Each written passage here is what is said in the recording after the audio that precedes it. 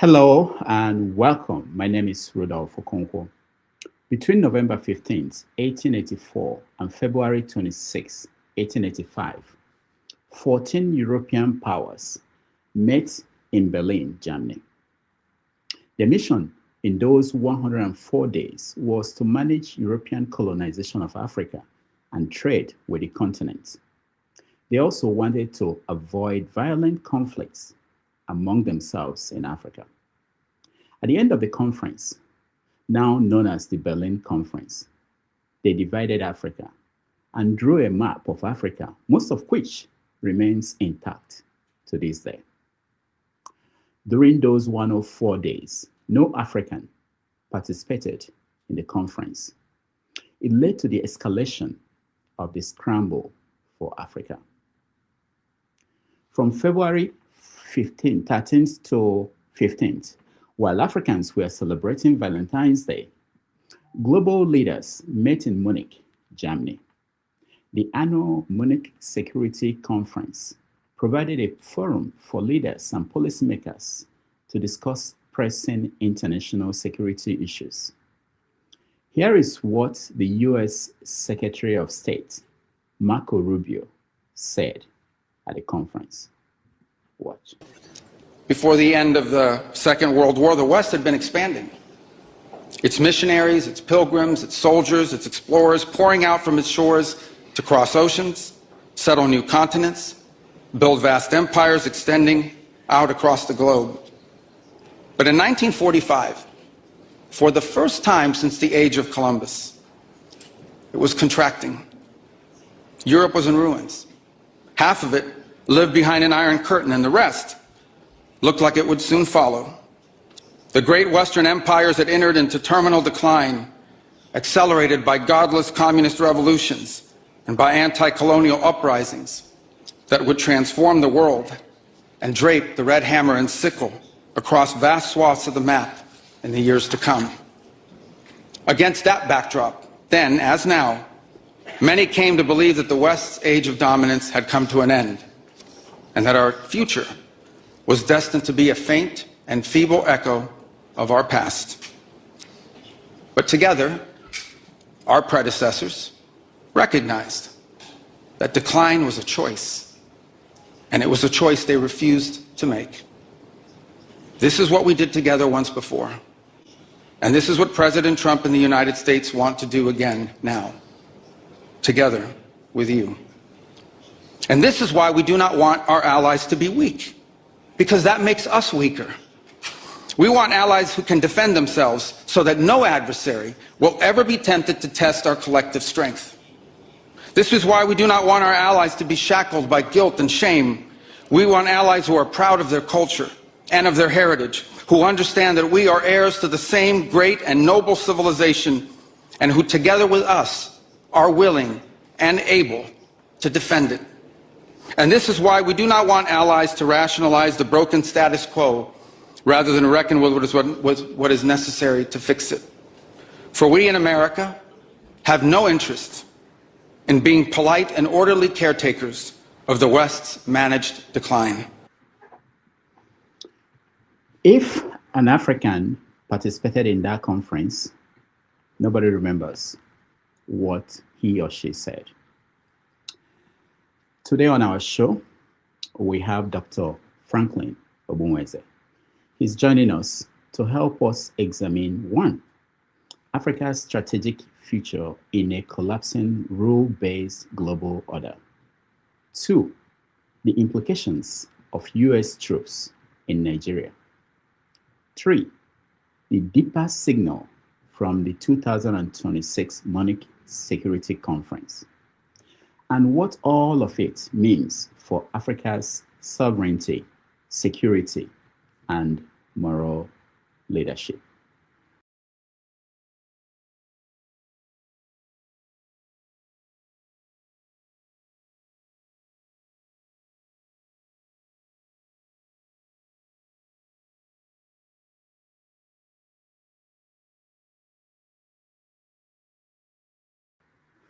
Please join me in welcoming to the show Dr. Franklyne Ogbunwezeh. Uh, Oh, thank you, Rudolph. I don't know who tried me, but they failed. Just when we were about to bring you in, they came. Anyway, thank you so much for being here. We really appreciate you. It's my pleasure. Thank you very much. The world has changed so much since the last time we had you here. Um, Sorry, I think I'm hearing echo of myself. Okay, yeah, since the last time we had you here, and we are glad to have you to help us understand some of the things that have been going on around the globe. So let's start from today. Um, Somewhere in the Middle East, the American military are there, ready to uh, perform the way they perform across the world. Um, what do you make of what is going to happen to Iran? Well, uh, thank you very much. And I say good evening to viewers from all over the world. It's 1850 here in Frankfurt, Germany, where I'm talking to you from. The world has gotten darker, to be honest with you.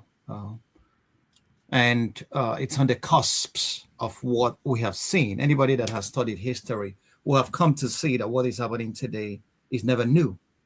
That was what happened in ancient Rome. As Rome was in decline, Rome was fleeing its powers everywhere, stretching its legions across the world until it met stiff resistance from the Germanian tribes here at what they call the Teutoburger Forest, very close to Osnabrück in Germany, where the German ragtag motley army defeated the mighty Roman Sixth Legion. And from that point on, Rome's decline was no longer to be restrained.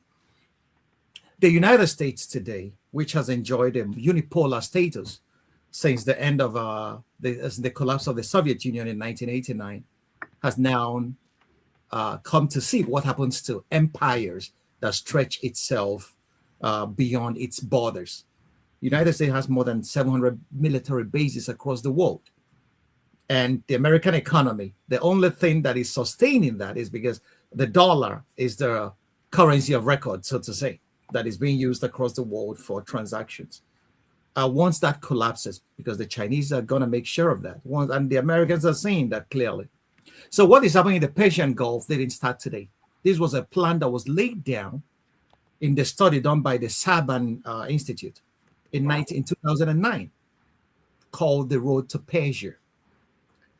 The Israelis and the Americans have forever planned to topple the regime, or the government in Iran, because I hate the word regime. So for whatever their reasons are. So it didn't start today. What we are saying, it never mattered who is in power in the United States. That's their policy, that's their goal, to topple the government in Iran. We can cast our minds back and remember when John McCain was caught on an open mic chanting "Bomb Iran, Bomb Iran" during the 2008 presidential primaries. Hillary Clinton the same. So the American establishment have bought into the Israeli idea that toppling the government in Iran is the best policy for them. Remember, the Americans after 9/11, according to Wesley Clark, selected 7 countries that what they call the axis of evil, and Iran happens to be the ultimate of it. So Iran happens to be the main character they intend to dispose when every other country has been done away with. So what is happening there in the Persian Gulf? Trump has marshaled his armada and is blockading the Iranians in the Persian Gulf. Any day from now, the goal, from what I could hear from my friends and sources around Washington, the decision has been made to go to war against Iran. But I don't think that the world is no longer going to be safe for anybody, because the Iranians are now the pushover, so to say. They showed that in the 12-day war with Israel. They were hitting Tel Aviv very hard, that Netanyahu had to run to Trump to beg him for a ceasefire with the Iranians. And that was why they blanketed everything that happened in Israel. They never wanted the press to see it. Okay, showing it across the world happens to be treason in Israel, because the Iranians were hitting them and hitting them hard. And the Iranians have promised this time that if there is an attack on Iran from the Americans that they're gonna deal ruthlessly with Israel. And 2 days ago, the Iranian foreign minister has reminded the Americans that all those aircraft carriers in the Persian Gulf now could be sunk. So that tells you that Iran believes it has the firepower to effect some serious damage on the Americans. Coming to the politics of it, I believe that this is one of the most foolish political calculations that Washington has ever made, because I don't see any way out. Trump has barricaded himself in a cul-de-sac. There is no off-ramp for him anymore. And if he goes into attack Iran, he cannot, it's easy to start a war. Okay, any fool can start a war, but managing the consequences is where the problem lies. So they don't know what the Iranians have, and the Iranians are not joking when they say they're ready to protect their sovereignty. I don't see any crime that the Iranians have committed to warrant. They are being threatened in this way. And threatening Iran by the Israelis or by the Americans is against the United Nations, Article 2, the Charter of the United Nations. You don't threaten a sovereign country that did nothing to you. Till this moment, nobody can marshal any evidence that Iran has committed any transgressions or any aggression against the United States or Israel. Okay, so it's these two countries that are, being aggressive towards Iran. And you can see the oil executives are now salivating because they feel that the Iranian oil fields is theirs for the taking, because the Venezuelan oil fields is not for them. It's too expensive for them to explore. So they see Iran as an alternative, and that's what happens when predatory capitalism is in decline. And this is what I call the Samson syndrome. America has realized that it's declining as a power. The Chinese have won tomorrow. Everybody knows that. The Chinese have won tomorrow. Tomorrow belongs to them. So what the United States is doing now is just flailing its muzzles to reassert a dominance that has expired. This dominance, America, has expired. The Chinese have shown them that in the fields of technology. The Russians have shown them that in the battlefields of Ukraine. The Russians are winning hands down in the Ukraine. And Russia happens to have the strongest military force that is battle tested in the world today. Okay, so everybody knows that there happens to be no challenge. So America has come to realize that the world is going multipolar. And this is where the United States is most dangerous. Because if you read the biblical Samson, once his eyes were plucked out, that was when he sought for the pillar of the temple of the Philistines, and then he pushed it down and devastated everybody. So America has the potentiality of devastating our world in order to assert a dominance that has expired. And this is what should actually concern any right-thinking person. And the president that you guys have in the White House at the moment is not a man that could be trusted to think about humanity. He's thinking about his petty egos, and everybody surrounding him is the same. If you listen to what Marco Rubio said in Munich, it was the reaction of a schoolboy to the well-rehearsed and well-thought-out rebuke from the Canadian Prime Minister in Davos. McCain stood up and told the whole world, we are now saying that the king has no clothes, that the American dominance, that what we call Western dominance, is no more there. The rules-based order. I love the fact that you put that in parentheses, because that's what exactly is. It is exactly. There was never a rules-based order. It was a jungle out there since the creation of the United Nations. It happened prior to the United Nations. When the League of Nations was there, Emperor Haile Selassie of Ethiopia has to come before the League of Nations and ask them, tell me what I'm going to tell my people, that Italy is attacking the sovereignty of Ethiopia. And we are supposed to have a League of Nations where issues are to be dialogued out that should prevent a country from attacking another country to colonize it. And the League of Nations gave him no response. From that moment on, the League of Nations became, a paper tiger. And today, the Americans and the Israelis and the West have succeeded in defanging the United Nations. And yet they're blaming the United Nations for not serving the purpose for which it was created. Although they were the ones that has defanged the United Nations, defunded it, and used the United Nations Secretary Generals as their rubber stamp. George Bush did that, ignored United Nations resolutions, and marched into Iraq and killed over 1 million people. And there was no accountability. Okay, George Bush, Dick Cheney, Donald Rumsfeld, and even Tony Blair. These are war criminals that should be arraigned in a tribunal and sentenced, okay, to what we sentenced the Nazis to, because they committed the ultimate. Why did we establish the United Nations? To prevent these wars. Well, these guys jumped over the United Nations. Trump did. Remember, every American president since 1945 has been a war criminal. The evidence are there. If we are to go by what the United Nations laid down, all these guys, from Truman till Trump, they all have been war criminals. Mention one, I will tell you their crimes. They are there for the world to see. So this is the major problem. The United States is declining as a world power. And to reassert that dominance, to try to salvage what could not be salvaged, it is ready to destroy our world. And the people in Washington today, I am sorry, are a bunch of sociopaths. Because if you see the way they are going, why go bomb the Iranians? What have these people done to you? Why go kidnap a president in Venezuela? What has this guy done to you? Because you want their oil. And Marco Rubio, his speech in Munich was just a class act in the embezzlement of history. Remember, he was singing the praises of the European civilization in America. The West was never a civilization. This has been a sequence of savagery. He should talk to 85% of the world, whom they call, Mark Curtis wrote a book titled On People. The power centers of Euro-America considers 85% of the world population as on people, that we are there just to be used and abused for our resources. 85% of the world population are brown people. So this sequence of savagery is expiring, and Americans are trying to salvage what could never be salvaged. And to do that, they are ready to commit atrocious crimes to that effect. We saw the genocide in Gaza. And, if they can, remember what James Baldwin wrote to this sister that won the Nobel Prize in Literature, Toni Morrison. If they came for you in the morning, they're going to come for us at night. That this speech by Mark Rubio is not being read across all African capitals and interpreted by and investigated and studied by all African think tanks is a failure on our part, because these guys are coming for us. After they finish with the Arabians, they have told you they don't have any scruples anymore. It is a re-inauguration of colonialism, and they are coming for all of us.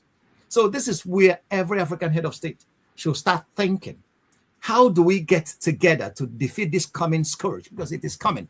And they have made no secrets of it anymore. So that's what Munich was all about. They are going to recolonize as much of the world as they can, those who allow them. And anybody who puts up resistance, Rubio told you, they are not going to be detained by resolutions of the United Nations or whatever. Trump told you that the only morality he knows is his own morality. Once a leader tells you that, he's not bound by the rule of law. And that is tyranny in plain clothes. All right, let's go back to Iran. If you remember, when they were positioning military, the United States positioning military forces in the Caribbean to attack Venezuela, there were statements from Russia, statements from China opposing that move. But they still went in and did what they did and left. Where do you think, what kind of reaction are you expecting from the Russians or the Chinese if the United States should go into Iran? Well, thank you. I wouldn't be expecting any direct intervention from the Chinese, because the Chinese are very studied people. They are very patient folk. China is an ancient civilization. They don't just jump into any fray. These guys have been around for 5,000 years. How old is the United States? Not up to 300 years. So the Chinese have been around. They have seen empires come and go. So they maintain studied silence. Okay. And this studied silence is pregnant with meanings. Sun Tzu said it. You don't distract your enemy when he's making a mistake. The Americans have seen the Chinese as their strategic enemy. And America is wasting resources fighting unnecessary wars. So why should the Chinese detain them or distract them from destroying themselves? So the Chinese are studied on that. They are not going to intervene. But what I think they're going to do is what they're doing already. Handing the Iranians resources to defend themselves. And so likewise, the Russians trained on their Su jet fighters with the Iranians for a few months ago. The Chinese have been sending military planes, cargo planes to Tehran. Okay, so these are the things they're going to do. But they will wait until this empire that is expiring exhausts itself. Okay, and then that's what it was. Now, listen, it happened. It wasn't even 70 years ago. Great Britain believed that the sun would never set on its empire. And what happened? They were fighting wars that were not necessary. They staged a war against, they fought the war against Hitler. They fought the war. They were fighting from the hills of Afghanistan. They after dealing with the Indians. So it has been a sequence of wars since Britain became an empire. Okay, colonizing half of the world. And in 45, Hitler gave them a good run for their money. And after that, they were borrowing Lend-Lease Act from the United States. And after that war, Britain was so weakened economically and structurally and otherwise that it could no longer sustain her colonies anywhere. So the people used that opportunity and then to free themselves. Although those people, go ahead. I wanted to say that behind, when you listen to Europeans and you live in Europe, you're in Germany, they talk about what they see as the clash of civilizations. They think that part of when you listen to Marco Rubio, he talked about Western civilization going down and that they don't believe that it's going to pack up, that they have to sustain it. And it appeals to nationalists in Europe, Germany, in United Kingdom, France, who are coming up, who are seeing this as a fight between the West and the East, or maybe the one target they always choose is the Islamic civilization that is coming into their territory. How do you see that in the context that is it going to appeal to a lot of Europeans to join the Americans in extending that civilization? Well, a lot of Europeans don't trust Donald Trump. A lot of Europeans don't trust him. A lot of Europeans are frustrated with his politics. A lot of Europeans, the war in Ukraine, the Americans let the Europeans out and under Biden and seems to be abandoning them. So the war hawks in Europe, the transatlantic bridge, in Europe, would love the war to continue because I believe Ukraine is one of the greatest money laundering operations in the history of the world. So they'll love it, stealing from the taxpayers to prop up militaries that they're not going to need. They will tell you that Russia is trying to conquer Europe. Russia has no such ambitions. There is no evidence anyway that Russia has ambitions of attacking any NATO country. Russia made clear their position the whole time. We don't want Ukraine in NATO. That's it. They talked to Biden. Biden doubled down and said, "It's hell no, it's not going to happen." That was why Russians went to war. So, and Russians were provoked, actually. They have used, a lot of documents have come out to show that. So, but these transatlantic war hawks in Europe, plus the American counterparts, would like to milk this conflict as much as possible until they cannot make money anymore. Russia is not in the business. Russia is focused on winning in Ukraine. And that is their red line. They didn't start today. William Burns, who was CIA director, as American ambassador to Russia, sent that cable which WikiLeaks leaked, where he said, for the Russians, niet is niet, no is no, meaning Ukraine is their red line. There is no way, no Russian leader that will allow Ukraine in NATO. They made it so very clear across so many meetings with the Americans. But under Obama, the coup in Maidan happened. The Russians caught the Americans engineering the coup.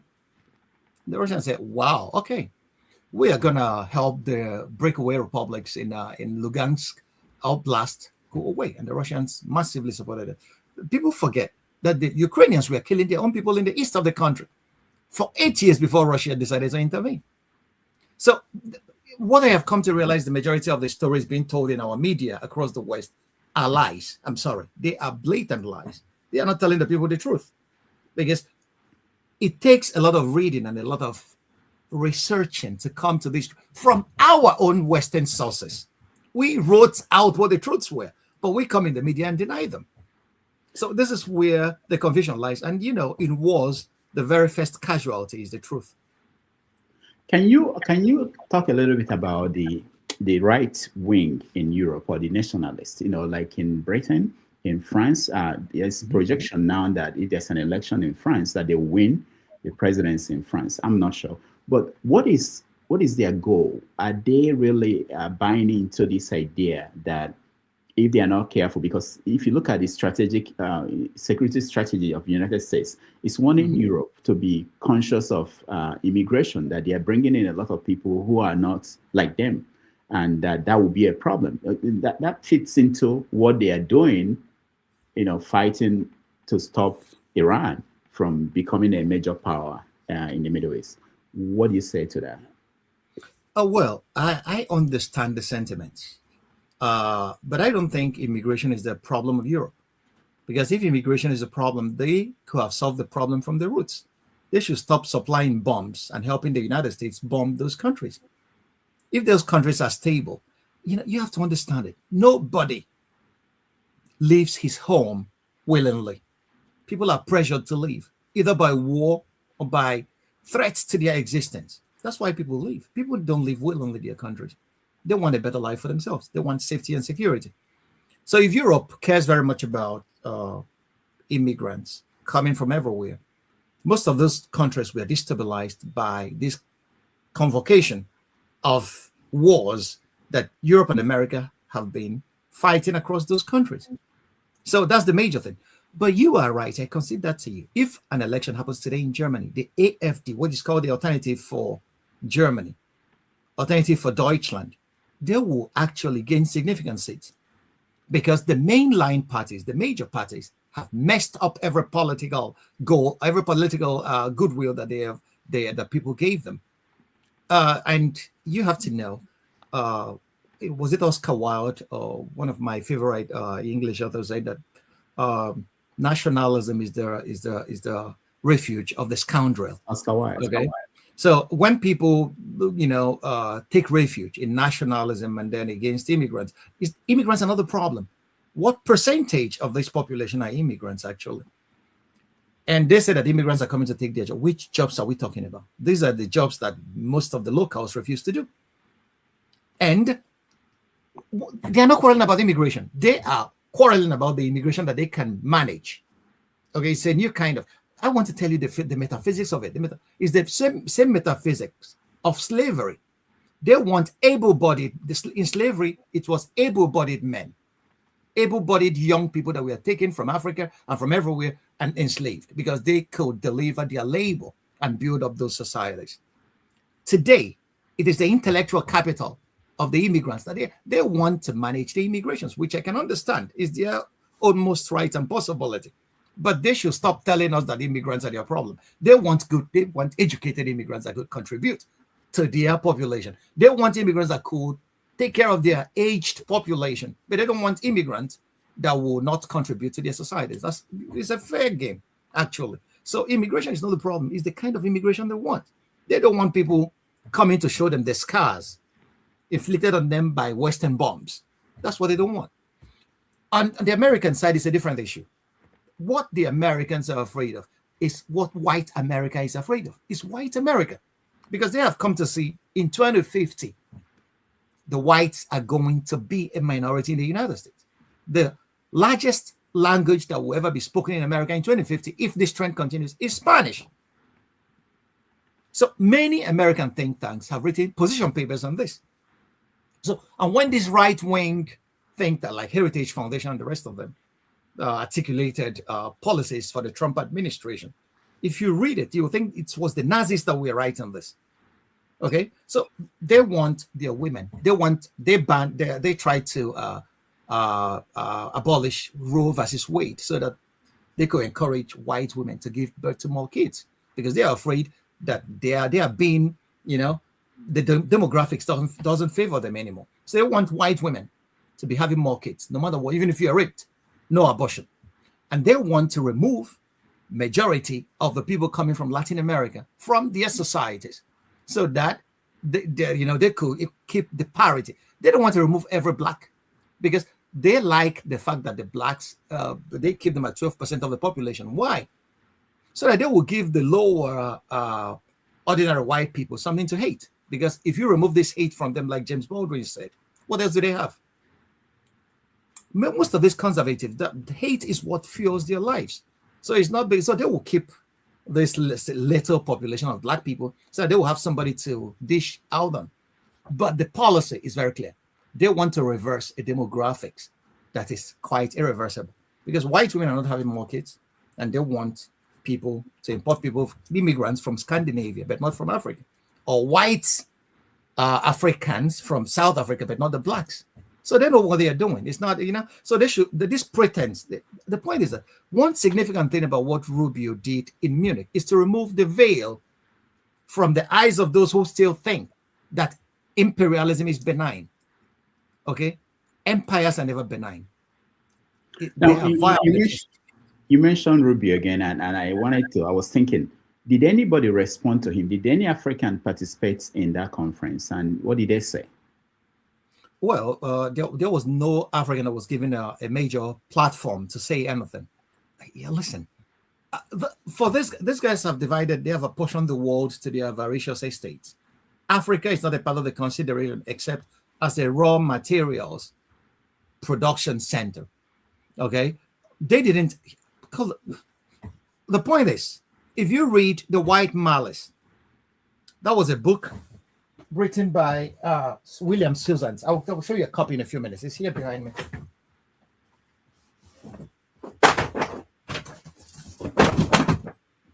For your viewers, White Malice. So, the CIA and the recolonization of Africa. This book, the thesis is very simple. The thesis is that after the Second World War, in the 60s and 50s, the Africans were gunning for independence. But the Americans have come to see that the British have declined as a power. And to let Africa go will be a strategic mistake for the Western powers, because almost every major natural resource that Europe and America needs for their sustenance and development resides in Africa. So for them to give up this golden goose that lays the golden eggs will be a strategic mistake. And what did they do? All those countries where the British were living, the CIA went in to recolonize them through the back door by making sure that they select their Man Fridays as president and the parliament. That was why Nkrumah was overthrown in Ghana. That was why Mulumba was assassinated by the CIA and the Belgians in Congo. And that was why they allowed the French to murder their way across the continent in the name of France Afrique. Okay? Inaugurated and perpetrated by Jacques Foucault. So, and till today, Africa's never gained true independence. Even till this moment. Have you ever thought about the fact that every Nigerian president has to go to Chatham House before election to produce and to give them his manifesto, what he's going to do for them? These guys, that shows you that they're not coming to rule Nigeria. They are coming to govern Nigeria on behalf of their masters. So Atiku refused and Tinubu refused to debate in Nigeria. But he debated in Chatham House and was giving questions to El Rufai on security to answer for him and every other person. So it has, don't think that these guys don't know what it is. If you don't come to Chatham House, you never smell the Nigerian presidents. Because we are not independent. Across every African government house is the same. Our policies are made in Paris, in Berlin, in Brussels, everywhere. Policies that guide you and I. Nigeria recently signed a tax bill into law. Those tax bills were written in France. Tinubu has not even read a word of that tax bill. He doesn't even know what he's signing. These were French lobbyists, we are borrowing more money. So they are, and the IMF, the Washington, the Paris Club, they have used these international institutions to recolonize Africa in a way that would be very difficult for us to disentangle ourselves. Every African central bank has somebody from IMF seconded to it, dictating our policy. Obasanjo said it. He told Chukwuma Soludo, don't anger these people, the secondments from World Bank, that I will take care of them. How are you going to take care of them? So Nigeria is not governed by Nigerians. A friend of mine who is teaching in France asked me to write a paper. The title is Who Owns Africa? And in the light of what is happening, what am I going to answer him? You're asking me to tell you who owns Africa. Africans are not owned by Africans. Africans are owned by corporations in the West. Because every major resource, WikiLeaks told us in one of their exposés that the shadow government of Nigeria is Shell BP. And you have to know who are the major shareholders of Shell BP. The royal houses of Netherlands, the royal houses of the British Royal House. So these are the people who have been making policies in Nigeria. These are the people that would tell somebody like Abacha, if you don't eliminate Sarawiwa and the rest of them, they will never, who will just, so these are issues that when Africans know who actually is dictating the policies that is being implemented by their leaders, then you will have cause to ponder. In 1986, Ibrahim Babangida constituted a panel to debate the IMF loan. It was headed by Kuki, is the name of the man. At the end of the day, what happened? Nigerians voted unanimously that we don't want IMF loan. 2 days later, Babangida went up and took IMF loan because IMF told him, you have to take this loan. And that was what led to the SAP riots. Okay, so tell me any policy that Nigerians have disagreed with that was not implemented. So far, it favors the Paris Club or the Washington Consensus. So the poor of the world must suffer what they must. Okay, that is the way this global structure has been, structured since after independence. But the thing is, can Africans, and you see, any African that arises to take a stand against this is either eliminated or labeled as a persona non grata by the West. We saw that in Thomas Sankara. The French intelligence re-engineered his friend Blaise Compaoré to murder him because he wants Africa for Africans. We see what is happening in the Sahelian states today. Okay. And Nigeria, this will lead us into the United States military coming to, asking for a base in Nigeria. They were kicked out of Niger.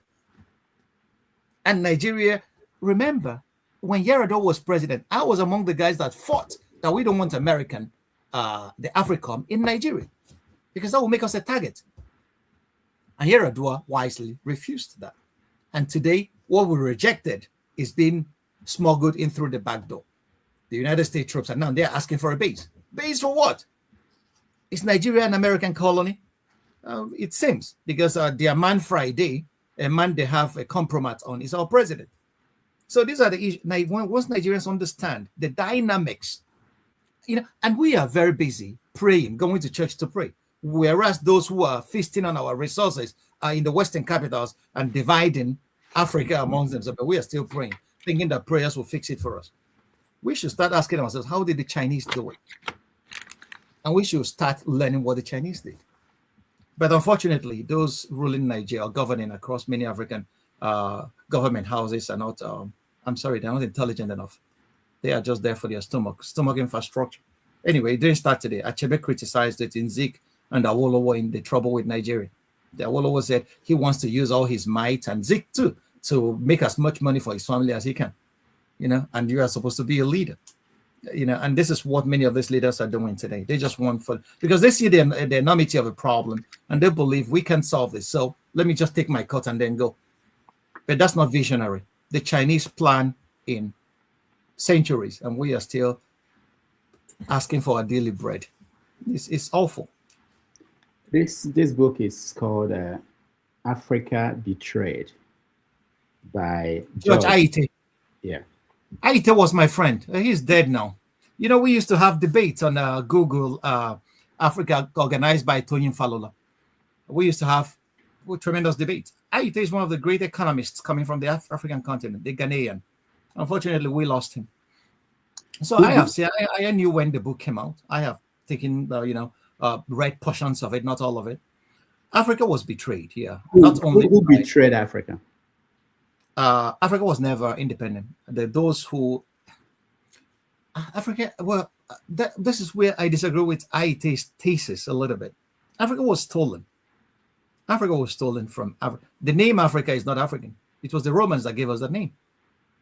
I look at I started one of my articles into a journal by saying that the map of Africa looks like a question mark. This question mark, Africa has been asking the world her entire existence. What have I done to you to merit what has been inflicted on me? Africa is supposed to be the mother continent of all humanity, but Africa happens to be the poorest. not poorest in resources, not poorest in manpower, not poorest in human resources or any other resource, but Africa has been managed, divided and managed to people. Come to think of it, Africa is the only continent where the borders are on a straight line because somebody or some group of people sat down in Berlin in 1885, like you rightly narrated, and divided Africa with a ruler and a pencil. They apportioned sizable chunks to themselves and to their imperial houses. The French took a larger portion, the British this way, the French this way, the Germans this way. Although the Germans were kicked out when they started the aggressive wars in Europe in the 1940s and 1930s. Okay, so Africa was divided, and you could see peoples were divided, and strange bedfellows were, hammered together to create what they called nations. Those were never nations. Those were artificial contraptions that were never made to self-propel. Because watch what the colonial masters left. They were instruments of exploitation. The rail lines they built were from areas where resources are to the coast, where they would take the resources and transport it off to the coast. The agricultural practices they forced our forefathers to engage in was not to produce food for us, but to produce cash crops for them, to power their industries, palm oil, cocoa, and all the rest of them. So all across the continent, that was the case. So at independence, those who went for independence never actually understood the games that were being played behind them. So they maintained the structures in place. A typical example is what happened in South Africa under Mandela. The South Africans wanted independence. They wanted apartheid to collapse. But the people, the puppet masters that were manipulating apartheid said, okay, we'll give you the figurehead. You could have political independence, but economic independence, we will leave it the way it is. So you don't upset the apple cart. And it's remained that way today. Those who have been stealing South African resources from the day of apartheid are still the same families running the whole thing. The ordinary South African was never empowered. The land reform was never implemented. It was the same in Zimbabwe. So Africa was stolen actually. Until today, we have not recovered from that theft. So a new generation of Africans have been thoroughly miseducated to appreciate the level of the problem. Chinwizu lamented this in his book, The West and the Rest of Us. We were thoroughly miseducated with religion. Christian and Islamic religions were colonial masters. And African rehabilitation must start with jettisoning these two philosophies. They devastated our mental landscape. Africans will think we are praying to a God that we never knew, a God that our ancestors met on slave ship, on the holds of slave ships, a God that our ancestors met trekking across the Sahara as slaves to march into Arabian slavery. But these are the gods that we are. So actually, the Chinese that don't mess with these religions created the only miracle that I have known in the history of humanity, pulling close to 1 billion people out of poverty within a space of 30 years. That's a miracle. Everything that people are telling you is just bullshit. Okay? So we really need a reorientation. The Africans, the battle, Bob Marley said it, we have to emancipate ourselves from mental slavery. Our slavery in Africa is still mental. Our people are not even thinking. We have not, okay, where's the reading culture? We don't have libraries anymore. They've all collapsed. How could people know when they don't read? Africa was stolen. I disagree with Haiti, although he was my friend, but Africa was not only, Africa was stolen from on the Africans. And that theft persists till today. Okay, so you mentioned, the group of intellectuals, public intellectuals in Africa, they have always been around. They've been in the West for many years. They know some of these things. They've written books. Why is it difficult for them to convince the regular Africans that this is exactly what is wrong with Africa? Okay. This word that the Romans invented, divide et impera, that's divide and conquer, is what the problem is. And because you provide the peasants with bread and circuses, and they will leave the polity for you. That's what is happening across Africa. Okay, the bread, and the Africans were very busy fighting for daily bread, to take cognizance of the fact that actually The basis for their bread is being stolen from them. Today, the Secusistat is a English Premier League. Okay, young Africans to watch more football than ask them, have you read any book this month or this week? None, but they will tell you how Arsenal is going to lose the league, to Manchester City if the Arteta doesn't do anything to, So this, we have abandoned reflection, study, to embrace the cosmetics. That's where the problem is. It has always been that way.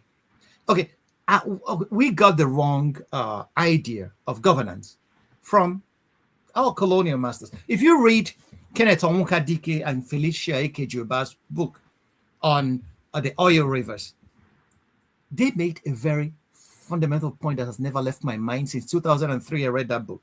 They said that the colonial masters, on departing, handed over power to their house boys.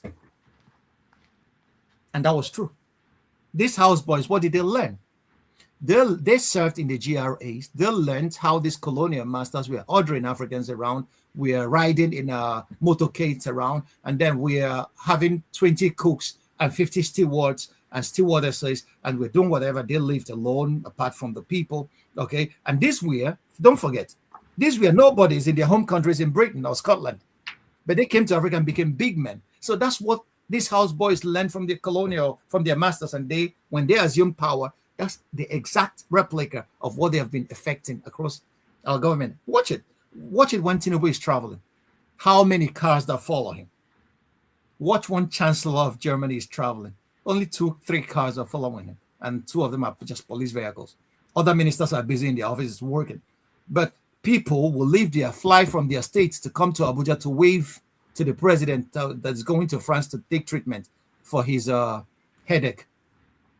Governors. And you ask yourself, are these people busy, or what are they doing? So when do they have the time to sit down and articulate policies that will better the lives of their people? Don't let me talk about ministers, because those guys don't exist at all. The Nigerian presidency is an imperial presidency, and it's the same across all of it. It was designed that way. Okay, it was designed that way. It was not by accident.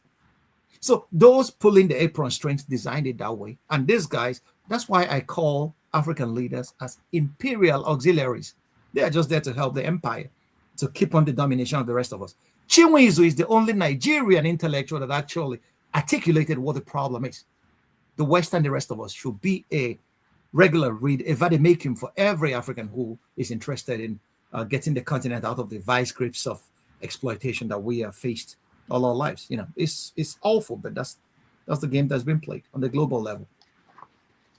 So before we go to Nigeria and talk about what's going on there and get your views, and also bring in our people who are already in the studio, I want to explore this. I was just thinking about this. Karl Marx and Friedrich Engels, I think, they conceived this socialism, communism, and Vladimir Lenin, I think that's him, implemented that.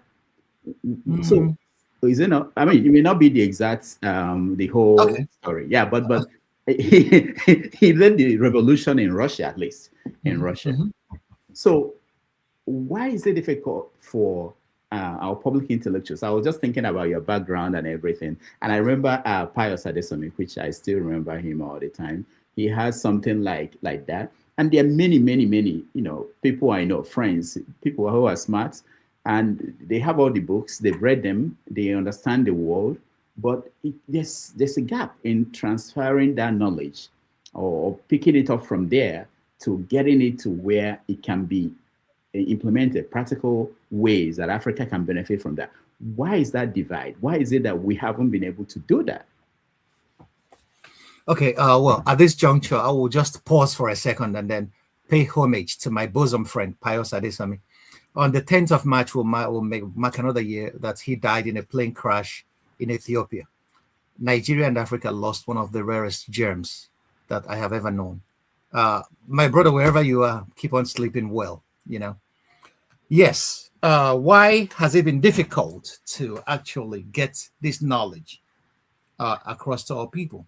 Like I said, our people being bogged down by the material. Okay, if you study Abraham Maslow's hierarchy of needs, ask yourself, where is the average Nigerian, the average African on this hierarchy of needs? No. Okay, we are still fighting for the basics, basic Maslowian needs. And you have to know, if you study the history of philosophy, people begin to philosophize when they have leisure, when every other social problem, the basics have been solved. They have shelter, they have food, and then they could sit down and philosophize. African ancestors, when they came back from the farms in the evenings, they light fire and they lay down on the huge Iroko trees in the village squares and talk to each other and think and speculate. We lost that. Okay, so we lost that to the fact that we were introduced into the global economy where we started this rat race of leaving our homes in the morning, coming back just to make money, to pay for daily, ordinary necessities that we need for our lives. And, this concept, cost of living, is Western. And it is Western, it's feudalistic, it's neo-feudalistic, and we call it capitalism. Life should never have any cost because life itself, that's why the Igbos call a human person mando. The life itself is beautiful. Life should never have a cost. But capitalism introduced the fact that life should have a cost. You have to earn your living. That's it. People don't understand the implication of that. That means you have to earn the fact that you are alive. Okay? Nobody gave you this life. Well, we can say your meeting of your parents gave you this, but the state, the society wants you to earn your life here. That's what it means to earn a living. In the traditional African society, prior to the coming of the white man, we went to our farms. What is important to us was that we are at peace with our ancestors, Annie, that we are able to, solve our mundane problems, but that nobody is forced to earn a living. People work to feed themselves and then help the community. But today we are forced to earn our living. So why? So our people were introduced into this global economy where we have to produce and export to buy things that we don't need, to impress people who don't give a fuck. Sorry for that word. But that's what it has become. So our people, this rat race, people don't have any opportunity of sitting down to reflect. And our schools, our education in Nigeria we have been running and operating a colonial curriculum all this while. We have never changed that. And what is a colonial curriculum? It's a curriculum that was designed to produce clerks for the establishment, to run the state. They should never be intelligent enough to philosophize about your problems. They should just function, producing robots for the state and the society. So, and if you come to robots and tell them, hey, your problem is for you, your problem is being caused by this guy's training you to run in this crazy circle run around, they will never believe you. They will rather say our problem came from one witch or wizard, and only the heavenly kingdom could send powers to help us solve our basic economic and Maslowian problems. That's why you see many Nigerians go to church to pray for their needs, which a functional, stable government that manages the resources of the people well could provide for them. I will give you a very worrying instance that was so scandalous that I even wrote an article about it while I was in my first year at the university. It's about Hufet Boigny. Boigny was Ivorian president for long donkey years, from independence till he died, I believe. And this guy, you know what? Côte d'Ivoire was earning a lot of money from cacao, the money that France let in, because their economic policy was moderated by France. And you know what he used the money to do? He embezzled what he can embezzle and built the largest church in the world in Yamoussoukro, so that people will just abandon their problems and go and pray. You use state resources to build a church. And you could see instances of that across the continent. Gowon in 1975. It's still there. Gowon in 1975 told the world during the oil boom that Nigeria's problem is not how to make money, but how to spend it. And that inaugurated what they came to terms Kwandamania. Nigeria started importing every flotsam and jetsam of nonsense from everywhere. Our industrial policy was abandoned. Okay, we didn't build any industry. Nigeria, we were importing even toothpicks from everywhere. Okay, and every cement. There were times that we had a traffic jam of ships that were stayed so long in the ocean that the cements congealed, trying to offload cement at the Papa Wharf in Nigeria. Undergo on. So examples abound across the continent. Don't just let me open the book for you. It's really awful. And this, so when you ask yourself why is there a disjunct between this knowledge that African intellectuals have and it percolating to the people? They see their leaders. Leadership is not only, every leader has what is called a function to be exemplary. They see their leaders. What do their leaders show them about? What do they talk to them about? They come and they just show them big cars. Watch Nigerian, those that call themselves Nigerian millionaires today. To be a millionaire in Nigeria is to build, commit concrete ecocide in the countryside, build a house, cut down all the trees, don't even care about the environment, and then buy one big Rolls Royce from England. Nigeria doesn't produce any of this. You're not even patronizing local. We are just showing off. Our ostentatious flamboyance is, can never be matched by any other people in the world. They call themselves millionaires.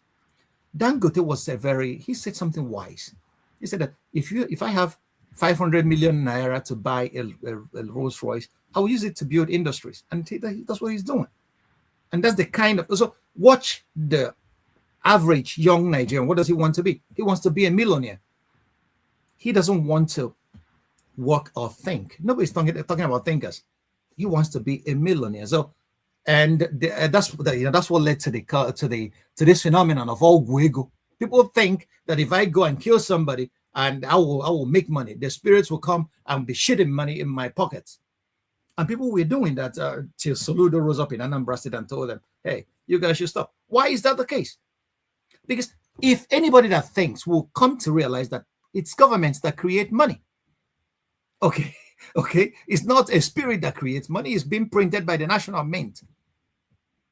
So, and if you're very close to the government, that's what these young billionaires are realizing. And that's why they have created their City Boys movement. If you're close to the government, you could open your mouth and they will be defecating dollars into your mouth. And they don't want to lose out. So they are very close there. So the ambition of an average young Nigerian is to make as much money as he can for himself and his family. Nobody's thinking about the common good. Nobody's thinking about the society.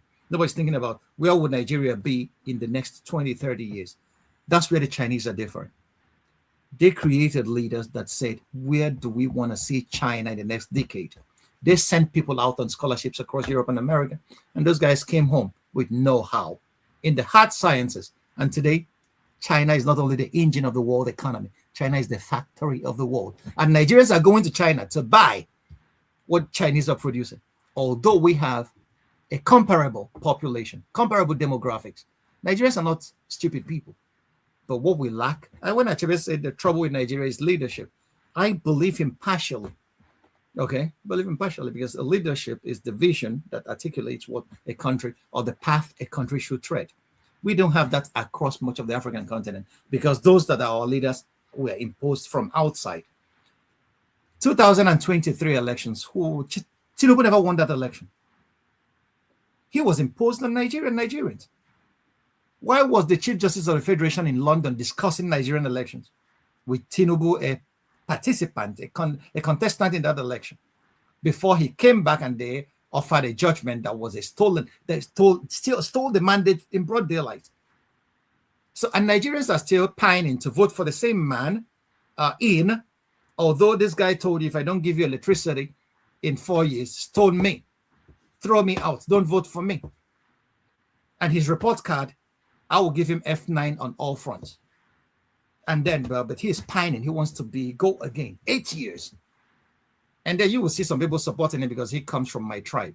And people are asking, why doesn't we translate all our knowledge to functionality in Nigeria? How can you do that? So are you saying that the Russian peasants were better than us? That Lenin was able to convince them? No, they had the leadership. No. You know, what it takes to create a revolution is 1/3 of a population. Lenin never convinced anybody. Lenin applied violence. He murdered the family of the Tsar Tsar Nicholas. He wiped out that family, and people saw, if you don't follow what we are asking you to do, the same fate awaits you. So a revolution is a violent upheaval. So there was no convincing, there was no sitting down and dialoguing with the peasants to do what. So it was a violent upheaval. Okay, so let's look at the American version. Thomas Paine wrote The Common Sense, and was able to get some elites to see that they can change the relationship between the people there and the colonial power, the United Kingdom running their country. And they came together and were able to move for independence and were able to establish the United States that we have today. Why is it difficult with? Okay. Well, let me give you another version of that history. You have to read Howard Zinn, A People's History of the United States. Because the way it's being painted in flowery narrative is not the way it happened. Those guys that came from Europe to settle in an America where they wiped out the Native Americans and stole the continent, were landowners. They were fighting for their selfish ends. They were never caring about the society or whatever. They wanted to kick the British government out. So they saw the British government as a leech that is from without. Okay, they want to kick it out and then strengthen their hold on the land. It was never a revolution. It was a group of landowners, okay, trying to do what landlords do everywhere. Make sure that their interests are represented. Even till today, America is still owned and governed by these landowners in the name of companies and corporations. So that's what it was. They were fighting an enemy they perceived came from without, the British government. They don't want to pay taxes to these guys anymore. They want to keep as much of the money in their pockets as possible. Okay, so that was the whole thing about this so-called American Revolution. Forget the flowery prose and narratives. It never happened that way. So the issue about in Nigeria is that a country as large as Nigeria is not a nation. Nigeria is a collection of nations. Okay, and in a collection of nations, we never had a common language. Okay, the British gave us English. Prior to English, only neighbors that intermarried could understand each other, or people who have traveled and lived with the other people could understand each other. So we never had a common language. That was one of the major disadvantages that we had. It was biogeographic. And again, so even till today, you could see that in any national issue in Nigeria, people go into their tribal camps immediately. If you say anything about Nigeria, people go, I am from the north, I'm from the core north, I am Yoruba, I am Igbo. That's the first consideration. How could you build a nation on such considerations? Okay, so building a nation on such considerations can only happen based on elite consensus. If the elites across these divides could come together and realize that we are pining for peanuts, that the major enemy is from without. Let's secure our country and then sit down, first of all, move it forward. Nigerians have only one common enemy: poverty and bad leadership. And this bad leadership is imposed from without. I'm not saying that Nigerians don't have agency, but this country was stolen from all of us and then handed over to the houseboys of these masters that have stolen it. And then they are doing with it whatever they want. So it's very difficult let me tell you, it's very difficult to convince the people that they have been deceived. That's the most difficult thing to do, because, you're asking them for the impossible. You're asking them to rise up and think for themselves. The average man doesn't want to think. You have to know the frontal cortex came late in human evolution. We are animals. We are reptiles, animals that flee or fight. So thinking is very difficult because it came late in our evolutionary process. So asking people to sit down and think and see what is happening in their society is a very hard task. And that's why radicals and teachers are always... Jesus was killed. He came to tell the people that they talk about lofty ideas in heaven. People say, look at this idiot. He's blaspheming. Arrested him and crucified him, gave him to the Romans to crucify. So tell me, anybody who came to change his society that was not sacrificed or killed by the empire that is manipulating those people? Not one. The Congolese watched as Lumumba was lynched by American lieutenants using Mobutu Sese Seko. The Ghanaians watched as the white man used Ghanaian military to kick their father and Nkrumah out of town. The Burkinabes watched as Sankara was killed and Blaise Compaoré became president for a long while. Okay, if people could think, they will rise up and then lynch those guys that murdered their heroes. But All so right. Nigerians are still watching when these guys are still embezzling our patrimony on their tables of idiocy, and then nothing is happening. You can scream from here to kingdom come. You give somebody 50,000 naira tomorrow, he will vote for Tinubu again, even though Tinubu has not shown any reason, any cause why we should vote for him a second time. Before we take a break and then come back and talk about Nigeria, I remember that as you were talking, Pius used to say that his job as a public intellectual is to think for Nigeria. To think for Nigeria. And I know in one conversation with Okendibe, he said that somebody was trying to bribe him. I think he was one time governor of in Anambra State. What's his name again? The guy that was there for 17 days. But anyway, that through somebody, through somebody, he was trying to give him money. And he said to himself, why will I collect money from this guy? He's not as smart as I am. If we decide to go and join them, I can steal more money than he could steal. Why would I collect money from him? So I'm saying, as a public intellectual, let me do the final push, Is it that the public intellectuals don't have any interest to push the way the so-called founding fathers in America had to lead them to go and stake everything to change and to, even if for their own personal interest? Why is it that, or is it that the public intellectuals in Africa, that they are afraid, or that they are afraid because they will be killed? Is that what is going on? Why is it that they cannot because this is the core now, because at this point it looks like we're helpless. I teach students post-colonial African history. At a point they will ask me, you people are complaining all the time, why can't you do something? Why is it that it's peculiar to Africa that public intellectuals cannot transform the society? They are asking questions: who betrayed Africa? How Europe underdeveloped Africa? Why can't they do something? Important point. Well, they should read more of history, because if they have read history, they will come to the guy who wrote How Europe Underdeveloped Africa, Walter Rodney. What happened to Walter Rodney? Walter Rodney abandoned the high towers and came down to teach people how to become managers of their lives, how to, Shakespeare said it, every bondsman in his hands lies the keys to cancel his captivity. He came down to teach the people. His act of teaching the people was considered a radical act that warranted a death sentence on him. He was murdered with a car bomb in Guyana. Who has ever stood up to an imperial construct and lived to tell the tale? It's not even about fear for life. Look at Maurice Bishop in Grenada. What did he do? He just wanted a little revolution to make sure that the peasants could farm their land and feed themselves. That became a thorn in the eyes of the big brother United States that sent the Marines to kick Bishop out.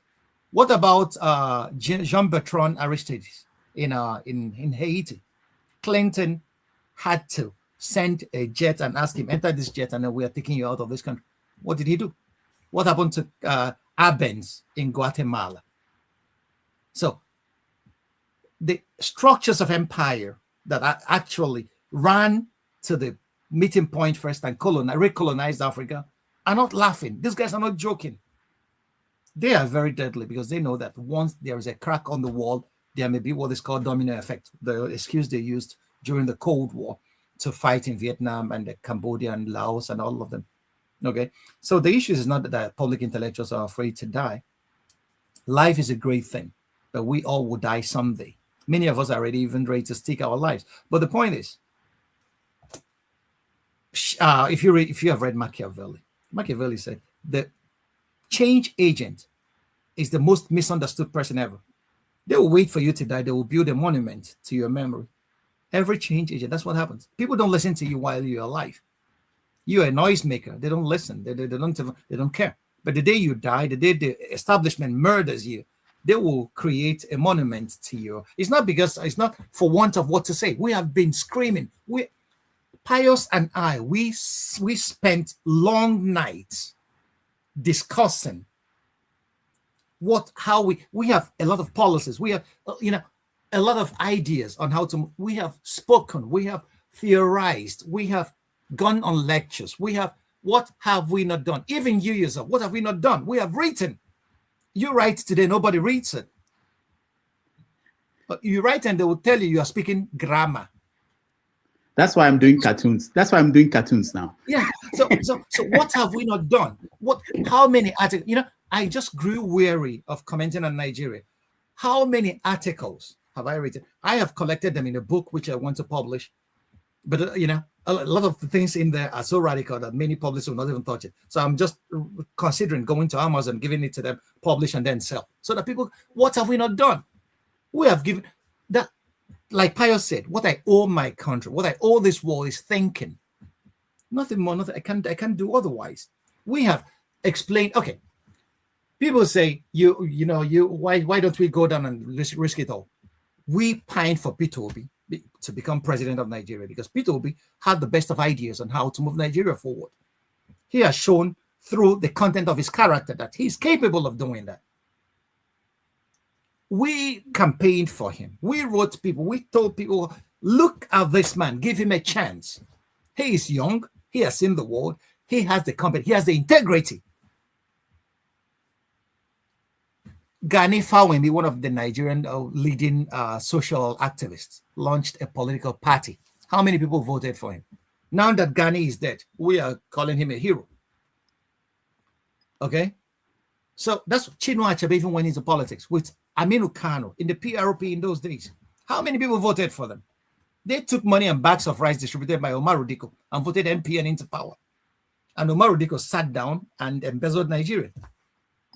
Embezzled Nigeria to the extent that when Buhari came to power, he said, we have to bring this man home. They kidnapped him in London and tried to, in a crate, and tried to bring him home, which was followed by the British authorities.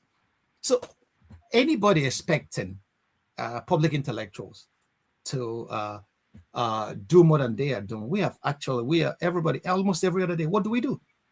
We study the continent, we study the world and see where do we stand in relation to the world. The world is moving. Every other part of the world has, secured tomorrow, but we are still toddlers on these racetracks of development. Why? We have analyzed why. We know where this rain started to beat us, and we have solutions to these problems. But these solutions, we cannot affect them alone. What we have are the voices. We don't have an army. We don't have a police. We have only moral suasion. Okay? Even if you tell the people that, look at it, that America coming to Nigeria is a violation of everything that we hold there, they will tell you, hey, but Christians are being killed in Nigeria. Christians are being killed in the north. Right. Muslims are being killed as well. Right. But is that the reason for you to abandon? This is where you should hold your leaders, their feet to the fire to find a local solution to a local problem. There's somebody who doesn't even know anything about your geography sending tanks and bombs to you. You think he's coming there just for your interest. He's coming there. He has interests. Okay. So it's actually awful. So I don't know what else that public intellectuals can do that we have not been doing. We have been thinking for our people, but how many people are ready to listen to us? They never listen to Jesus. Why would they listen to us? All right. We're going to take a quick break, and then we will come back and bring in our people. And there are many questions for you, and I'm sure people are interested in engaging that. So 3 minutes break, and we'll be back with Dr. Franklyne Ogbunwezeh.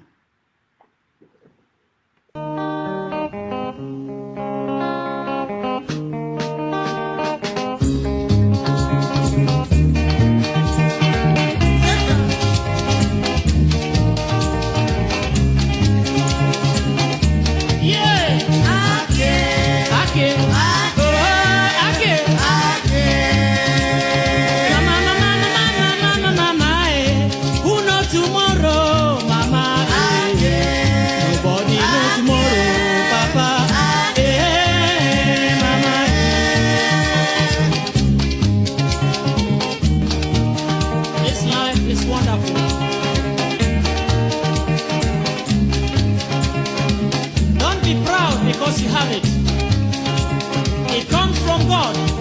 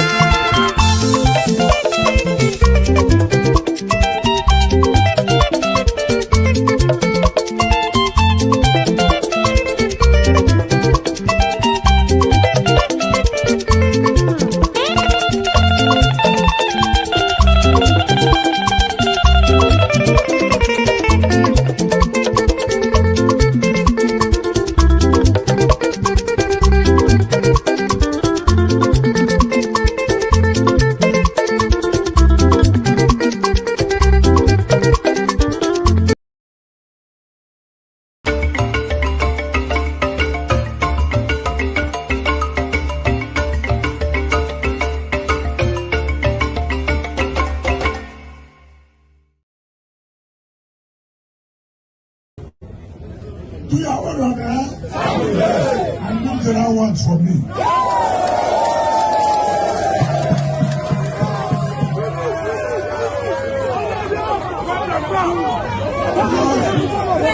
All those politicians when they come talk stories, I'm not there. I want to talk and so I tell this man.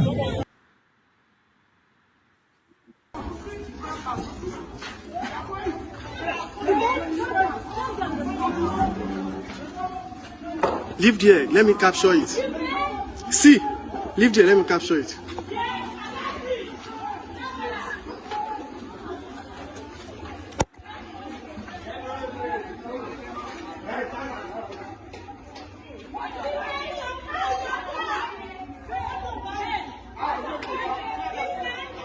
Right now. Speak louder, please. FPC came here with security, with right? security, armed gunmen. They came and picked our result sheet that we were completing. Just now, they tear gas everybody. They picked our result sheet and went with it. So you were here also, right? Civil defense and police. Yes, and police. Civil defense and police. No, wow. So I captured the video. So this is a PDP So the police and the civil defense, they came all of a sudden and disturbed the process in the policy because PDP are winning. So they tear gas everyone.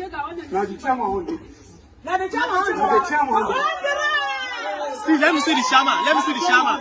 Let me see. Show me. Show the shaman. My council on the carry.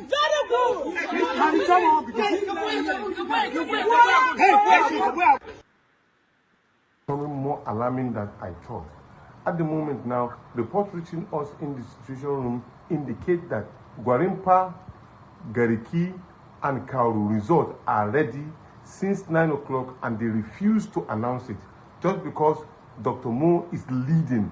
And that is why the chaos is everywhere within those particular places. At the moment, as we're talking, there's going to be heavy mobilization. Tear gas has been shot at everyone. So now I'm using this opportunity to call on all Nigerians to be vigilant and come out in this respect. Yes, I know some people are saying, why am I not? I'm there myself. And this is the time also the political party leaders of the ADC must come out with volume of positions saying that no to this election rigging, because the target is to rig out Dr. Mo, who is already leading in this particular election. And this is the test that they are trying to arrange for the general election. We must battle this one now. And I'm urging everybody to come out, please, to the rescue of Dr. Mo, because he has won this election, and that is why they are afraid, and they brought out all the governors manipulating and bringing all the money that they've stolen, with all due respect. But at this point,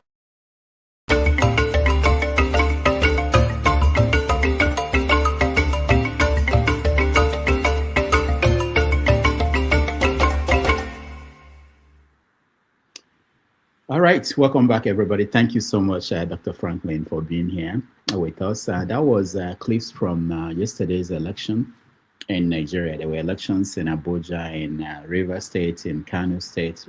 Most of them are local elections for people in the local government parts of the country. Now, from all indications, it was nothing different from what we saw in 2023. And we are a few months away from the big election in 2027. If we are going to repeat the same thing, why do we try? What are we doing? We have to go to the basics. Chinua Achebe said it. If you don't know where the rain started to beat you, you're never ever gonna know where it's going to stop. Across many African capitals, I have seen this across many African, not only in Nigeria, we tend to put the cart before the horse. Everything we are practicing in terms of governance, we borrowed. No traditional system of governance structure survived colonialism in Africa. Ask the Yorubas in southwest Nigeria. They had their Oba. They had a monarchical system that functioned effectively for them. The Igbos in southeast Nigeria had a republican democracy where every male adult in the village contributes to decision making. The Hausas in the north had theirs. In the middle belt, the people, almost everywhere across the continent, you could see such similar structures. But none of them survived. So we took hook, line, and sinker what the West told us was democracy when they left. So they handed over power when we had elections. And remember, the post-independence elections, almost everywhere we're not free from the accusations that we are leveling against these elections today. Okay, so there were massive riots and rigging during the Nigerian post-independence elections in the 60s.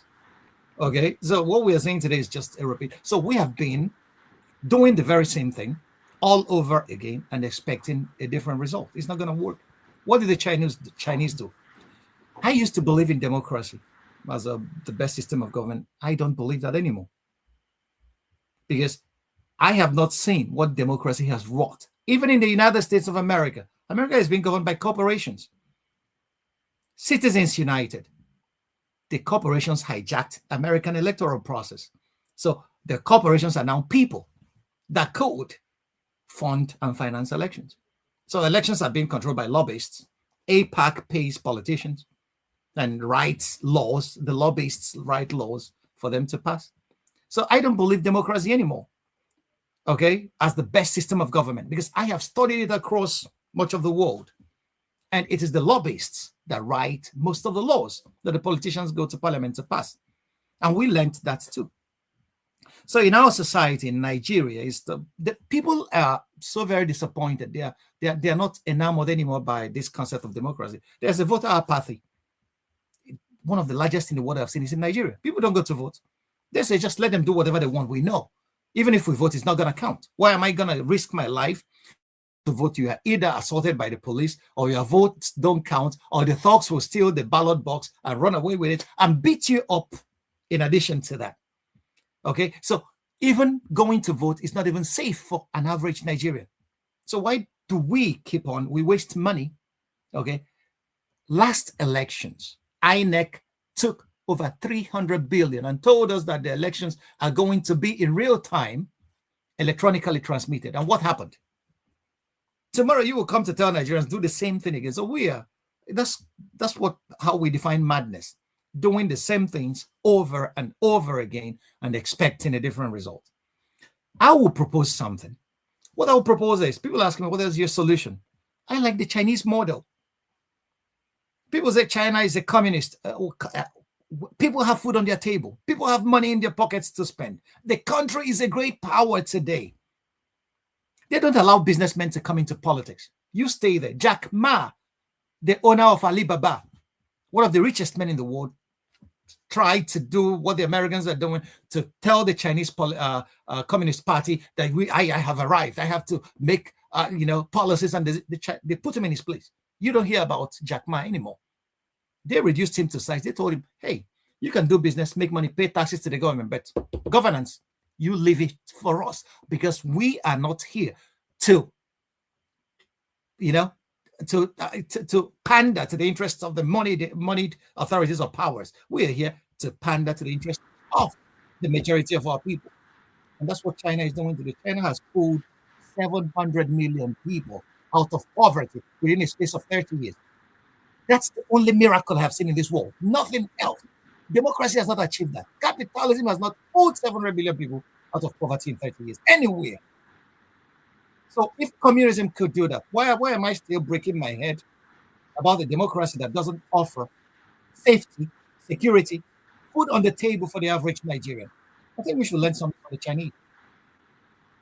We should try that. We have tried the Western system. It's not working.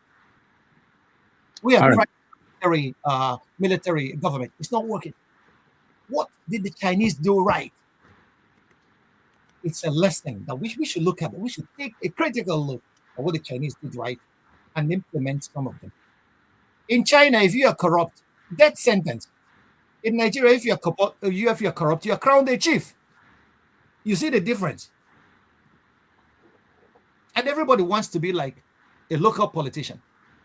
In Nigeria, if you go home for Christmas, you will see ordinary people that have made a few thousand euros. They will come home, they will charter policemen to guard them.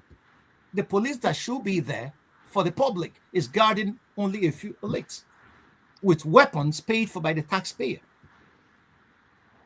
So a Nigerian politician, look at somebody like Wike. I will mention in names.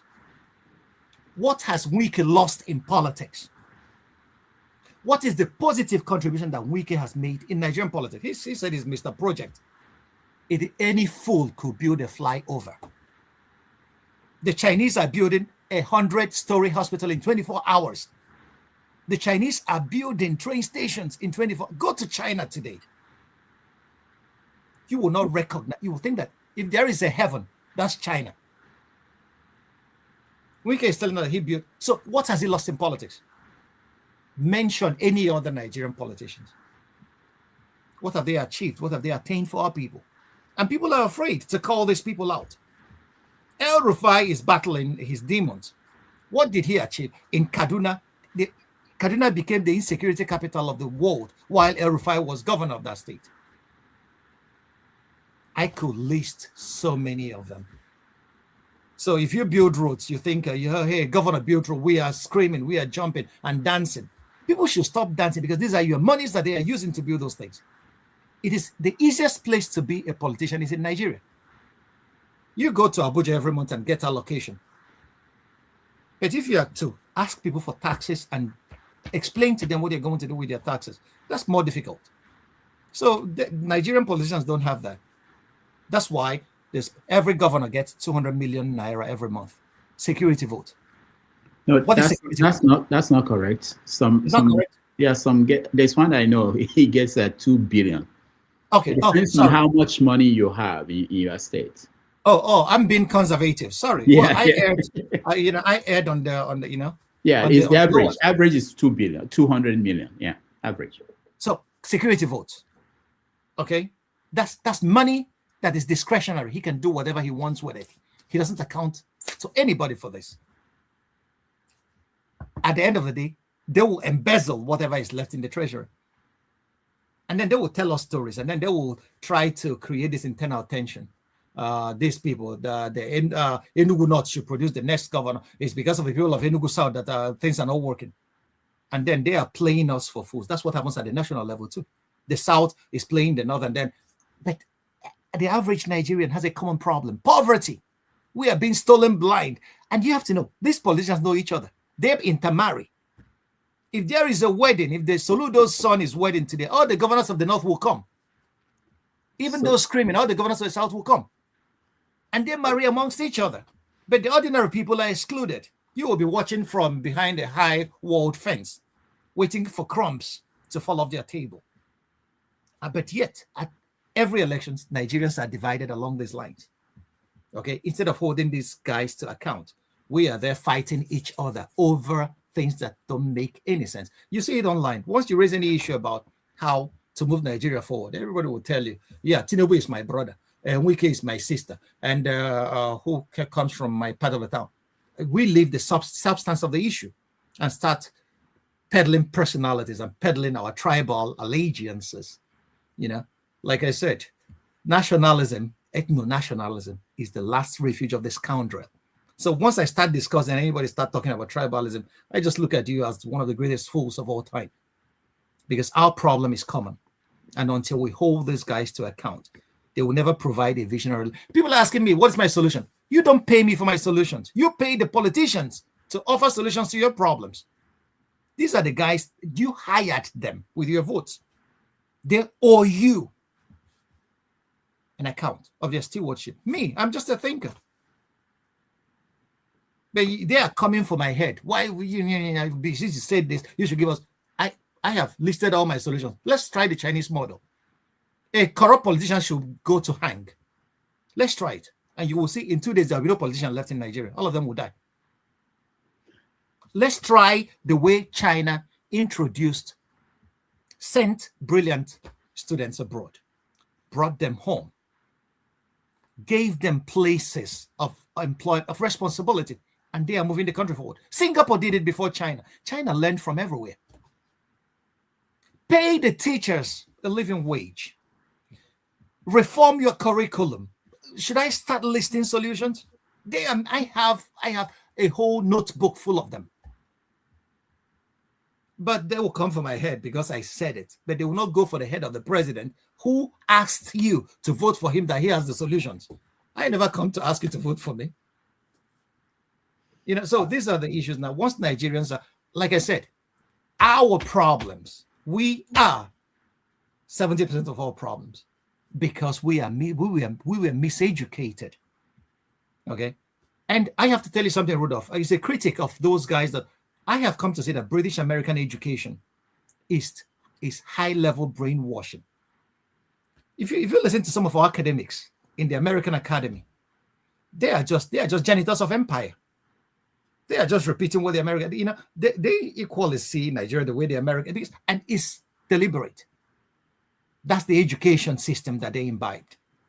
Anybody that went away from that system is labeled. Chinwezu, why was Chinwezu blacklisted? People don't ask those questions. How many Nigerians have read Chinwezu? This guy is one of our finest intellectuals. He analyzed the roots of African problems more than anybody I've ever read. How many Nigerians know him? How many of our professors teach him in their universities? If I am in a Nigerian university, he will be required reading for everybody. First of all, do we teach logic in Nigerian universities? People just go for GS 101. They do philosophy for 2 semesters, and that is it. A lot of our people don't even know how to think.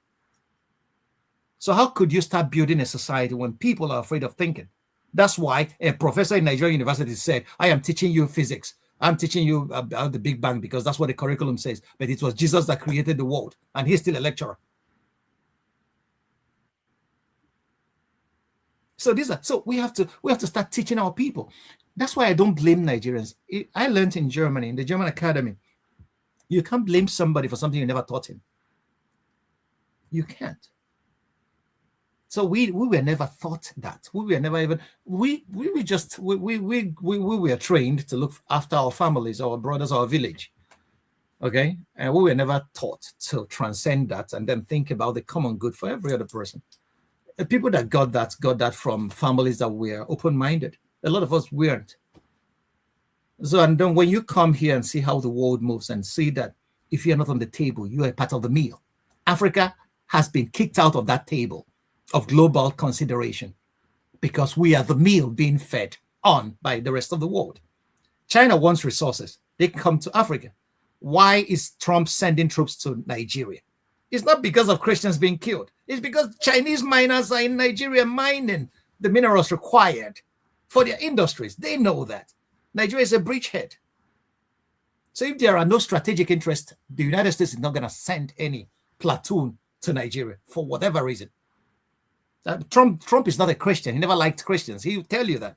A guy who is filled in, whose name is in Epstein files. And then the Epstein file, what is it all about? Pedophilia. Abusing children. Is that a Christian virtue? And then you think that guy loves Christians enough to send the American military on American taxpayers' dime to Nigeria. They know what is happening. And you could imagine that since this issue of Christian genocide started in Nigeria, Dele Alaki, who is our Minister of Solid Minerals Resources, has never uttered a word. What is happening in our solid mineral sector? Go ask the natives there. I traveled the whole of Nigeria in 2021 as the director of genocide prevention at Christian Solidarity International in Switzerland. I traveled the length and I met the locals. I talked to the politicians. I talked to everybody that needed to be talked to. I thought it was a Christian genocide. It's a genocide about land. They were trying to eliminate the people living on the land. Whether you're a Christian or Muslim doesn't matter to them. And what Nigerians have never asked is, who are those guys killing the people? They call them, today they will call them Boko Haram, tomorrow they will call them Fulani herdsmen, tomorrow they will call them Lakwara, they will call them bandits. Who are these guys? Who are they? Once you start unraveling that question, you will see that what is happening in Nigeria is much more than the narrative that is being peddled on our waves. Because, okay, the people come, they kill and go. People don't even know who these guys are. And we have a national security advisor, Ribadu, who is busy fighting a fight right now. Okay? Who are those guys? I want you guys to cast your minds back. You can go online and search for this interview. General Christopher Musa granted an interview to Al Jazeera before he was sacked the first time.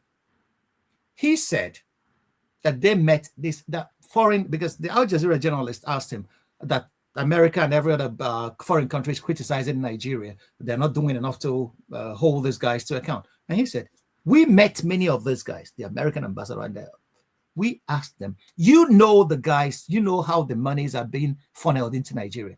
Help us to stop the flow of funds. And Christopher Musa he said, and the moderator asked him, what did they do? He said, you can ask them. Go, the interview is online, watch it. So those who are offering you the solution sometimes may be the same people. You know, there is a proverb in Igbo that says, somebody, isolummo buomadu, isolumadu jakwa akwa mo. That, you know, so that's, you know, that I'll just leave it there.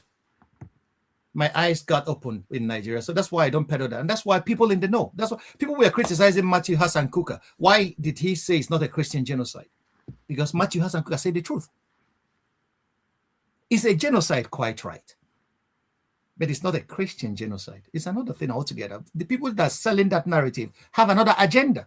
They want to corrupt all of us into that agenda so that they will, and now the American soldiers have landed in Nigeria. Let's see if the Christian genocide will stop. All right. Thank you so much. I will now come to our people. When I call you, find your best question and you can ask or comment. Please make it brief. We have a lot of people waiting at the other end, so we can get to everybody. Let me start with Chim. I'm not following the sequence of coming in. Let me just go that way so that it will be easy to know who spoke and who didn't. Chim, go ahead. All right. Good day, Dr. Ogbunwezeh. Pleased to meet you again. And thank you, Ruda, for having me. So just listening to everything you said, that was not my original question, but because of something you said along the line, and I'm sure you'll be able to figure that out. So where do you place Why Nations Fail? The book Why Nations Fail, because you've touched something that the author was talking about in regards to why some of our nations are where they are. And I'm sure you know where I'm going to based on what you just said now. Wait, just wait. Exactly. So I had to open it as soon as you said it. I went and I opened that section. So the extractive political and economic institutions versus the inclusive ones being responsible for how progress is not made in certain nations. Now, if you take that narrative with respect to your commendation of China. I commend China because China is a blend of a lot of things, and that's why they're progressing. I agree.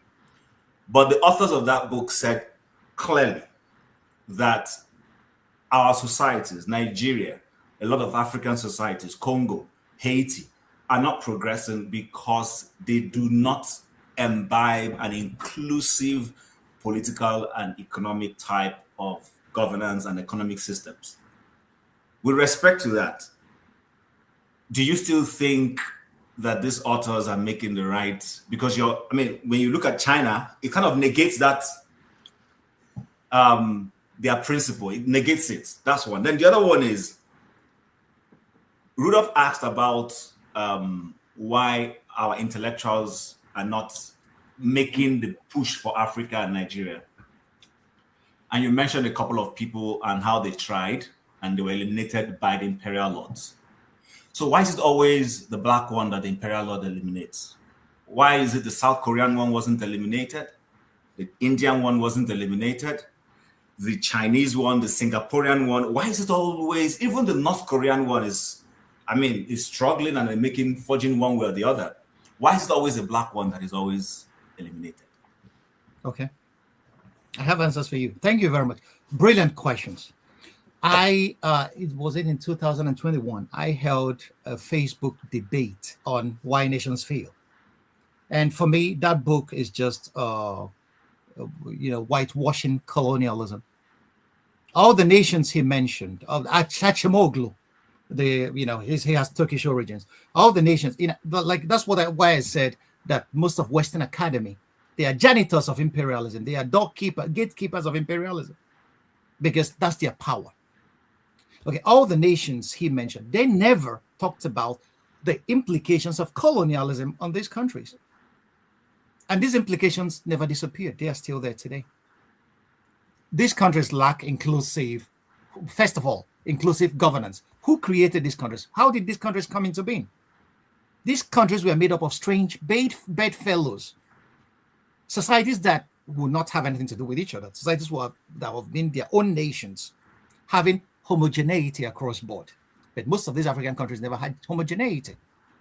Nigeria speaks you can get more than 350 different languages in Nigeria. So how do you affect inclusion without a common language? How many Nigerians understand English? We make do with our version of Pidgin. In the rural areas, some people speak that language. So if you're talking about in Germany here, for you to be integrated, you have to learn German language. So how do we encourage the learning of language across borders? So colonialism did a number of us. Almost all these nations that failed in the global south are in Africa. And most of these nations are resource-rich countries. And their failures were not an accident. They were engineered to fail. They were never designed to self-propel after independence. That was cut off from them. The man that could have moved Congo forward was Patrice Lumumba. What happened to him? They never wanted even Lumumba to land and take power because of he set a speech that set out his vision, which the Belgian government took as an insult on them. And they eliminated him.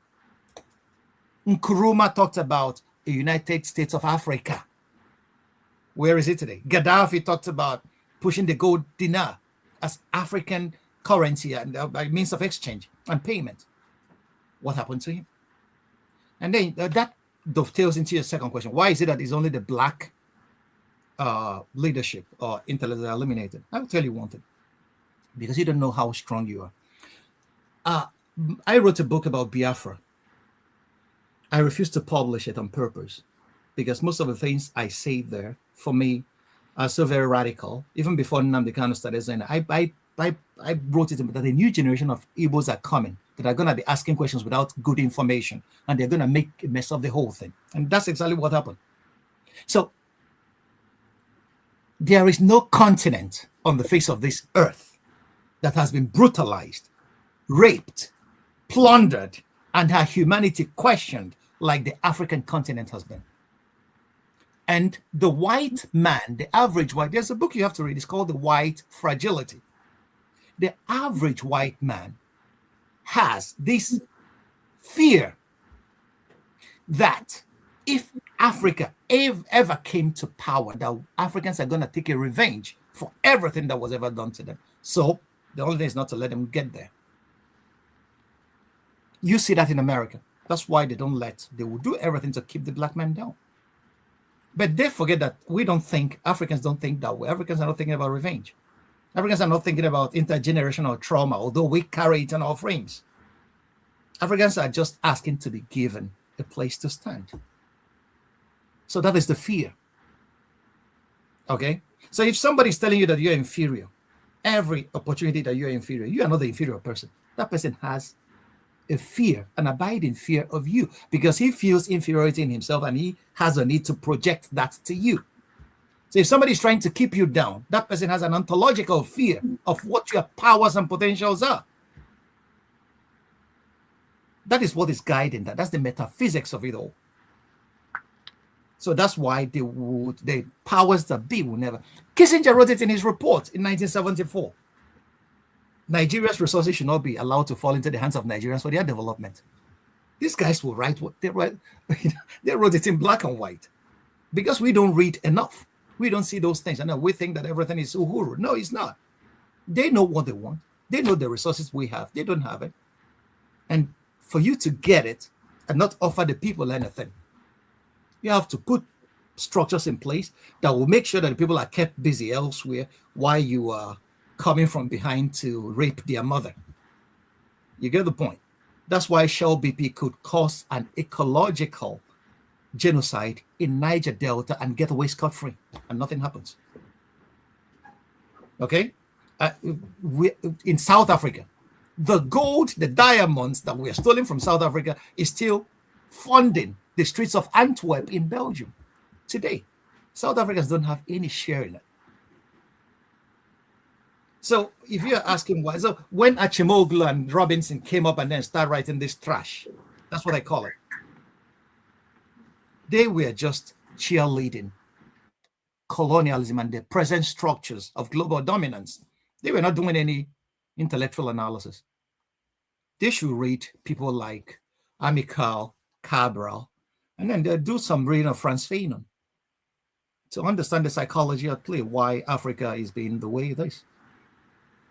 If you read The Wretched of the Earth, Frantz Fanon, Jean-Paul Sartre, the French philosopher, wrote a foreword to that book from Fanon. And in one of the paragraphs he wrote, if suppressed fury fails to find an outlet, it will go into the people, into the oppressed themselves and devastate them. That's what is devastating us across the continent. We carry a trauma. Watch what happened to Africa. People don't understand the implications. Africa was not totally a literate society. We never wrote most of the things we did down. We were handing them down orally from one generation to the next. And colonialism came. So the young people were the bridge between yesterday and tomorrow. During slavery, that bridge was cut off. The young people who had all the knowledge were carted away, sold as human chattel to the Americas. And what happened? We lost that. So the old people died without passing that knowledge. So Africa lost a lot in terms of cultural products, in terms of intellectual, in terms of everything you can ever imagine. And then most of these guys went to the New World with the little they know. Most of them challenged their environment, were productive, produced things that were stolen again from them, and their white masters placed their names on them because they could go to the patent office and claim the products of the hands of their black slaves. Things like Johnny Walker, the whiskey you drink, is Ogugoro Sapele that people were brewing. These guys never knew what it was. It came from us. People that built machines to farm. The white man is a master using canes. He doesn't know the nitty-gritties of farming because he had slaves that were doing it for them. The slaves, in order to make their lives better, invented those machines. But their masters put their names on them, went to the patent office and claimed them as their own. So the history is, our people should start reading. That's what I'm just advocating. Let me tell you, nobody is coming to save us. Nobody's coming to save Africa. Even the Americans, they're not coming to do shit. Only Africans, only Nigerians have the power and the will and the interest to save themselves. Nobody will do that for us. The Chinese realized that early and started planning quietly. Keep their mouth shut, no ostentation. If you are saying anything, they'll be doing until they get where they are. Today, you don't mess with China. But we make a lot of noise because we carry a trauma within us. Okay, so and this trauma, that's why I say the only thing that could bring us out of this trauma is for us to know knowledge. James Madison, one of the slave-owning American presidents, said something very important. I will quote the devil if the devil has something nice to say. He said that knowledge must forever govern ignorance, and that those who wish to be their own governors must arm themselves with the power that knowledge gives. That's what Africa and Nigeria needs. All right. Thank you, Chim. Let's go to Michael. And then if you ask a question, I will take you out to the back end so that we let other people in. Go ahead, Michael. All right. Good afternoon. Good morning. Good evening. Hello, Dr. Frank. Nice to meet you. Rudolph, appreciate you giving me the opportunity to come to this platform. You have answered most of my questions that I have in mind because you have illustrates example of what we need to do, because like you said, what's the way forward? There's no way forward other than us looking within ourselves to look to the answers. But the question I have for you in the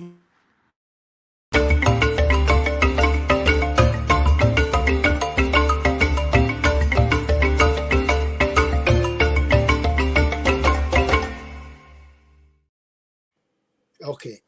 Michael. All right. I thought it was me from my end here. Okay.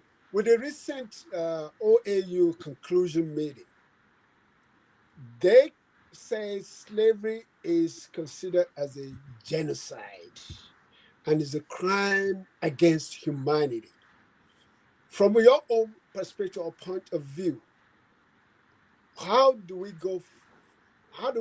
take that to be a positive narrative to own us back? Because some people are now asking for reparation, which I don't know how would that solve our issue in Africa? But for us labeling that as a crime against humanity, what is your take on that?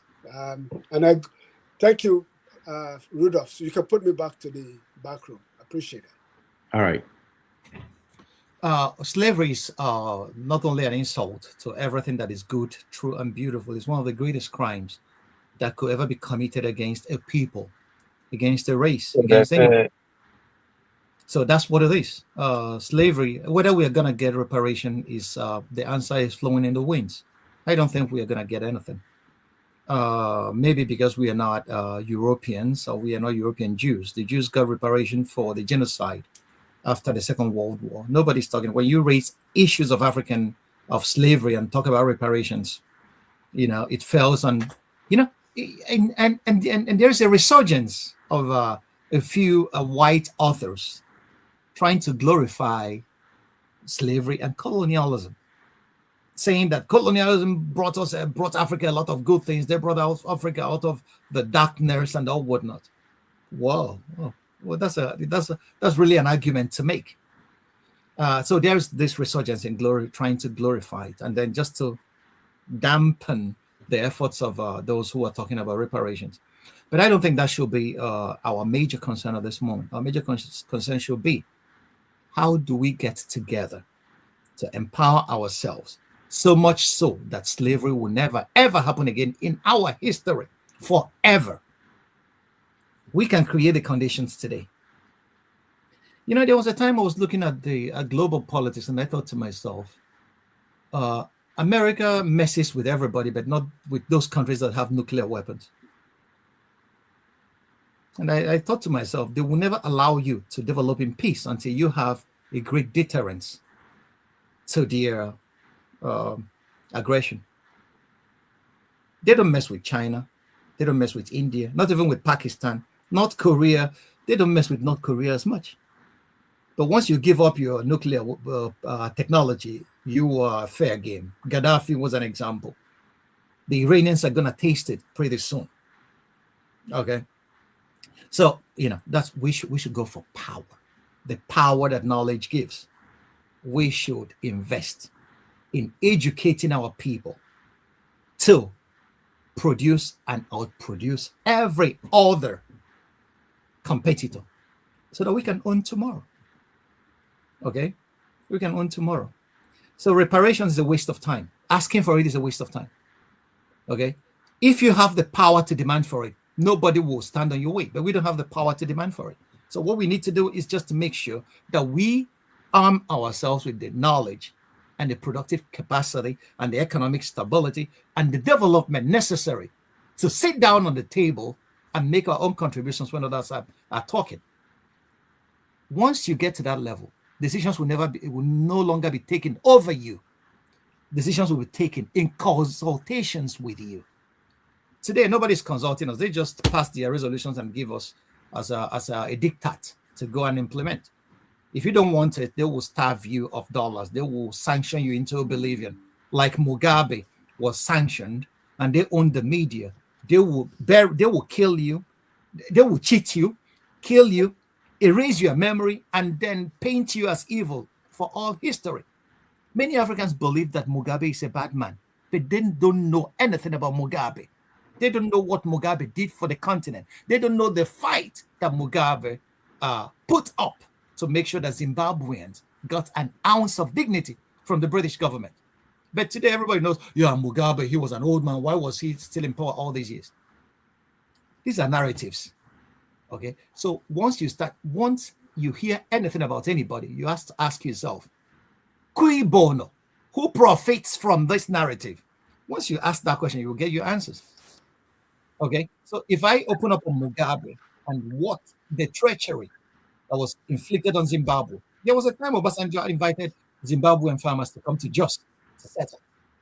It was a part of the bribe that the Western powers would. I'm not saying that everything bad in Africa is caused by the Western powers, no. But they have a significant hand, even till today, in every piece of shit that is going on in the continent. That's the crazy thing. Many people will not see it, but once you start reading their documents, you will see. Like I give an example. What is happening in Iran didn't start today. They planned it in 2009. Read The Road to Persia from the Saban Institute. It's online. You can just download it. It was in 2009. Everything that Trump is doing now, they planned it. They said how we are going to influence public opinion to make sure that once we start bombing Iran, people will not take it as if we are the bad guys. In minute detail. When Kissinger said in 1974, we should never allow the resources of Nigeria to fall into the hands of Nigeria. When an American soldier that was stationed in Wiesbaden told me while he was fighting in Iraq in 2003, what is our fucking oil doing in their backyard? In Iraq.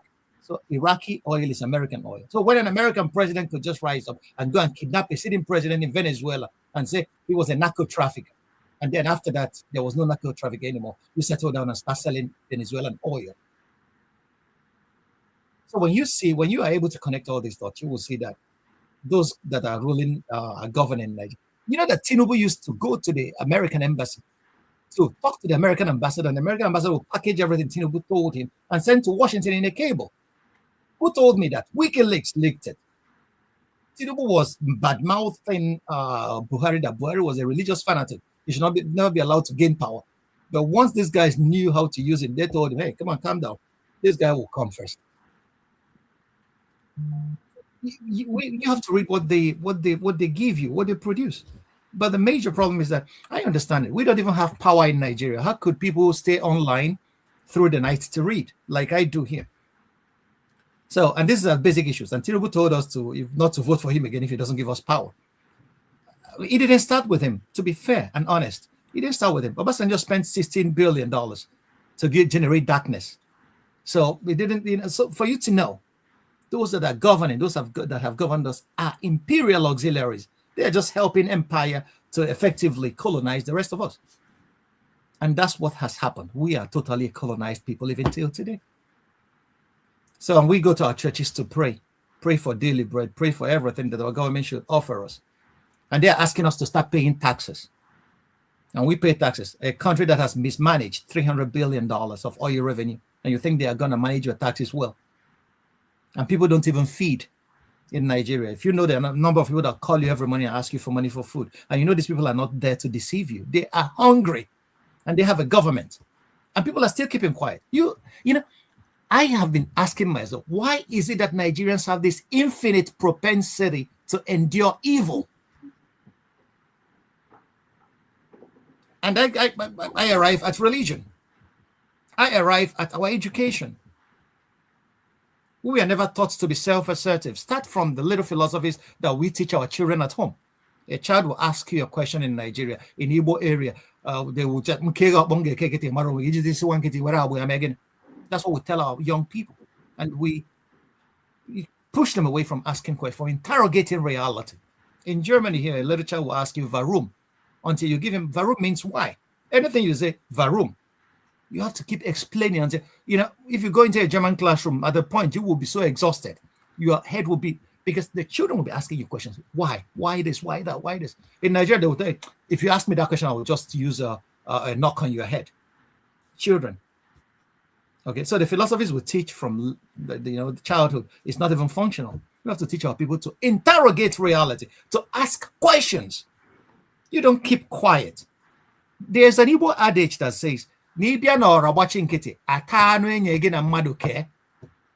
you come to the public forum where meat is divided and you keep quiet, somebody else will eat the meat that's given to you, two of you to divide. And that's what is happening. We have kept quiet. Ask yourself, those representing you at the United Nations, what are their contributions? Go to the committees. What do they say there? Many of them go there to shop. The committees will be in session. They will be in the streets of New York shopping. We see many of them. These are representatives. At the end of the day, they will come. We went to United Nations Security Council meeting. What was discussed in the meeting? Has anybody ever come to tell you what was discussed in any of these international fora? No. It's an opportunity for them to, first of all, cash ESTA code. 2, go shopping and show off like people who have never, I don't know. I don't want to start analyzing the psychology of the post-independence African politician. You see them every day in Nigeria. A perfect example is Wike or El Rufai or any other governor. You could just pick anyone at random and they are the same. It's just the same character. It seems that Nigerian power has a way of making people so very killing their minds and their brains that they don't see anymore. So our problems are multi-layered, but education is the key to cancel that captivity. We should start really educating our people. We need to change our curriculum. It's not functioning. This idea of going to school to copy and then I will tell you, I can tell you a story, but I'm not supposed to say this in public because I was a part of the problem while I was in Nigeria. I never realized it until I got here. We were paid then to go and write exams for people. Son of big men, they'll give us money and then we'll write papers for them. And where has that kept Nigeria today? That's the part of my life I regret totally. So these are things that should never happen, because if we have a functional education, people will not be writing anything for anybody. People will learn by doing. In Germany, they have a dual education system. Those that cannot go to the university go and learn to use their hands. And most of the engineers that built Mercedes and BMWs are people that never went to the university. These are people that learned the trade on the go. The Igbos had this Igbo boy system where people are trained on trades, but not only trades, to use their hands. Production. If you don't produce, you are not relevant in the world of today. We buy everything from China. We are just middlemen. But we need to start producing. If we don't produce, sorry, it's like in the academy. If you don't publish, you perish. In the world of global economy today, if you don't produce, you perish. And that's where we are this moment. We don't produce anything. The day oil will become less in demand in the world market, Nigerians will feed from the garbage dumps. Just write this down, because we don't have anything to offer. It's not because we're not industrious or intelligent. It's because the policies that have led us to a place where we can produce instead of consuming is non-existent. All right. Thank you, Franklyne. Let's go to KJ. KJ. Doc, good afternoon. It's good to see you again. And we thank you for always coming. We would like to see if you can make it every week. We'll be very happy. Honestly. And Rudolph, thank you so much for bringing him. I appreciate. In fact, I didn't go to my service today because I went very early just to come our way to listen. And you have not only been able to, give us blow-to-blow account of what is going on around the world, but also even, books to go and read, which is very, very, very, very, very good. But I have a little question for you. You have Rudolph have asked all the questions I wanted to ask, but I have just a little question for you. And that little question is the fact that, I got, to read how Europe underdeveloped Africa in secondary school as a starting point. And that was taught by our teacher who had no business, just like you, he's just vast. So sometimes when we challenge him, he decides to teach something that's not totally out of any, just picks it up and begins to talk about it. So we have such people. We have learned such things, how these systems are put in place. Again, we have a man called Soludo who used to tell us those days before he became governor of Central Bank that he was the advisor to 8 presidents in the world. They invite him to different presidents to consult him. We have Pat Otomi, who is still very, very important around the globe, advising global leaders and even providing solutions on how economy in those countries have become good. Prof, I want to ask you, is that those people, their knowledge don't work in Nigeria? Or what is the problem? If we, as young men at that time, were open to these informations that we are told, we have studied and known how these things are put in place, why then do we still go to France to help us come and manage our tax and go to other places to borrow ideas when we have these people who give this thing free of charge to other countries just by inviting them and sending them a private jet to go there and talk for, only God knows how long? Why is it not working for us? Okay. Oh, thank you very much. It's a very brilliant question. That dovetails into what our intellectuals contribute to society in Nigeria. Okay, let me start by giving you another example. In 1999, during as democracy was ushered in after Abacha's death in 98, a young man came from the United States to vie for the gubernatorial seat in Enugu State. He was a brilliant doctor, a fetal surgeon. He will get babies out of their mother's wombs, operate on them, and put them back, and then the babies will get well. And then that was his selling point, that he's going to move Enugu State forward. You all know who I'm talking about. And he got into power. And then his reign, his government administration was marred by Shahare, just leave it for him. That was the, everybody. So it became praise singers, okay, that were running what an intelligent man should do in power. The way the wind of praise moves is the way his policies move. And then at the end of 8 years, Enugu State was not better off for it. He was an intellectual. He lived in California. He was a fetal surgeon. He was accomplished. He came back to Nigeria. He couldn't translate what he has seen in those places to this little enclave that was given to him to untrust by the people to administer and govern. One thing we should know is that not every critics are not, most times are not doers. That's why it is difficult to get a critic into power, and then most times we disappoint. Okay, so our job, many critics don't have this artisanal capacity to push their theories, their thoughts across the finish line into finished products. So but critics are important in every society, and those who have the artisanal capacity could actually use those theories to make the society better. Coming to Soludo, I'm not close enough to know what Soludo is battling in Anambra State. But one of the things that he really did was taking a stand against this Monday sit at home. As an economist, he should know that we are losing billions of dollars daily in man hours to the sit at home that was imposed, not by the people, but by people who are agitating for their own various reasons, whatever that may be. That's a good move. I don't expect anybody, any president, any governor, to make miracles within 4 years. That's why I said I am beginning to look askance at democracy, because what everybody cares about is 4 years of election. The Chinese were able to plan long term because they don't have this distraction of spending money to get back to power. They planned long term, 30 years. We are going to lift the majority of our population out of poverty. It became, a long-term project, and every policy became a piece of the puzzle to lead them to this destination.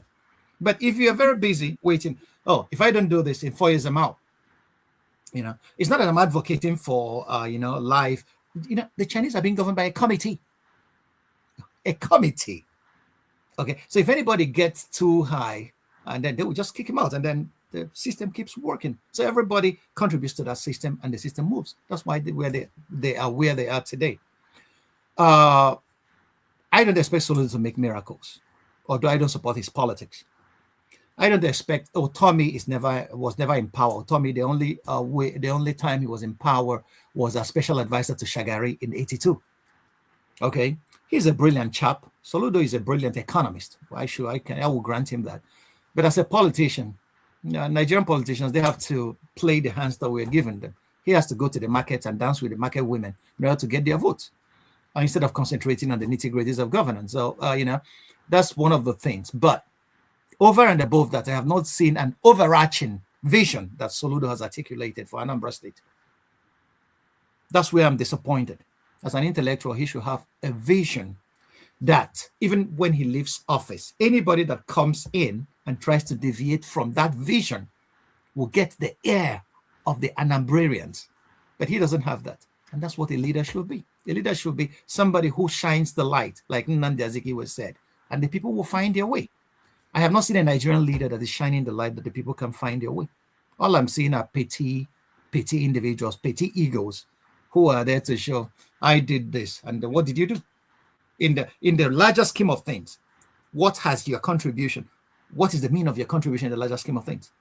I was advocating here in Germany. Okay, we had an Igbo meeting everywhere in Germany where the Igbos go every Saturday or Sunday to meet. And I came to the meeting one night and I told them, I'm not coming here anymore. I will come here, you ask me to pay monthly dues, and then you will cook pepper soup and grease, and we will eat, and everybody goes home. But I have a few friends, Japanese and Spaniards, that live here. They go to their meetings every year. Their fathers came here early, worked here.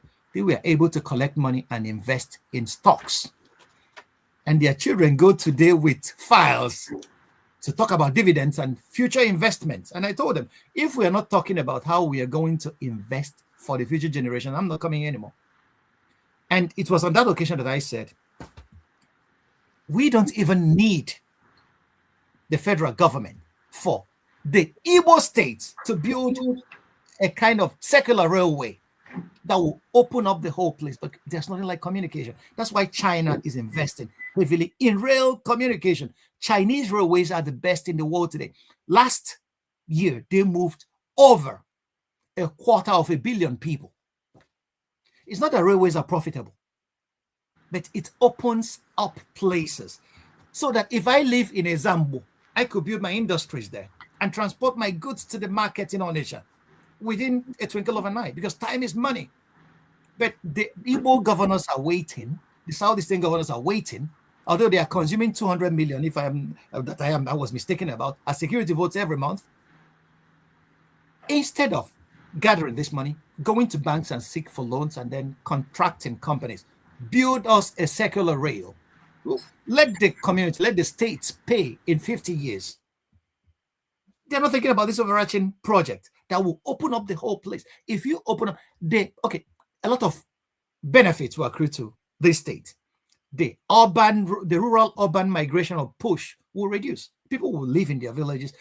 Landlords in Enugu will not be cutting off people's throats because of the house rents. People will live in their villages, okay, and transport themselves to work and back in Enugu, in Abia, everywhere. If you open up a rail line alone will open up these places. But no, they are there thinking about who to give guns to go and snatch electoral boxes for them. And then at the end of the day, they will join a criminal gang and call themselves agitators for Biafran independence. And then they will sack communities like Osumo and the Nihiala axis, and nobody will live there. And those places will be outgrown by wheat. There was a report prepared by Professor Chido Nkalo and the Bianco Ono and Bianco Ju and all the rest of them about the crisis, security crisis in Anambra State. Where is the white paper on that? We have not seen that. And they indicated that most of these guns in the hands of these guys were given to them by politicians. And this is the overarching strategy of Nigerian politicians. Okay? And then at the end of 4 years, if another person comes and if they are not close to power, they don't have pension, they will lose everything. Okay? Without knowing that if you don't create structures that will carry everybody, you will become a part of everybody someday when you leave power. Power is the most ephemeral thing there is. So that's the vision that is lacking in terms of those guys. And it's a pity that it is lacking. Okay, I don't know how to solve that. I don't have all the solutions. That's why it's out, I trust the intelligence of the crowd. Nigerians are brilliant people. Nigerians are an intelligent folk. We have brilliant people with brilliant ideas. Jude Igwe Mezie was building rail lines. The Americans contracted him to build rail lines in Iraq. We could get such guys to build rail lines for us. We have Nigeria. There's a young Nigerian doctor, Ngwaba, that I listened to today who was talking about reversing terminal illnesses. And the guy is brilliant in England. He's doing wonderfully well. These are the people we could co-opt for our own development. But the politicians don't want these guys. I was in Enugu State about 5 years ago. I came home. Obiorike asked me to come. I went to a meeting of the politicians. You know what they were fighting about? They don't want foreigners because the stakeholders, the local stakeholders they don't want anybody coming from abroad to contribute ideas because they bring the Ghana must go bags and they should be shared to them. Nothing should be, they don't want anybody coming from abroad to tell them not to share the money. I was sitting there and listening to these people. So it's a crazy circle runner. I don't know where to start, but education is the place to begin. We should start educating our kids, little ones, because we have lost. Nigeria has lost us. Our generation, we are over 50 now. They have lost us. So we should start making sure that we don't lose tomorrow. That's what the Chinese did. And tomorrow they have secured. Thank you so much. Thank you so much. I will put a date again when you come back because please bear with us. We'll be calling you all the time. I beg you, so that our brains can, it has become too fogged. So we need to open it up again. Thank you so much. I do appreciate the compliments, my brother. Thank you. It's mutual. I love interacting with you guys. You guys are brilliant too. All right. Thank you so much, KJ. Let's go to Tony. Tony, your question or comments. Make it brief if you can. We have, I don't know how we're going to get to everybody, but let's see. Go ahead, Kun. I'll try. Doctor has spoken quite a lot, and unfortunately, we don't have time. Greetings, Doctor Damages. Greetings, Doctor. Quite very very interesting things you have said. A lot of them I agree. A few others I don't agree with. But I want to ask you a question quickly. I like the part where you talked about knowledge as a resource to jumpstart the economy of any nation. And if you take a look at some of the countries that have invested heavily on knowledge based economy, you would see that GDP per capita is very very high. Finland, Iceland, Norway, Luxembourg, Switzerland, Liechtenstein, China that you talked about, and so on and so forth. Singapore, so you would see clearly, that if you go through that path, your economy would benefit. Now, and if you come down to Africa, I did say this before. If you look at small countries like Cape Verde, Seychelles, Botswana, Namibia, Mauritius, you could also see a semblance of that, even though they are small countries. So my question really is, 1960 to about 1960, before the first coup, from the statistics and the indices that we have, Nigeria appears to have been progressing. Universities were highly rated, hospitals were good quality, civil service, could deliver, service, integrity in civil service, agriculture was good, structures were solid. So do you think that if we had pursued that path, if that had not been truncated, that Nigeria wouldn't have maybe joined the allied group of some of these countries that I mentioned? That's my question. Thank you. Thank you. It's a very brilliant question. Your take is quite brilliant. The countries you listed shows in real time, okay, with practical evidence that knowledge is the way to go. There is no economy in the world today that would even record 1% growth without a knowledge-based component. In fact, that's what it is. The small countries you mentioned in Africa are pursuing that as a matter of policy, state policy. Okay, the ones that are failing have been, for one reason or the other, not been able to do that. Coming to your question, whether if we would have become something else had we pursued the policy that we inherited immediately after independence, yes, it would have been a different outcome. But the point was that there were massive problems, okay, underlying the post-independence government before even the coup. In Western Nigeria, there were serious problems. The action group was actually self-digesting. Akintola and Awolowo were at loggerheads. They were burning people on the streets. People forget about the Waitier saga. So there were massive problems to the kind of parliamentary democracy that Nigeria inherited. So there was no way we were gonna get out of that problem without issues being really addressed at the national level. Remember that Tafawa Balewa was about to send the army to Western Nigeria, and you have to remember the NPC in the north and NCNC were in a coalition. Okay, so these issues were not as easy as that. So the military came in for whatever reason, which in Zogu and all the rest of Ifajuna, who was the major proponent of that coup, which they didn't, we don't know, but that truncated, that truncated what could have been a country that was in the cusp of making its own mistakes and learning from them. I believe that if we have made those mistakes and learned from them without military intervention, it could have been a different outcome. But once the military got in, and the military doesn't have a governance structure, the military has a command structure. And this command structure is, if you don't obey me, I have the weapon. Okay, so but that's not a governance structure. So we never learned any lessons on self-governance after independence. So that truncated quite a lot of trajectory that Nigeria could have followed. We could have learned from that mistake, and it could have either strengthened our democracy or led to more problems. So no one could have seen what never happened. So that's what but we have to know the structures we inherited from the colonial masters served a population that was not that was containable, that didn't explode like Nigerian population did immediately after independence. So what the colonial masters left were what I call instruments of exploitation. The rail lines ran from areas where resources are to the seaports where they take them away to England. So they never thought about diversifying the Nigerian economy. Nigerian economy was export-based, cash crops, not for local industries.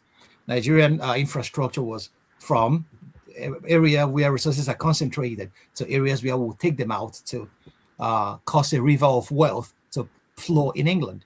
So, but Nigerian politicians never got the opportunity of actually flexing their muscles as wide as it could go. Those that did tried a lot. Awolowo gave free education in Western Nigeria. The Westerners and the Yorubas are thankful and grateful to him for that till today. He built the first cocoa house. He made sure that the cash crops are equally being sold and the money is being, returned and then used in developing the region. Michael Opara in Eastern Nigeria. The Eastern Nigeria was deemed the fastest growing economy. Then palm oil was still ruling the waves. There was this legend that the Malaysians came and took our palm oil nuts, and then today they are the world largest producers of palm oil. So if we have continued in the north, those guys were even trying. Amadou Sadwana of Sokoto, who is the premier of the northern region, everybody, this healthy rivalry was there. Okay, people were trying to push their region forward. Opara was doing a lot in the east. Industries, most of the industries that Mbakwe and Jim Mobodo inherited in Enugu were industries that Opara built. We forget that. Golden Guinea Breweries, Umuahi, and all the rest of them, and Niger Sem, Niger Steel, and all the rest of them in eastern Nigeria, and what Awolowo did. So that fell off when the military came. Okay, and that was a great disservice to Nigeria's evolution, social and political evolution, I would say. Yeah, it could have been another outcome, but whether that outcome could have continued ad infinitum without problems, I can never say that because I don't have evidence to that effect. Okay, doctor, please indulge me. Ethiopia was never colonized except for a brief period when you had Mussolini. Yeah. So how do you explain that? What's the colonial? How would that theory that part of the problems was as a result of colonial, colonialism? Thank you. Okay. Well, Ethiopia is another case altogether. You have to know. The guy has disappeared. No, he's here. I just wanted to use this to tell you we round up with him and we're going to another place. Okay. Well, the Ethiopians had another trajectory. Ethiopians, under Haile Selassie, it became an empire. It was an empire before then. And Ethiopia fought a war with Italy, colonial war, and the Italians tried to break Ethiopia to bits, actually. But I wouldn't think that what applied to Nigeria applied to Ethiopia. So you have to know that Haile Selassie was actually overthrown too at a point. And then the trajectory went another way. I wouldn't know what Ethiopia would have become had Haile Selassie handed over power in a royal succession to his successors instead of Mengistu Mariam becoming the military head of state. I can't explain that, but Nigeria has another trajectory. Ethiopia has similar trajectory when the military came to power. But today we see the Ethiopians have retraced themselves and they are trying as much as they can to move their country forward, what Nigerians are not doing. Because if you go to Ethiopia today, Ethiopia hinged on one thing, their airlines, to make it the best in Africa. And it is still the best in Africa today. And it's earning huge foreign exchange for that country. Ethiopia has been able to complete a dam that they are, having a conflict with Egypt over. And this dam is supposed to drive a new wave of development because it's going to generate a lot of power for the Ethiopian. So I could see Ethiopian trajectory being, evolving for the better than the Nigerian evolution. Our evolution is not evolving at all. We are stagnating with every government that comes into power. I haven't seen significant progress made either in education or in life expectancy or whatever. All the indices of development. Now, I have not seen Nigeria appreciably, ascend the next rung of the ladder in the last 10, 20 years. But Ethiopia, I can say that about that country. All right. Thank you, Tony. Let's go to Yakubu. Yakubu, you're next. Hi, Dr. Rudolph. Hi, Dr. Ogbunwezeh, and hi, fellow panelists. It's a pleasure being here again.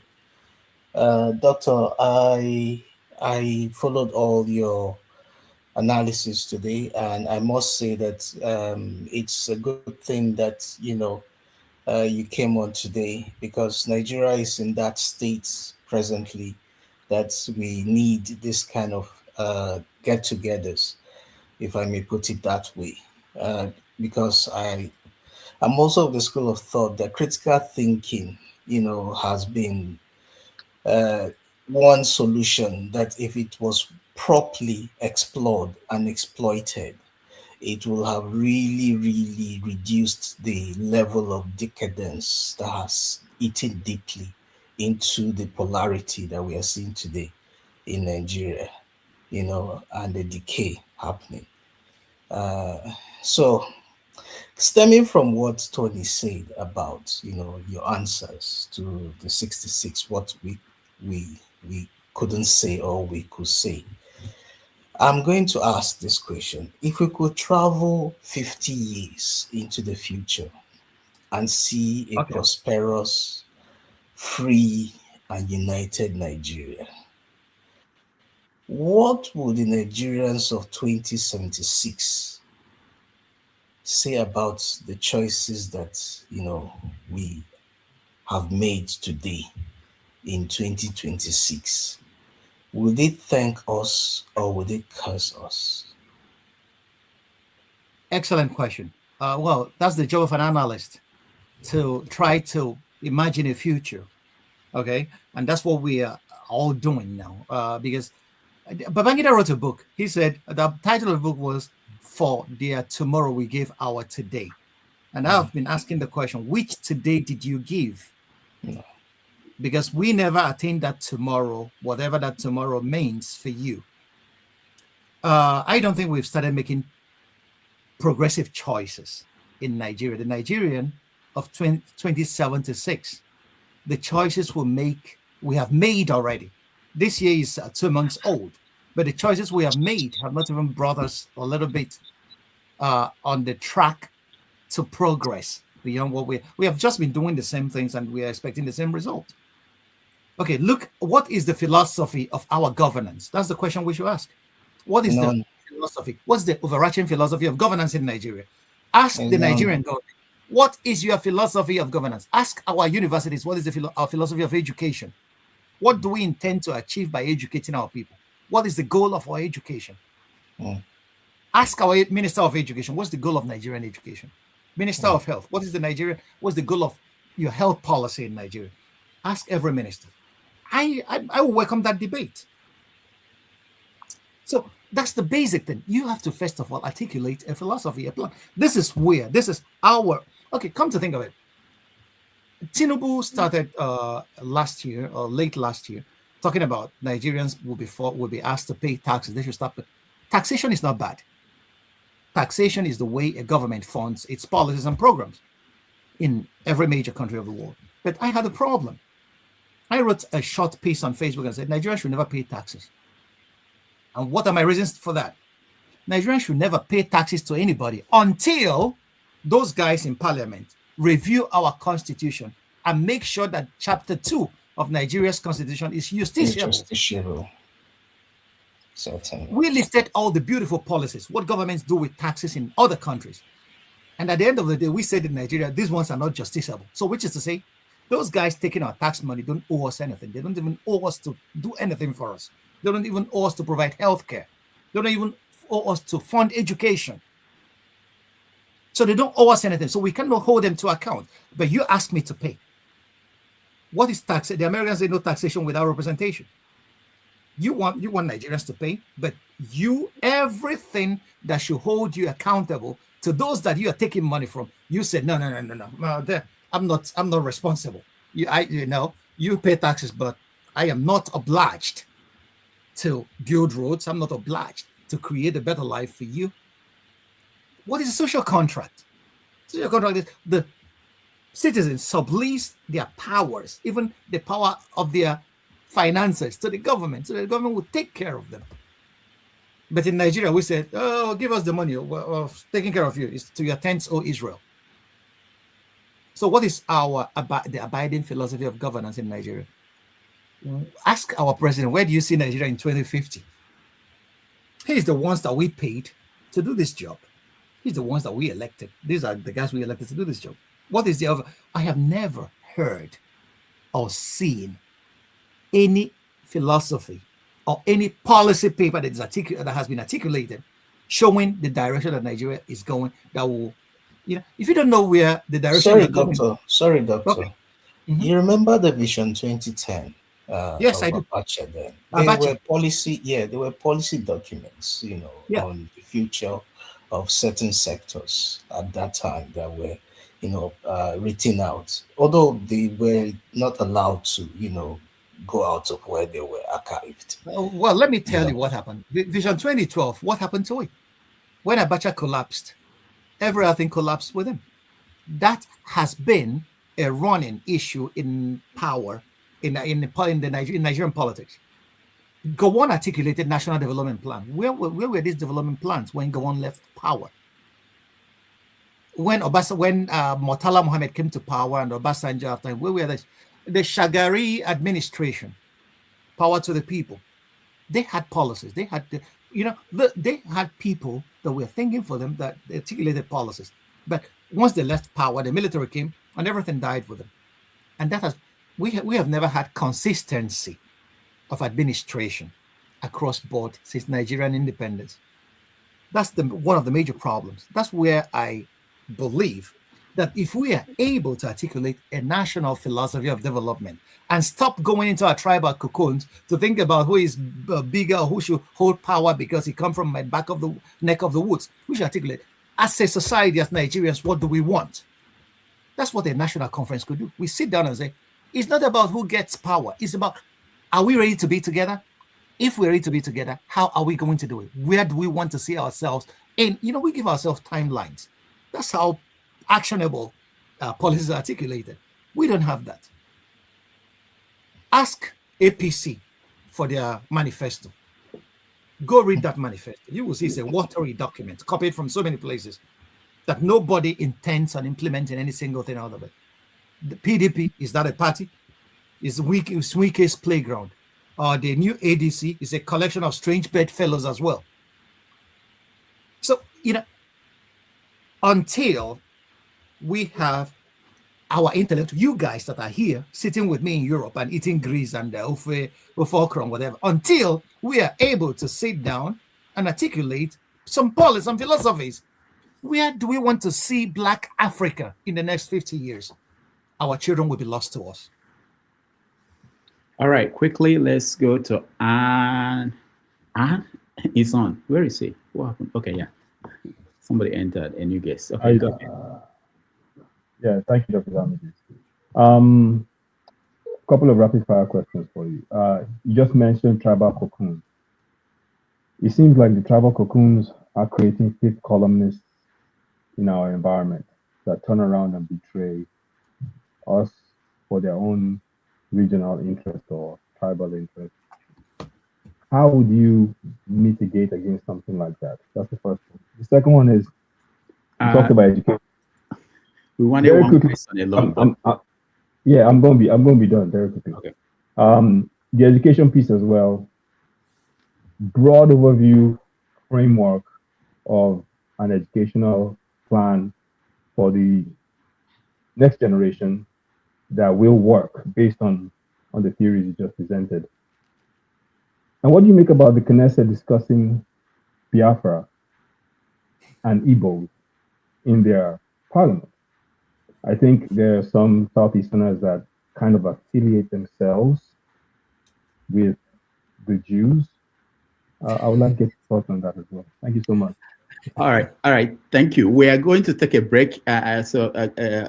Franklyne can answer these questions. They are actually important, and I know he will need more time. So let's take 4 minutes break, and then we'll get to everybody. Everybody in the studio, I will get to you. I promise you before he leaves. So I'll be there for everybody. It's not a problem. I will answer your questions. Are brilliant questions, but the second question you will have seen with my laughter that I have.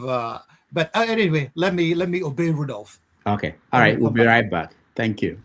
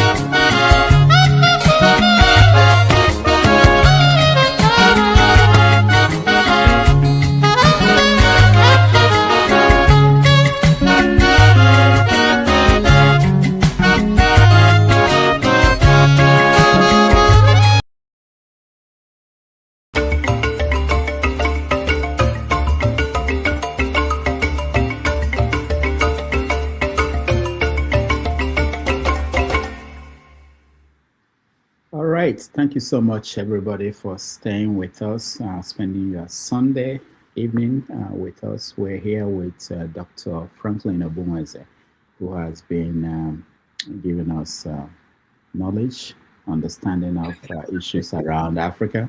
And No, we've been discussing, and the world. All right. So there were these questions from Izon, the wonderful Yes. questions. So you can go from there. Yeah, my brother, thank you very much for those brilliant questions. First of all, you asked me about how can I mitigate the tribal cocoons that we find ourselves in whenever Nigeria comes to the table of discourse. Well, from the personal level, my bosom friend that died was a Yoruba man from Yagba, Pius Adesami. Okay, we understood each other so much that we have a name for each other. He calls me my mother's son, and I call him the same. So, on the personal level, we could do a lot. The NYSC program was actually designed with that goal in view, but it got corrupted along the way. You could see people paying money to move from their primary areas of assignment to other places of their choice. That was designed to create national unity. It was a very worthy goal towards that. There was another thing I would always like to tell people. There's something we call infrastructures of integration. That's what we lack in Nigeria. That could facilitate people, okay, moving from their provinces, okay, and then escaping the provincialism that one eyes are covered with if one stays at a place German is coming into my mouth, only among his own people. Infrastructures of integration are normal infrastructures. I came here to Germany to study. And the very first thing the universities hand over to you are train tickets. They call it semester tickets. These semester tickets, you could travel all over the region where your university is located, all over that state. Okay.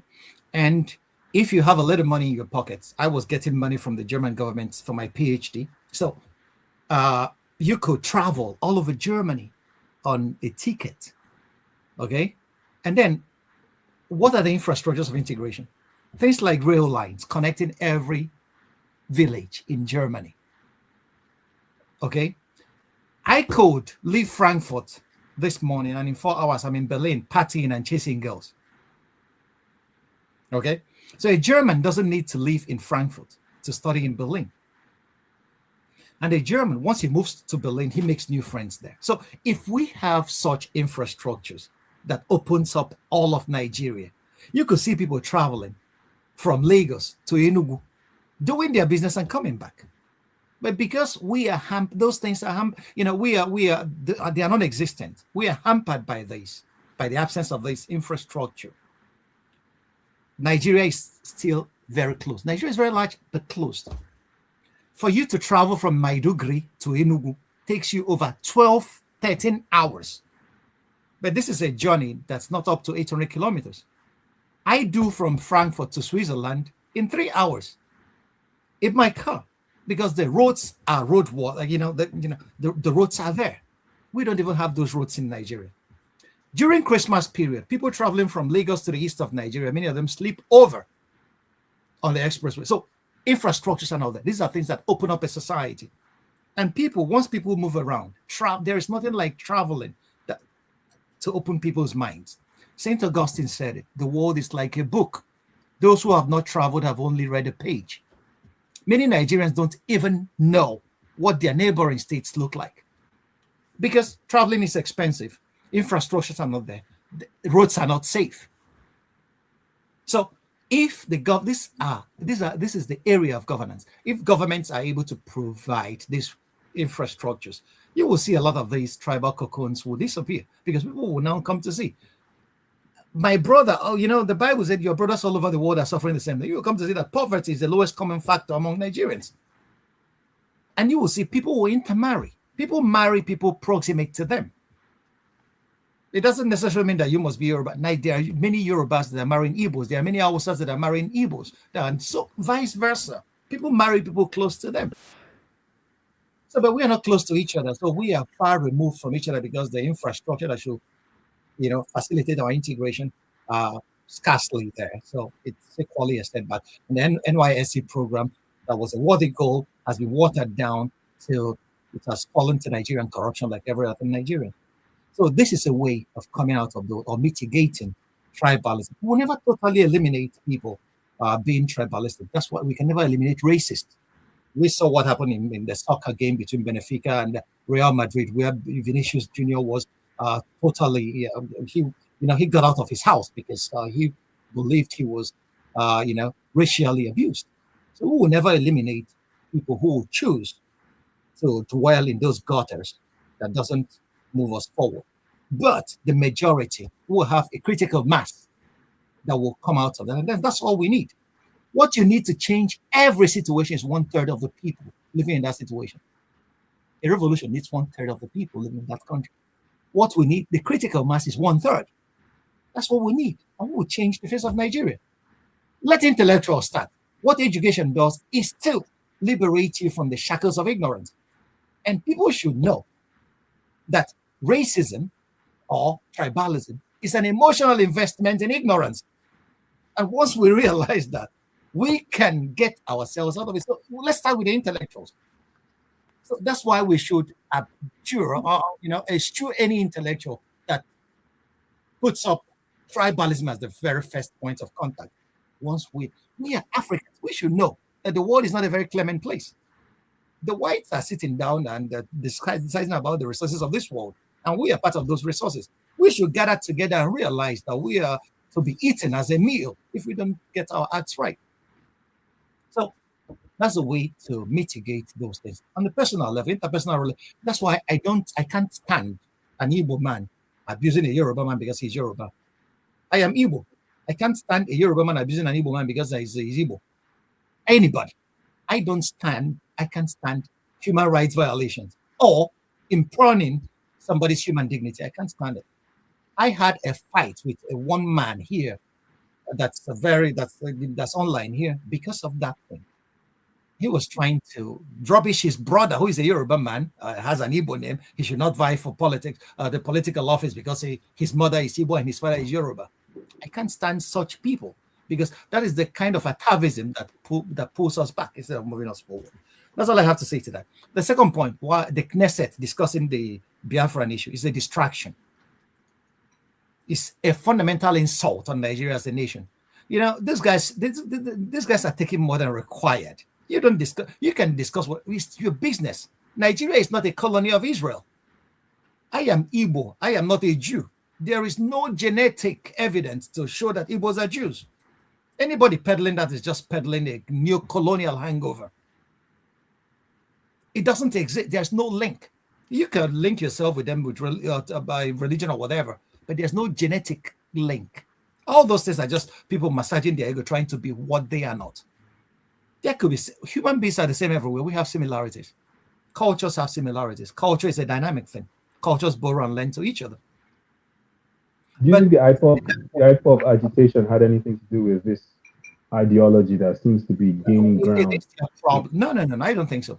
The issue about the Igbo as a people, they have a case against Nigeria after the Civil War.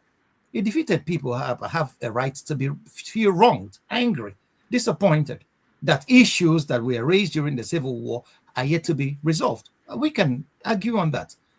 But trying to say you are a Jew because you were defeated in a war or because Nigeria doesn't treat you right, I have come to realize that every Nigerian is a Biafran if the original agitation is what it should be.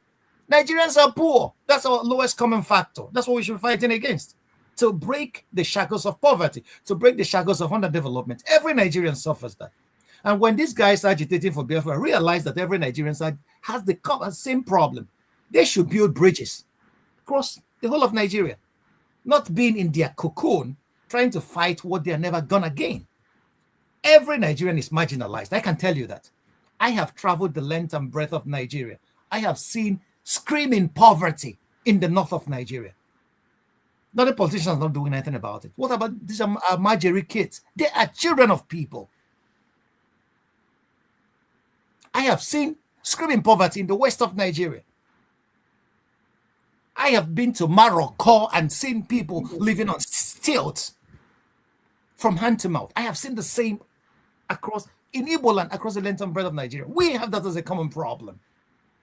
We should be agitating that Nigeria should be allowed to grow from these leeches that are holding us down. Not coming to say, because I'm Igbo, let me tell you, nobody's a special person. We all are human beings. The blood flowing in each other's veins is red. We can have our issues, which we can discuss. Okay, but that the Knesset will sit down, they should discuss the genocide they are committing in Gaza and not discussing Nigeria. It's a distraction. We have our problem. And there is an Igbo adage that says, Onye mo onwe oke, busu ataya. If you make yourself a rat, the cats will come for you. It's Nigerians that we made ourselves the cats. That everybody that thinks that he's a wannabe superpower will start discussing Nigeria. If we have gotten our acts together, nobody would dare.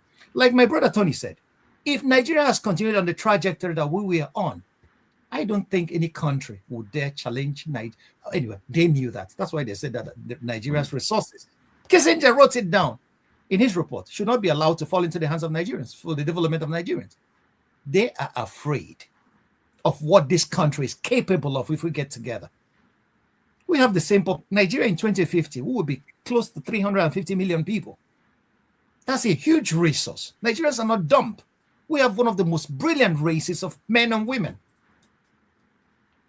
So if you don't know, Nigerians don't know how they are regarded. People are afraid of you guys because they know what your potentials are. But we are frittering away these potentials, fighting in intertribal battles that are useless. They don't bring anything. Nigerians should come together and realize that the world out there is a very dangerous place, that we really need to get our acts together. If they come for the Yoruba man tomorrow in the morning, they will come for the Igbo man at night. That should be clear to us. So it's a distraction. Nigerians should get their acts together. Once we do that, nobody should be, before anybody discusses us, they will invite us. They are discussing us in our absence. Which is the Nigerian Foreign Ministry. This is where a country that is stable and powerful will write a letter and then ask the country to take the ambassador away. Why should it be discussing our country in our absence? Have you lost it? It's because we don't have the power that anybody could stand and discuss what is happening in Nigeria. It's an internal issue in Nigeria. The agitation of IPOB is an Nigerian internal issue. Okay, so Nigerians should come together and then try to find a solution to what, it's like Trump sending troops and bombing Nigeria. Did we ask you to bomb Nigeria? Even if, something that's happening in Nigeria, we need your help. Give us the intelligence. Let the Nigerian authorities go after these criminals themselves. Coming to bomb Nigeria for us means that you are telling us you are a colonial master. And that's, Chinua Achebe said it. Colonialism is one of the greatest insults that could be imposed on any human person. And Nigerians think it's about Christian and Muslim. I was born a Christian. At a point, I stopped going to church because I realized those stories don't make any sense to me.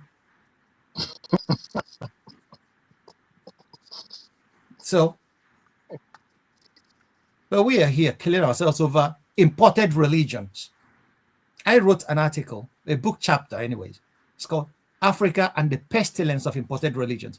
You should realize that Nigerians don't fight. Africans have never fought a religious war until Islam and Christianity came to Africa. My religion, the Igbo traditional religion, is a democracy. If Ogugu doesn't answer my prayers, I will take my yams and go to Awala. No African God that will ever tell you that he's a jealous God. But these monotheisms came and corrupted our minds, and then we are more Catholic than the Pope. And we started fighting and dying for our faith.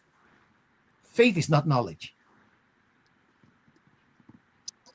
All right. Thank you so much, Dr. Ogbunwezeh. Before we go to victory, for those watching at home, thank you so much for being here. And those in the comment section, I will take a few questions in the comment section while we take the remaining people in the studio. Also, if you're watching, can you please like or share? And you can do both. It helps us to reach more people. Victory, you're next. Thank you, Rudolph, and thank you, Dr. Franklin.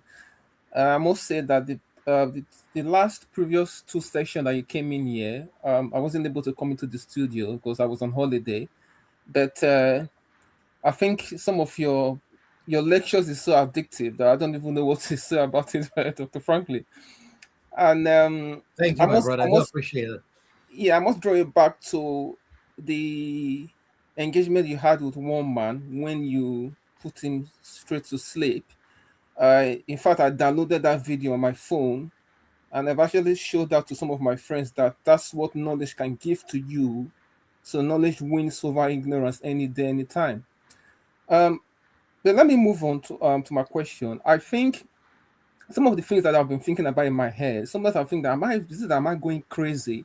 And then I hear you come here say those things. I said, it's like Dr. Franklin is thinking from the same place.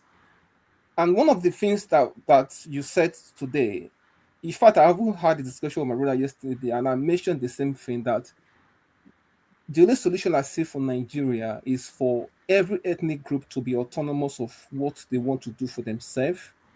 I will come to together and make a decision, just like the way you have in the European Union, where every country make that decision, but they still come together, sit together, and do things together in their common interest. And then I realized that Rudolph was pushing you back. He kept pressing you on the questions that why is it that our intellectual have not been able to take this conversation to the people? He pushed you back several times, and you gave some response, which is what I was thinking about. Because if you look at what's happening in Nigeria, a man that is hungry, that is fighting for survival, how do you go and tell them anything that they will believe you? They can never believe you, because what they are looking for their next daily bread. So it's a very difficult conversation to have with the Nigerian people. And this is where I come in to say that how come non-Nigeria billionaire has been able to say that how do we commit a class suicide by ensuring that we'll be able to rescue our country by taking the message to the people? Because clearly what you are saying here, look at how many people are listening to our conversation. This kind of conversation should be listened to by thousands of Nigerians, because if they don't hear the message, how would they act? And that's always been my frustration. That's why I've stopped coming here for some time. I listen to the program, but I don't come on the studio. But I think sometimes we just talk, but we don't take actions. How do we get to the people? And I remember I was having the conversation with my friend, and I said to my friend that imagine 10,000 Nigerian diaspora decide to sponsor their own rep. So I'm paying for my rep in my local government. Go and video your local schools, your hospital. Bring those videos to me. Let's report the news live. Let's go to the people directly. But I speak to my friends here in the UK. They are not interested. And this thing is driving me crazy. How come we are not interested in what is happening in our backyard? I don't know. Is it that the black man is daft? Are we stupid? Are we moronic? I don't know. Dr. Franklin, I'm losing my mind.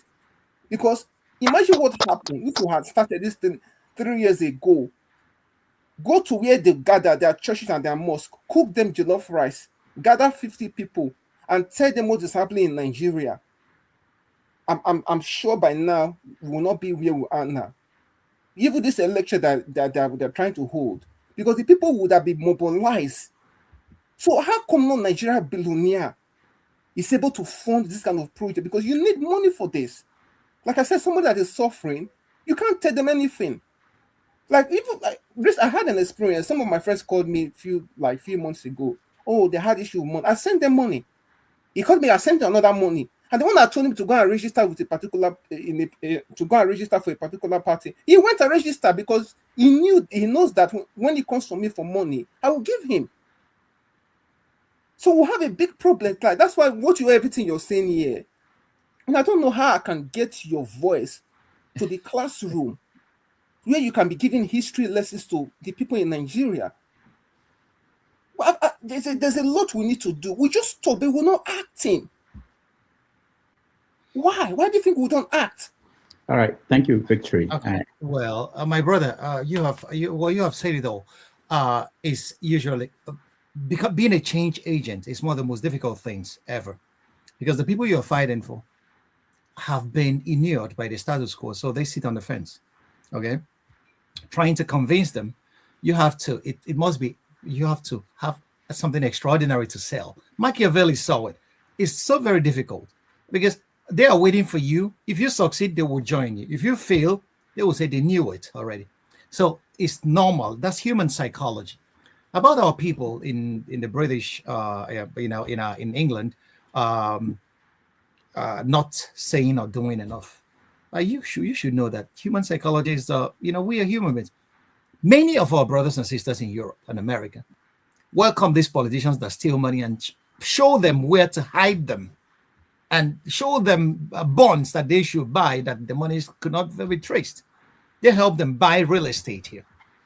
Okay, they know quite well, many of them, that these monies, that this politician has no industry that will generate billions of dollars for him. So where does this money come from? It's Nigerian people's money. Okay, they will buy real estate at the Potomac Valley, in the Washington area, and every other place. Okay, so we sometimes some of our problems, we know what it is, but everybody, once people are isolated, they start thinking in individualistic and selfish terms. That may be a problem of human psychology. I don't have a solution to that. But what I have a solution, that's why I'm interested in building structures of that could scaffold our development. Individuals can never do it. That's what the Chinese did. The Communist Party happens to be a very formidable structure. Okay, they use that as a vehicle. Structures are vehicles to attain goals, and the majority of the people will be skeptical of these goals you're talking about until it succeeds. And it will be, failure is an orphan, but once you succeed, everybody becomes a part of it. So, and this is the major reason why 1/3, the elite of every society, should fight. A society is accursed when the elite are selfish individuals, and that's what Nigeria's problem is. Our elites are visionless, and they are very selfish. So they only see about today. They're not thinking about tomorrow. They're not thinking about the next 20, 30, 40, 50 years. They are not ready to plant a tree that they're not going to sit under. Okay? But that's what vision is. Vision is, how can I visualize a society of tomorrow where my children, my grandchildren will walk tall among their peers from China, from Europe, from America? No, they're not visualizing that. They are visualizing, how can I steal as much as possible so that when I leave office, I will never have a problem, even if I embezzle the pension of workers who have invested their life savings in these pension funds. My dad worked for the government and never had a pension for one day. Many of his peers died on the pension lines waiting to collect non-existing pensions that have been embezzled by government officials. So I don't know where we were. Human psychology, but like I always say, education could redirect every population. We should start catching them young. We should start making policies, train our best in, to the best of their abilities, and bring them home when they are done, and give them places to stand and make contributions, vital contributions to our society. We don't have that policy yet, but we need it. It's so very urgent. And once we reach this critical mass, we will see the results. Because an educated populace, if you align yourself with an educated person, you will start sounding educated. It's infectious. Although it's not a sexually transmitted disease, but it's infectious. That's what I do here. Just at this point, I have to offer full praises to Rudolph. This is what public intellectuals do. He has created a platform where we meet and exchange ideas. These ideas are going to find fruitful ground someday in some people, and it will fructify, and we all will be better for it. Don't never ever think. One thing is to think we are easily defeated. Once you see that, am I alone in this? And then you despair, you are defeated. Keep on doing what you're doing. Keep on grinding at it. Someday it's going to fructify. You may not even live to see the progress that you are planting today, but it's going to come. So I will urge all of us, we should never despair. Whatever we can do to uplift, if wherever I have worked, I have one policy taught me by one of my professors, Professor Obiorige. Obiorige will always tell me in Igbo, Ana me ka Africa jetting here. I am doing this so that Africa will gain something. And I use that as a policy wherever I work. I try to be the best I can be so that when next another black man will come that way, the bridge will have already been built for him. So that's on a personal level. That's what every African should start doing. And once you are able to do that, before we reach the critical mass to move our continent forward. All right. Thank you so much. Let me go to Jagun. Jagun, you're next. Let's hear from you. We have 3 more people. Jagun. I do thank you. Give me a minute. Yeah, Give me a minute. Ovie was before me. Okay. Yes, sir. All right. Ovie was before me. That's why I'll give you thumbs up when you put him there. He was before me. I'm after him. I can't wait to speak to our brother. Yeah, it really is fascinating. All right, Ovie, you're back up. And then, so I have Jagun, Femi, Ife after Ovie. Now, if you're in the studio and I missed you, please send me a private chat. I will then remember. And then for those who are on the comment section, if you have a question, you can put it up. I can share that with our guests, just a few of them. And those watching at home, please like and share, please. And of course, I wanted to also mention that on Sunday next week, we have Professor Gaga Ifowodo, who will be joining us on Sunday. So if you're able to join us next week, that will be interesting. He's going to talk about Biodun that died last week and other things. Okay, so go ahead, Ovie, you're next. Sorry. Yeah. It's okay. What do we do to fake doctors? As a teaser. Sorry? What do we do to fake doctors? Fake doctors. Fake doctors. Fake doctors. What do we do to them? Which kind of doctors? They already begin with, begin with hello. What about hello? Dr. Abeg, make this man go first. I'll go later. Why are you doing that? What is I crying? Because hold on now, you interjected. Go now. I respect you to go before me. Understand that, my brother. All right. So you interjected. That means you are eager to speak. So go ahead, speak. I'll go after I'll go as the last person, doctor.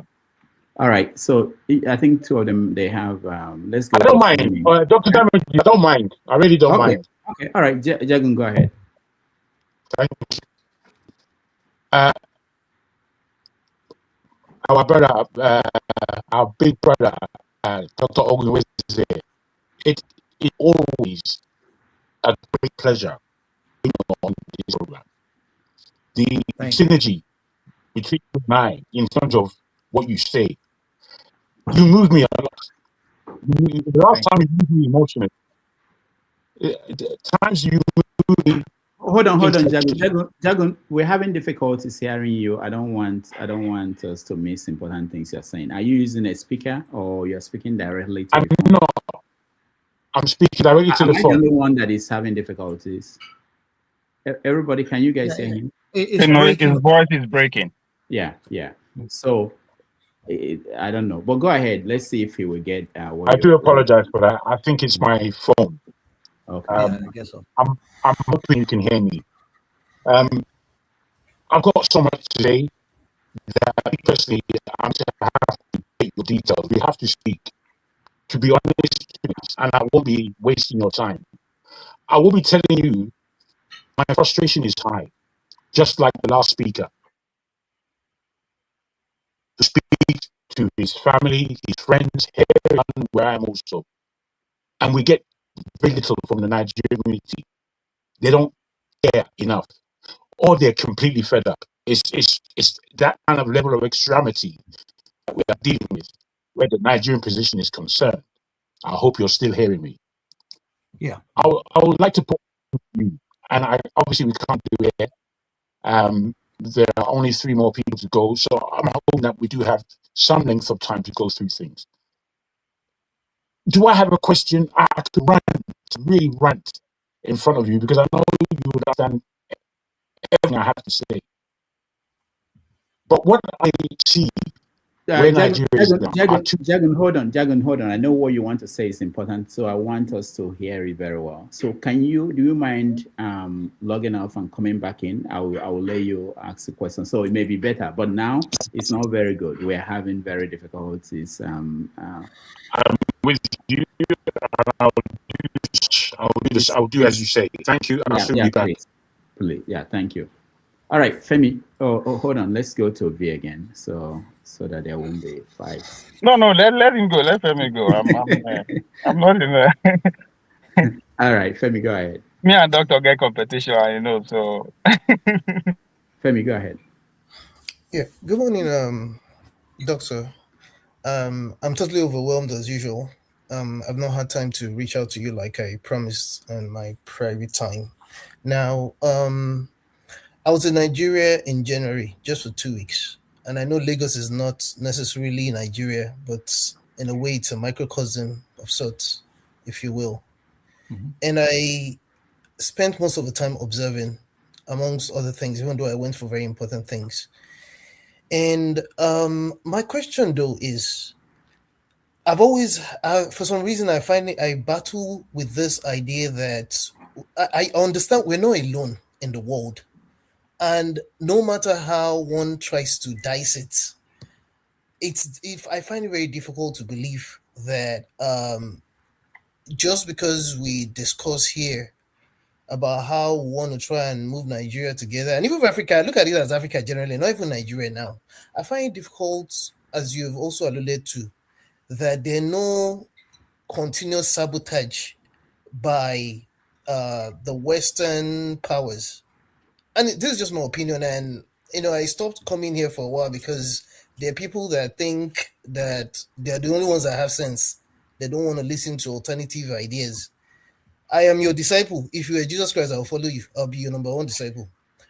Now, this couple of people here, Max Blumenthal, Aaron Mate, Professor Jeffrey Sachs, Michael Wolff, Professor Richard Wolff, Scott Ritter, John Benshama, the Professor, Colonel Lawrence Wilkinson, Roland Martins, Jack Budd, the Swiss guy, former intelligence officer that's been held in Belgium. Mm-hmm. Exactly. Ray McGovern, the political activist who was also a former intel officer. CIA officer. Exactly. John Kirikau, former CIA. Also former Pepe Escobar, the Brazilian guy that lives all over that side, like basically an what's it called? Anyway, Russia, Douglas Ukraine, Glenn Duzzo, Phil Giraldi. My simple question, because I'm sure you know why I ruled out these names. My simple question is this: do you think people in the world generally, and now Nigerians and Africans, actually know exactly what's going on in the world?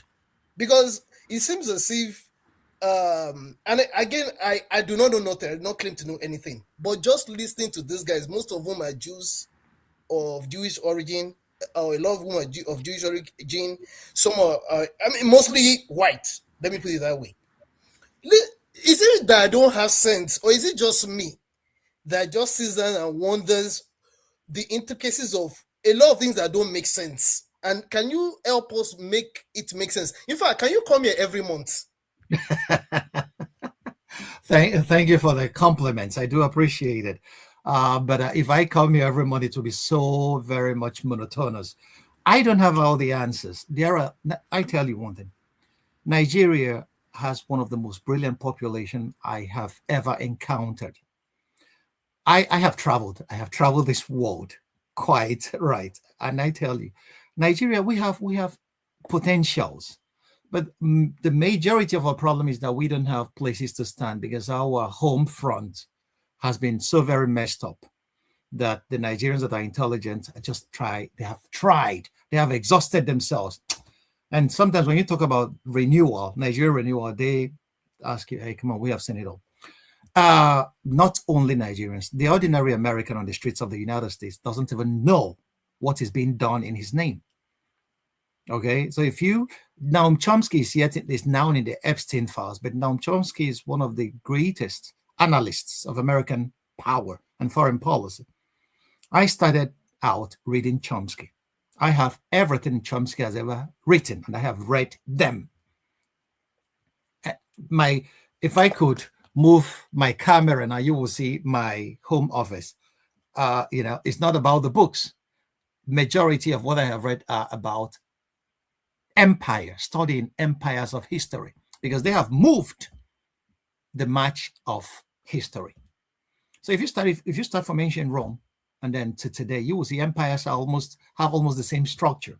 Okay, so empires are constructed on brute force and built up with a lot of treachery. Okay, and America is no different. So you mentioned all those guys. Mark Blumenthal is one of the greatest courageous journalists I know today. If you're not reading The Gray Zone, you are not getting accurate information. Or if you're not reading, what is it called? The Aaron Mate and Blumenthal are on The Gray Zone. All of these other guys, there's this drop site, Scahill. These guys are actually bringing out what is happening. But first of all, before these guys, if you have been reading the books written by American intellectuals, okay, somebody like Michael Bloom, who has been a great analyst of empire, or if you have been reading somebody like Parenti that died recently, Michael Parenti, who was a very critic. If you want to know how an empire functions, go to its critics and see the accusations that the critics throw at the empire, and then try to see what the responses of the empire has been. That exposes what the structures of power. Power is a very violent institution. So many people don't even know what is being done in their names across the West, not only in Nigeria. So many Nigerians don't even know how the Nigerian government functions or who is making money. Okay, how many Nigerians know that the Lebanese guy holds most of the contracts that the federal government dishes out in Nigeria today? And this guy has been there since the days of Abacha. And this guy has continued to recycle himself into the good graces of the present government, every other government in Nigeria. So a lot of people, common people, don't know, because it's not because that they don't care. They are preoccupied with the daily bread. If you say that Nigerians in the UK, many of them don't care, it's the same. Okay? You living in Europe is a rat race. You stand up, you go to work, you come home, you are tired. The few times you have to actually recreate yourself, if you dedicate it to Nigerian affairs, you'll be so very frustrated because those you are talking to don't even want to listen to you. They are tired from their daily drudgery. And that's what exile does to people. It does it to all of us. So many of us are privileged to carve out a little space for ourselves where we can think. It's a privilege. Okay? So, and that's why I stopped judging Nigerians harshly when they don't listen to me. It's difficult to be in exile. It's difficult to be on the Nigerian front without knowledge. Okay? So it's not an easy thing. That's why we have to have more patience. Development takes time. Convincing people takes time. Otherwise, we'll become tyrants. Anybody that wants it today will end up like Sunday Igboho or Nnamdi Kanu, who wants to use power of the barrels of a gun to attain his goals now. You can dialogue with people. Okay? Development is not only through the barrel of a gun. It's power that comes from the barrel of a gun. But development, you have to dialogue because people are complex machines. You have ideas, others have their ideas. But we need a lot of information. Nigerians should start listening to what is happening in the world, reading wide. Okay, not only what they tell you in your churches, because I have come to see that the people who have taken the epistemological authority in Nigeria have been pastors. And what are these pastors teaching? Bullshit. Across board, what they are teaching Nigerians is nonsense, raised to the power 2. They are teaching Nigerians cargo cult mentality. You wait for Godot to come and solve your problems for you. Sophocles said it. God will never help those who will never act. You can pray all you want. St. Augustine said it. Laborare est orare. To work is to pray. If you sit your ass in the church and pray forever, nothing's going to happen. You have to work. That's what prayer is. Working. But we prefer to pray for miracles. The Chinese are creating miracles. We are praying for miracles. You went to Lagos. Churches line up every street corner. In China, there are factories. You see the difference? This is a society that progresses. The Chinese are building factories, even from their houses. Nigerians are building churches. and disturbing their other neighbor. Nigerians don't even have time to think because the loudspeakers of the churches are blaring in your ears every other minute. We are very noisy people. And I wonder how development could take place in the midst of so much noise. We have to be patient and work for it. Okay. Thank you, Doctor. I forgot Mohammed Maradi as well, Professor Maradi, but thank you. Maradi, the Iranian, he's a very great guy. The Iranian guy too, yeah. These are great guys that we should. A lot of people don't know. Like, have you read "Provoked" by Scott Houghton? If you want to know anything about the Ukrainian conflict, that's a go-to book. And then I would like people to follow declassified.uk. That shows you the treacheries. You can just type in Nigeria and see what these guys are doing. The British intelligence are doing in Nigeria. Declassified.uk. So, they write it in their own papers. In the Epstein files, Nigeria was sold technology that Epstein and Ehud Barak were able to pry away from the Israeli government. So Nigerians should know what is happening in their names. A lot of people don't know because we don't care and we don't read. So these are, somebody said that if to hide anything from an African, you should hide it in a book. I don't believe that. We see all these things, but who will listen to us when you're talking about it?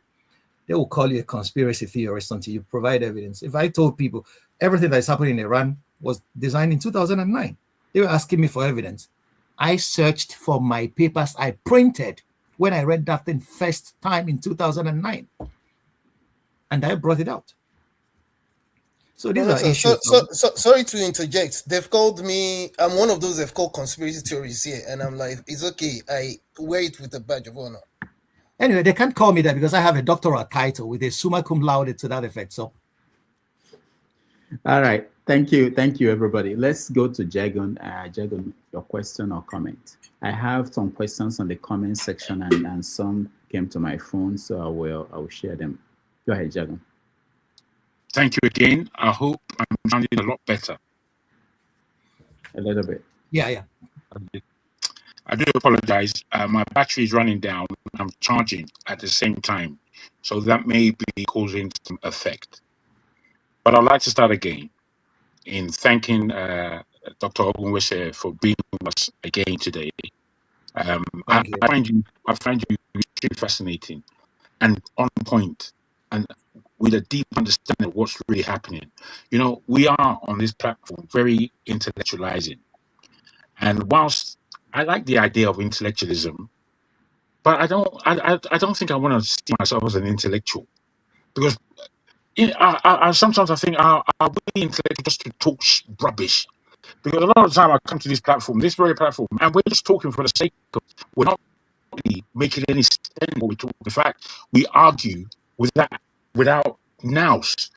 The amount of times sometimes I just listen and watch, and our conversation goes nowhere. It goes nowhere, and it means nothing to anybody, and it frustrates the hell out of me. I actually want to take the time to report our great Dr. Rudolph, based on, if you don't mind me, Dr. Rudolph, don't mind me, based on what you said about one man.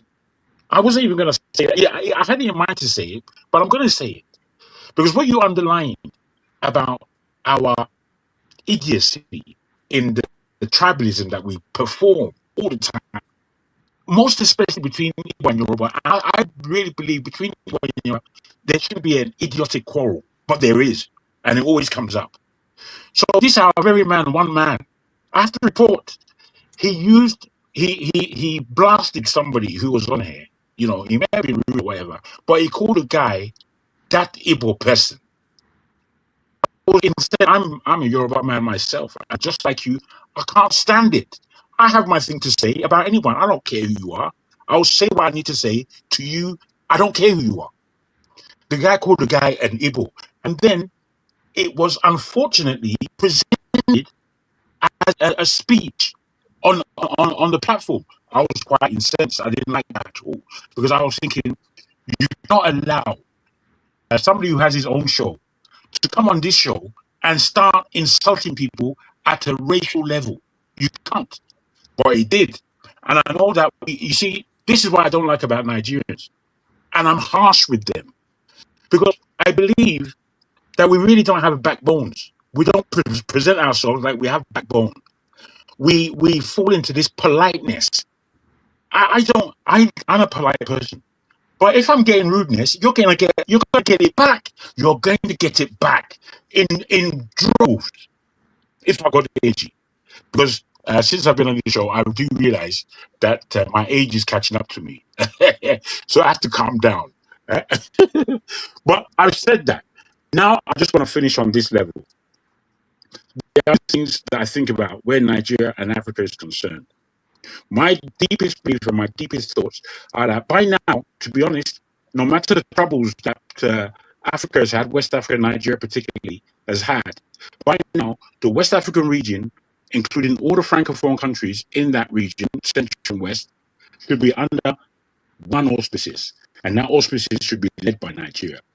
But because of the craziness of Nigeria, AES, who have done a great job so far of leaving the stupidity of ECOWAS that does nothing. Sorry, when I get like this, I'm about to swear, and I won't swear, but just be cautioned, as it were. Nigeria should be ahead in leading the West African campaign for the world and have that economic region itself. As an entrepreneur, I know how to do this. For all the presidents that we've had since Obasanjo, I can do, me personally, who is a lowly individual, I do a better job than all of them. And I'm not superior in any at all. But I know I could do a better job of running a country that I love to a position that makes sense. Because I'm a worldly person. My belief, and I would like you to see how you take this, is that Nigeria should not go to any polls in 2027. We should not. We should take out we look to our politicians, we look to kind of revolutionary spirits like Shoreway. They've been totally ignored. I've come to the point where I'm fed up to the hilt. I'm fed up. And I believe that Nigerians should not run any idiotic election where they're going to receive the same bullshit come 2027. We need to step back and take our power back and speak to the so-called authorities and let them know that we have to take them out of the way. I know that this is a big order, a tall order, but I do believe that we can do it. I believe that it's the only way we'll ever come together. Otherwise, we are going to be... Today, I was on YouTube, and there was one program. I clicked on it, and it was about the Yorubas who hate Igbos. It was an Igbo-led program. So I listened to it with a high eyebrow, and it was more racist bullshit coming from these people. So I wrote, I don't know why you guys have time to waste. And I left it there. I got a reply back, you Yariba bastard. Why are you doing like that's what was said? I said, you've got even more time to waste. I didn't want to engage in rubbish. But this is a deep problem. It's deeply set inside us. It's not going anywhere. The whole Biafra situation has planted it in everybody's mind who is from the East that I am suffering more than everybody. And for me, I know if the Yorubas were left on their own, based on their beginnings, would have been a completely different place by now. So the poverty that is with us Yorubas is the same as anywhere else, as you just underlined. But there are those two issues I put to you, sir, and I don't want to confuse us anymore. I put to you, the AES countries, they are doing the right thing. Why is Nigeria not joining them? And we know why, but it's not good enough. The why is not good enough. One. All right. Two, we're not supposed to have elections come 2027. Thank you very much for listening. All right, thank you, Jagun. Well, okay, Jagun, I love your passion. Your passion is what moves societies to do better for themselves. If every Nigerian will have your kind of passion, we will do great things together. Anybody who is not fed up with Nigeria is either not a Nigerian or is not being truthful to himself. We are all fed up with the situation. It angers, it insults. You know, you will sit with your peers here in Europe and everywhere else in the world, and then you will be thinking, those guys are not better than my countrymen. But why are things functional here, not in my place? Okay. And then once you start searching for answers, you will first of all start with anger. It's a mourning process. You'll be so angry that any politician that tells you anything, you will feel like, do you have all your senses? So I appreciate your passion. This passion we must rechannel to positive outcomes. We can do it together, like I always say.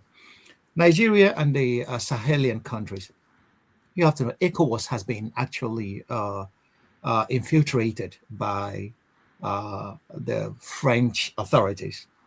You should know that when there was this coup in Niger Republic, the Nigerians took to the streets and forced their military to kick out the civilian guy because of his relationship with France and all other parts of it. And Americans had the largest drone base in Africa in Agadez. So they kicked all this out, and then they wanted to come in through the back door. And then their man Friday was Tinubu. And that's another thing. I can't hear. Yeah, sorry, I'll figure out what I think is. All right, go ahead. Sorry. Okay, so and their man to target the Sahelian states was Tinubu. Nigeria nearly went to war with Niger Republic at the behest of France and the United States.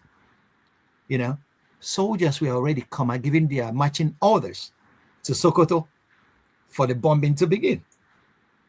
David Udenyi, the courageous journalist from Nigeria, leaked that military order, and then that saved the day. So we know that ECOWAS has been balkanized by the powers that don't want a united West Africa or united Africa. So the Sahelian states are the ones at the front line of defense against the recolonization of the continent. You have to know that the French government gets 7% of their uranium needs from Niger and from the Sahelian states. Okay.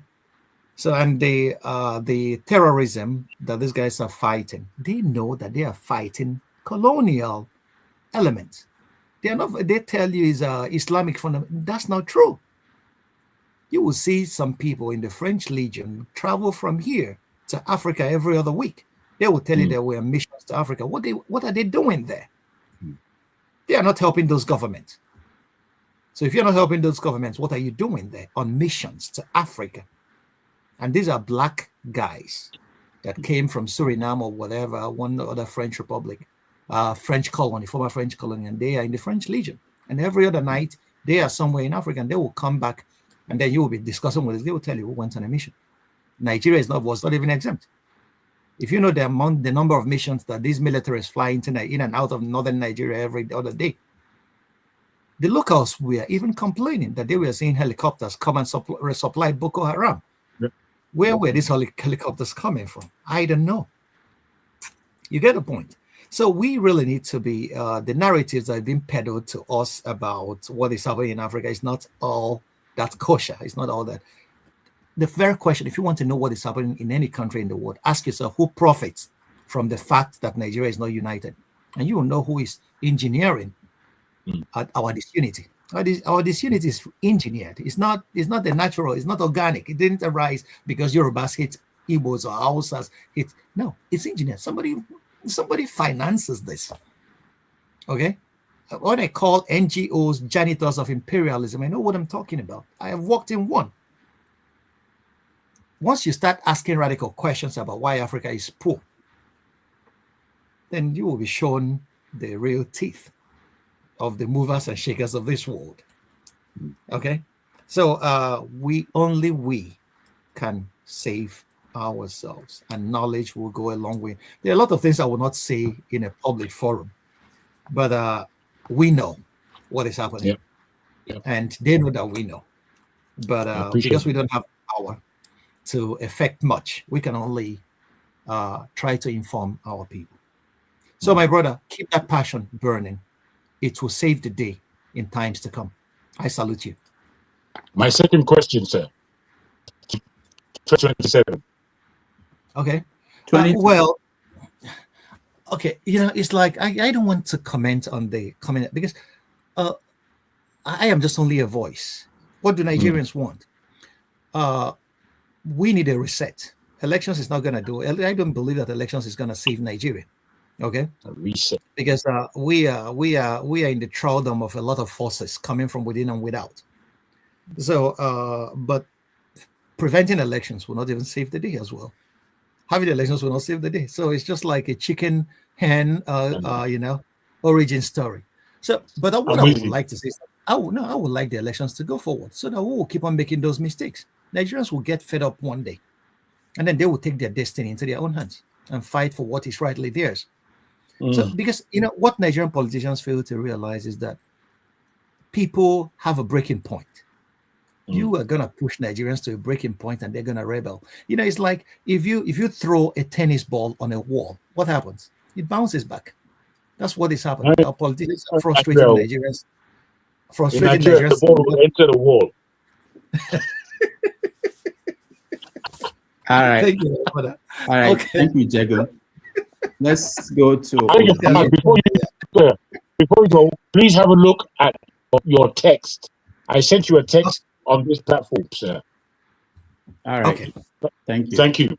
Thank you very much, Dr. Damages. Okay. Ovie, you are next. Yes. In the words of Eric Clark, I only debate my equal, the rest I teach. So I was trying to establish the original doctor and the fake doctor, Uh, I'm not equal to a doctor, but I'm not a fake doctor. So in the committee of blind people, the man with the half eye is a king. So I was trying to establish that then before follow the protocol, but unfortunately, anyway, I just stop there. I will go with your established order because the rules-based order is in the past, to which Dr. Damage represent. That's why he's setting rules. But clearly, you demonstrated that the America led by Trump is right by saying that you are not here for Q&A, but a conversation. So on that ground, I'll stand. I'm not going to ask a question, but I will present my observation. Then you can correct me if I'm wrong. Of course, the fight continues. The last time we met, it was my background was represented by my adopted political godfather, Monday Paholo, the governor of Edo State, my state, who represented with the illiterate. So shout out to the illiterates out there. And clearly, you represented the intellectuals led by Soludo, to which you accorded me the victory that, yes, we are leading. So on that mandate, I stand. We are on 1-0. So now, my observation within the intellectual class, I mean, collectively now, individually, you are an example. You exemplified that every opportunity you get. But collectively, no, you guys are not example. You guys are a failure in terms of the Nigerian story, to which you will agree with me too. I observed that the elephant in the room in terms of geopolitics and the world that we live in today, in fact, as the human story continues, it's not been talked about enough in our own space in terms of Nigeria, which is, as you rarely recognize, by the year 2050, we're either going to double our population or even more. So we are not going to have boots on the ground. We are going to have physical robots on ground, drones on our airspace. But not just that, in our classrooms, in our workspaces, in our factory. And that is a fundamental change that is coming. The implication of that is going to be momentum. But the fact that the intellectual class is not even, either they pretend as if there's nothing like that is coming. And it's very clear in your conversation with Rudolph, I will highlight that space because you guys did not touch on that at all. So what is going on there? Then at the same time, I agree with you with your solution, which is to go the Chinese way.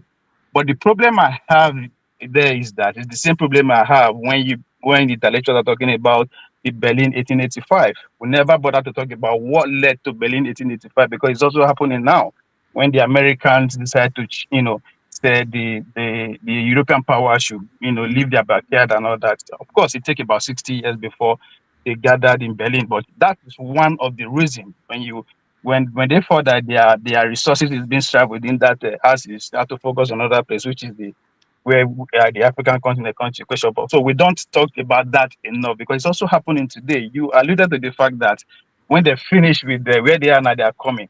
But in that vein, you also agree that we'll never be free. So that means it's not that they are coming; they are already here. They just want to amplify what the objective is for them. So that's one thing, because that's falling into the Chinese, the success story you talk about Chinese. There's a foundation. And one of the key reasons to that success is what you and your class fall into, the intellectuals. The Chinese people decided to go after the intellectuals, public humiliation, execution. In fact, they take what Kata wants to say about the miseducation of the black Negro. If it controls the man thinking, you don't have to worry about his action. So they understand that they went after intellectuals, they killed them and all that. So will you agree that for us to achieve that success, that is the model you are prescribing, the Nigerian society should go after your kind? Because all the theories that we or you people are proposing is still classical, is still Western, has nothing. And you clearly agree that all the institutions that we have now is pretty much a toilet, be something within the bathrooms of the Western civilization. So again, that is an indictment on you, on you guys' part. So then my top observation here is, again, if we want to go that route, I agree. You also alluded that there is instruments that we execute, kill anybody that dream that route. For me, you close the route of even ever getting to of this the situation that we have today. So where are we? Well, okay. Your last observation, I didn't quite understand that. If you could, The what I education, the public educational elimination of intellectuals among us, because that is one of the success story of the Chinese people too. no, well, no, I will radically and vehemently push back on that. The Chinese model of today is not based on the execution of intellectuals. It was based on the fact that they have looked at their societies. They looked at the opium war that they had with the West, and then they decided, okay, we're going to look forward. During the agri reform or the agricultural revolution of the Chairman Mao, a lot of things happened. Not only intellectuals were killed, the people who stood on his way were equally eliminated. So, but that we cannot say that that is the basis. The basis of Chinese greed. China tried to practice communism. Okay, the way the Russians had it. But at the point, they realized when Nixon opened up the West in 72 to China, okay, the leaders of China then realized that we can marry the capitalism that these guys are practicing, but we maintain state control. That's the basis of the miracles that we are seeing today. Okay, the guy that murdered intellectuals was Pol Pot, actually, during the Khmer Rouge regime in Cambodia. That was the guy that was totally against every intellectual. And we see what happened to that society. They never progressed beyond being, but where Western companies come and produce shoes. But the Chinese actually incorporated ideas from everywhere. If they were killing intellectuals, well, why did they send their young ones in droves to do top-notch PhDs across American and European universities and come home? These are intellectuals. Getting a PhD is the top level of being an intellectual. So they send them massively in droves across the world. Go, gain knowledge, come back home. If you read Arrow of God by Chinua Achebe, you will see where the Ezulu of Omuaro was advising his son Oduchi. He said, go to the white man, learn their ways if you are to survive, but keep our ways, for our ways are true. That was what the Chinese did. Sent their young ones, brilliant ones, to the white man. Go learn their ways if we are to survive, but keep our ways, for our ways are true. The Chinese kept their ways, the structure, learned Western technology, Western know-how, came back, and from 72 till date, China has been from one leap to the other. If they killed intellectuals in the past, from 72, they send them out in droves across the world to gather knowledge, not wisdom. The Chinese civilization is a very wise one. It's been there for 5,000 years. It's been around, but they needed the know-how. So when I say we should try the Chinese Chinese model, what I'm saying is incorporating from everywhere. And you will realize if you incorporate ideas from everywhere and try to marry them to your local circumstance, keeping your basis, keeping your, your traditional values, you are going to reap the dividends. I will give an example with football. Nigeria won Olympics gold in Atlanta in 1992, I guess. 96. 96, thank you. That team, we call them the dream. And Good. the Super Eagles. Good. We call them the dream team. Almost every guy in that team plays in a different Western country. They were Nigerians playing from everywhere. They came from everywhere and built that team. And they shocked the world. And that's what China is doing. China picked up a dream team from across. Chinese people are everywhere selling their food and speaking local languages of the place they are doing their business. In America, they're speaking English. In Germany, they're speaking German. In Spain, they're speaking. So China all these people come home and invest at home now. And they have been moving. China is now the factory of the world. So the intellectual, China never actually denigrated intellectualism. Okay? What they denigrated was something that was not functional to their society at that point in time. It was a part of the evolution, quite right. So that's not a shoot at sight order for the intellectuals. So you don't eliminate the intellectual class. If you eliminate that, you don't have thinkers for your society. And the society without thinkers is only artisanal. Theory and practice are the two wings with which a society flies. If you don't have theory, practice has no basis. If you have only practice if you have only theories, you are speaking grammar like I am doing right now. So the two must come together and get married, and then the society will move forward. So that's about the intellectual class. Everybody is needed in this project to move Africa forward. We need the intellectuals. We need the artisans. We need the critics. We need the politicians. But we all have to start rowing our boat in the same direction. Direction is all that is needed, and this is what leadership provides. And that's what the Chinese Communist Party has been able to do. And they did it over time because they have the stability of being in power over time, not across election cycles like we get in the West. So the democracy we got from the West doesn't suit our circumstance. We are a developing people. When we get to where they have gotten to, we may start practicing 4-year election cycle. Okay? So, but we can learn from the Chinese model. That's what I'm saying. It's not that we have to copy it, everything, hook, line, and sinker, but we have to. China started by copying people. People were calling them Chinese made. China used to be noted for producing inferior products. But what happened? They kept refining. If I tell you something today, if BYD is allowed to sell their cars in America, Detroit will collapse. Okay? If BYD enters the German market, China produces better cars than Tesla. And their range is unlimited at this moment. Their platforms are superlative. Chinese telephones, if Chinese telephones comes into any market, go and look at Huawei XT. Huawei. Yep. Look at that telephone. Chinese internet platforms, WeChat, is everything that the West wants. My brother, we need to learn from these guys. All right. So Franklyne, let me give you updates. I have 4 more people that joined. There's no obligation to get to them, but we have to get to Ife, and we have to get to 2 people that sent their questions to me. So what I will do, I'll read the questions for you to answer, and then you take Ife's question. You then tell me what you want to do. We can take a break, come back.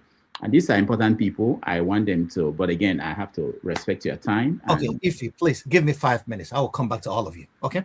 Okay. So you take a break. Is that what you want? 5 minutes okay. break. Yeah. All right. So we'll take a break, and then we'll come back and get the rest of our conversation with. You know, answer my robot question. Well, the populations are good every time. Now, listen, the Americans, I read somebody saying that Roe versus Wade, that they abolish it because abortion is a sin.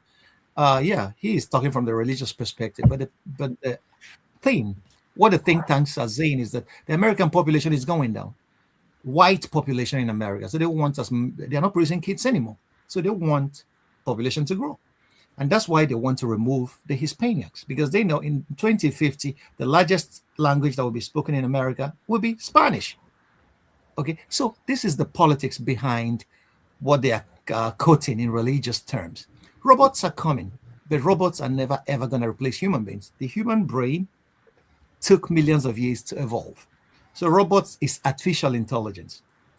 It's our intelligence that we imparted into robots.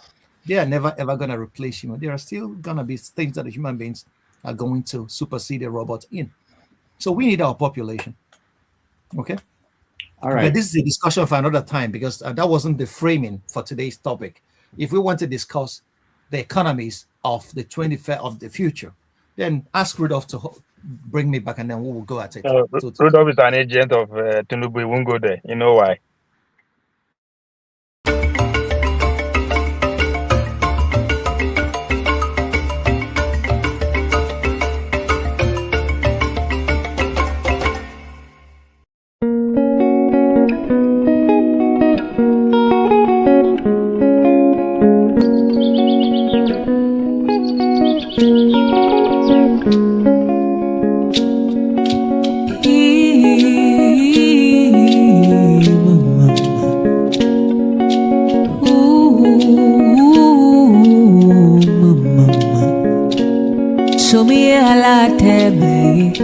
So me picky go iteme, or I'm here hala teme,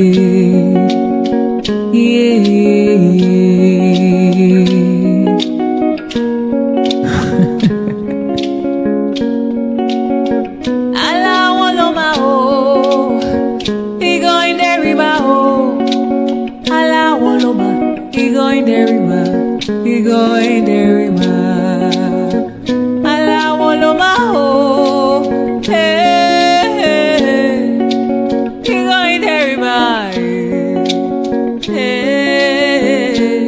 So me I like that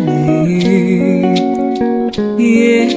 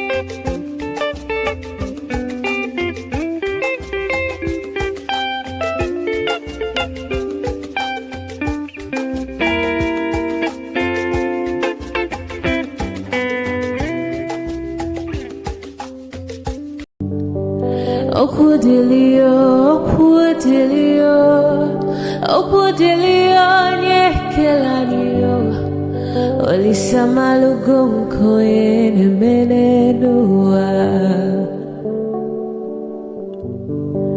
Okudilio, okudilio, okudilio, nyekelanio. Chukuna malugo yo biadio cha. Agaranya chogo kowe bili, agaranya chogo kowe rienio. Owe chuku bezie chuku. Nuche chukwa busigi fegemeo, nuche chukwa busia ifegemelo. Ni fosolo ne asi alibazie. Owe bebe agaranya muliba, owe wuru agaranya bibe solia, mano agaranya wo, owe afiozi enipakwa. Agaranya chogo kowe bili, agaranya chogo kowe rienio. Owe chikubezio lisa. Kodili ma, kodili bemo, kodili wakema, kodili wanima. Naino kwane we beluge beluo. Kodili ma, kodili bemo, kodili kemo, kodili heyo. Ibedwe me wanem, nikadie zibohimo.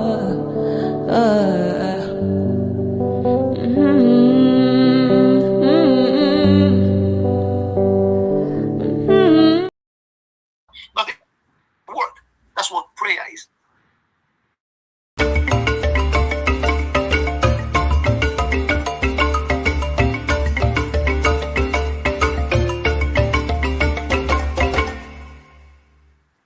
They are factories. All right, welcome back, everybody. Thank you for joining us.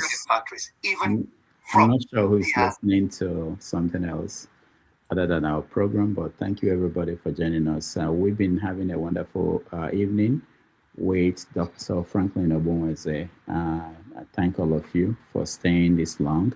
We've gone beyond our 3 hours limit, but it's deserving, being that Franklyne is one of our favorites. So, Ify, you go first, and then I will ask some questions from the comment section, and then we finish up with.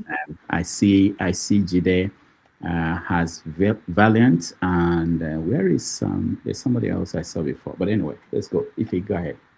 Okay, Dr. Frank, good evening.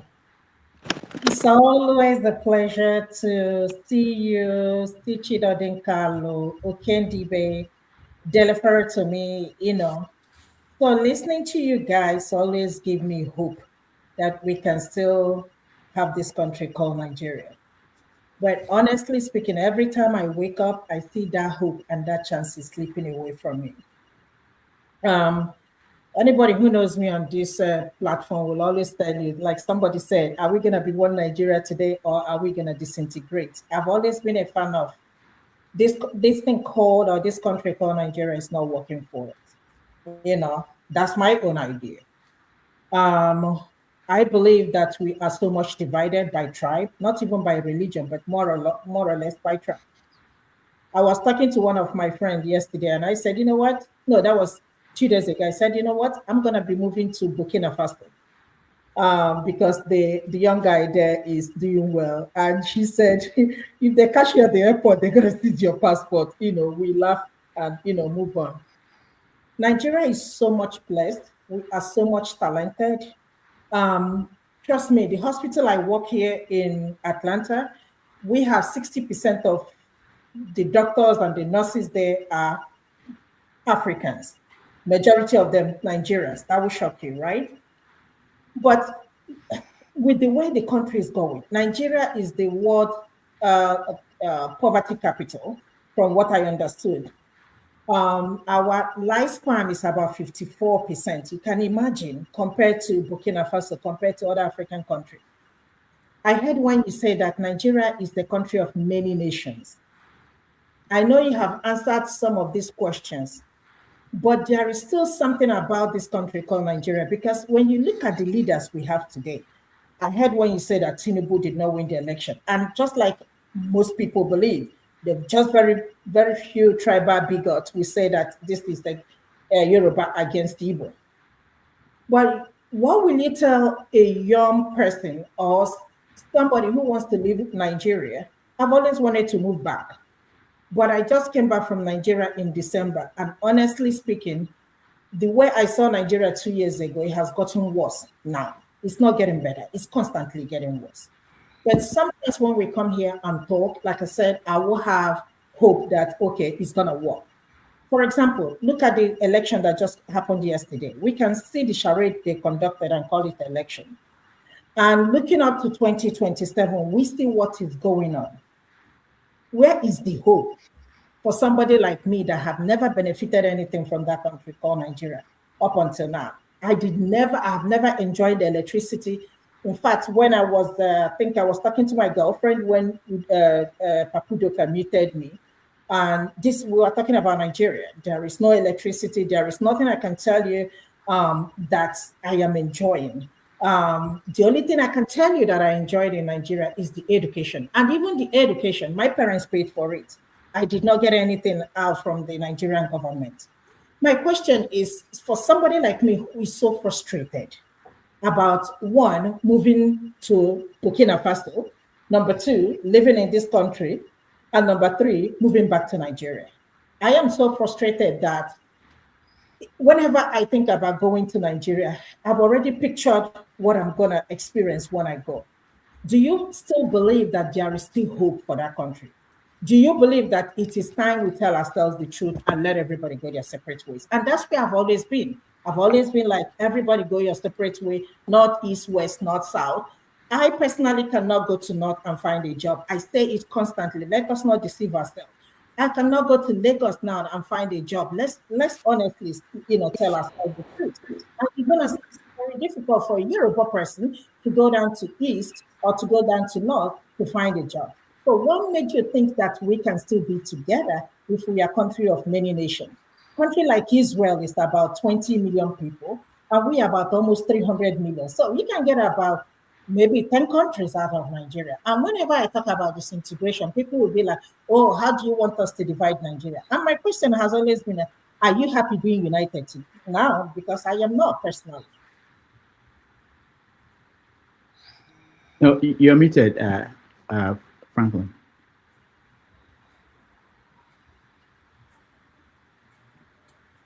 Okay, sorry. Can you hear me now? Yes. Thank you. I don't think that our problem, Nigeria's problem, is Nigeria's unity. It's not.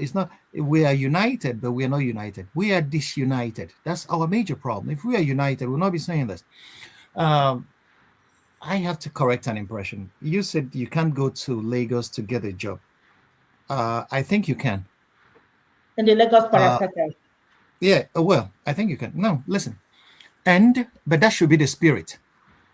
Enugu, let me tell you guys a story. Charles Okonkwo was a Nigerian footballer. He lives in London. Everybody may know him. He played for the Nigerian Super Eagles. He played for Enugu Rangers. Anybody who knows Enugu Rangers will know Charles Okonkwo. And if you know any Enugu Rangers player, ask him about this story.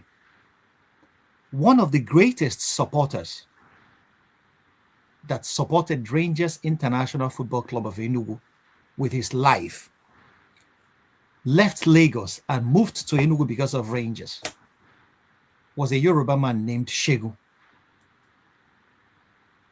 Anybody who has followed Rangers know this guy goes to every match. He's a one-man supporters club for Enugu Rangers. He started supporting Rangers when Rangers played IICC Shooting Stars of Ibadan in Ibadan. And every other person were booing the Rangers guys. This guy stood out and said, I am supporting these guys. What was done to the Igbos during the Civil War, I am so much against it. So I'm going to support Rangers. And from that point, Shegu became a beacon of what Nigerian unity should be. That guy is my hero. He is dead now. Every Rangers international player knows the story of Shegu. You can ask Charles Okonkwo or ask anybody that has ever played for Rangers. That's the unity that we should be talking about. That you could recognize excellence wherever you come from. Like I said, our problem is not unity. We are never united, and it was engineered. I want all of you to go find the interview that the British BBC journalist conducted with Obafemi Awolowo in Lagos before independence. The question this guy was throwing at Awolowo, you could see where BBC was creating and manufacturing consent for a narrative that they want to peddle. Trying to inject into the interview, what about the rivalry between the Igbos and the Yorubas? Who told you? Who told you that Nigerians cannot live together when you guys live? So you could see colonialism was peddling a narrative that will make sure that Nigeria stays disunited even after independence, so that we will, pine for the colonial masters to come back. Nigeria was not created to survive. Nigeria was never created to be united. So it is our goal to prove our detractors right, that we can be united. Our post-independence leaders never saw it, but now, with the benefit of hindsight, with the documents that these guys themselves left, and the atrocities they committed in our land, in Nigeria, if you know the atrocities these guys, the colonial masters, committed, I want you guys to go and read about Operation Legacy. Before independence, they took shiploads of documents of their actions in the colony in Nigeria, took them to the Atlantic Ocean and dumped them in there. Why did they do that? Because they never wanted you to see what they did with you and to you.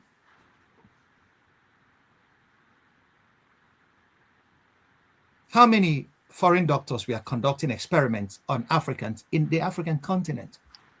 Dangerous experiments that Africans never knew anything about. And you see them write them down in their notes. So our problem is not disunity. Our problem is that we have played against each other, and we have taken up that play as if to say it's our reality. We need to reject that reality and then build a Nigeria where every Nigerian, where Kayode, Okeke, Okonkwo, Musa, and all whatnot, will have a stake. We believe that they have a stake. We can do that. That's why we are educated. Education is to teach us that we should build bridges. If you say we should go our separate ways, okay, Nigeria is dysfunctional, even at that level of that state that you want to go to.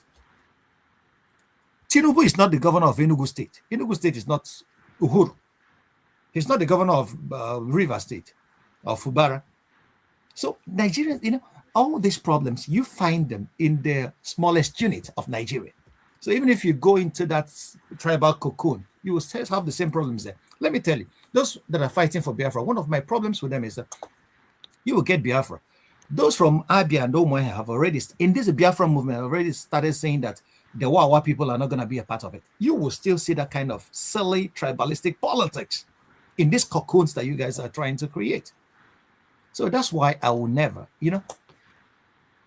one of the greatest journalists of all times is a Jewish man named I.F. Stone. Anybody who lived in New York in the 60s will know this guy.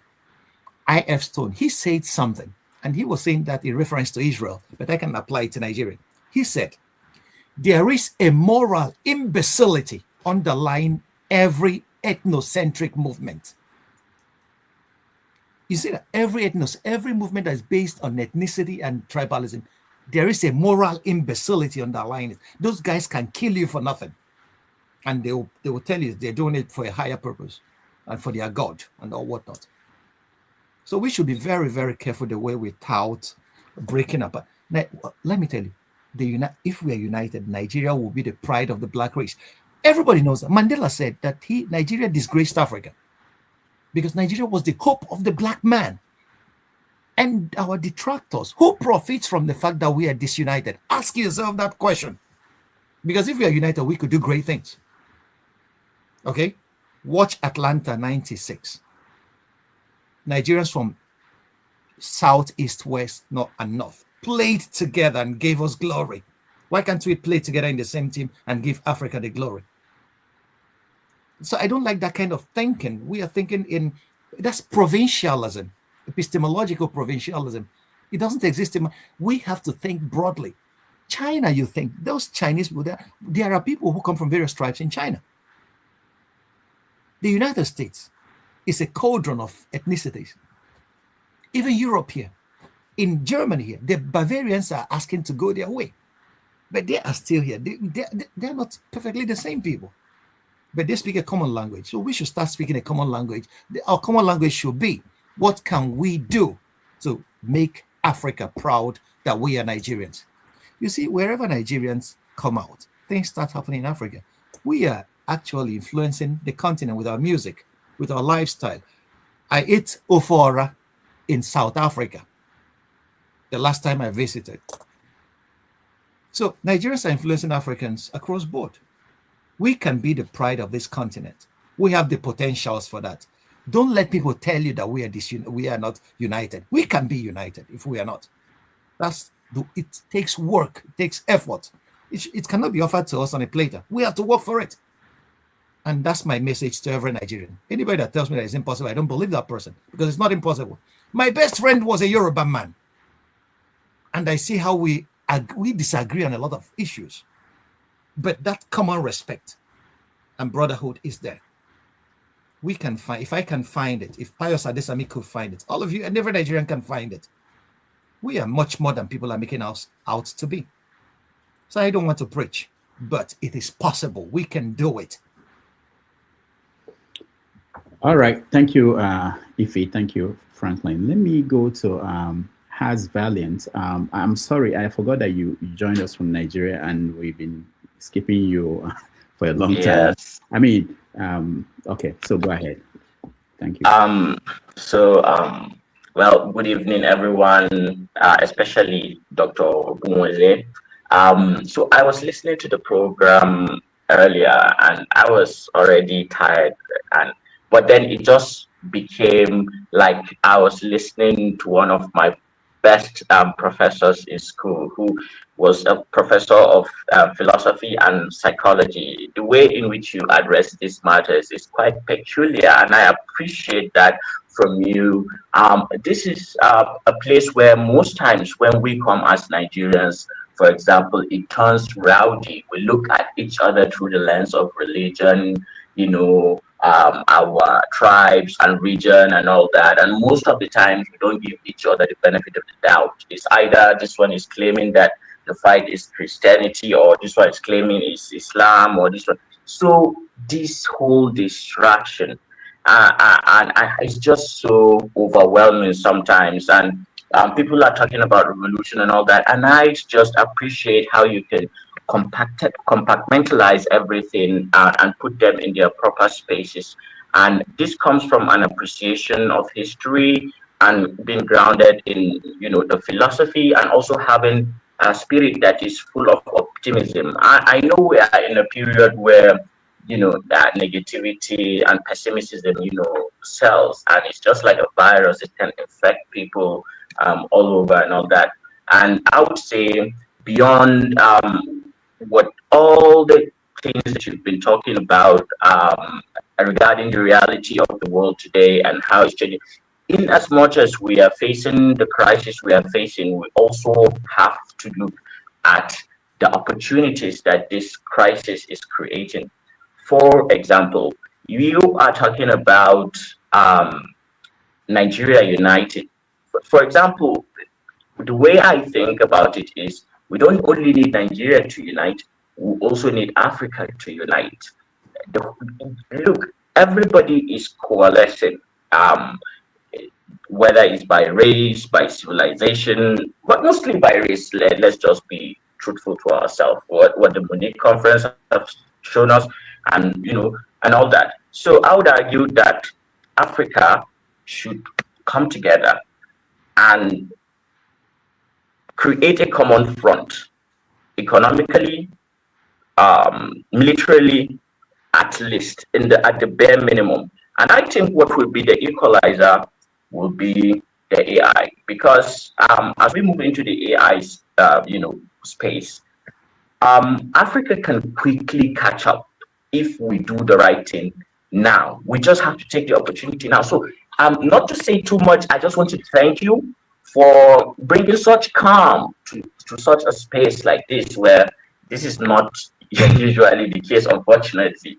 But I wish that this space is like this most of the time.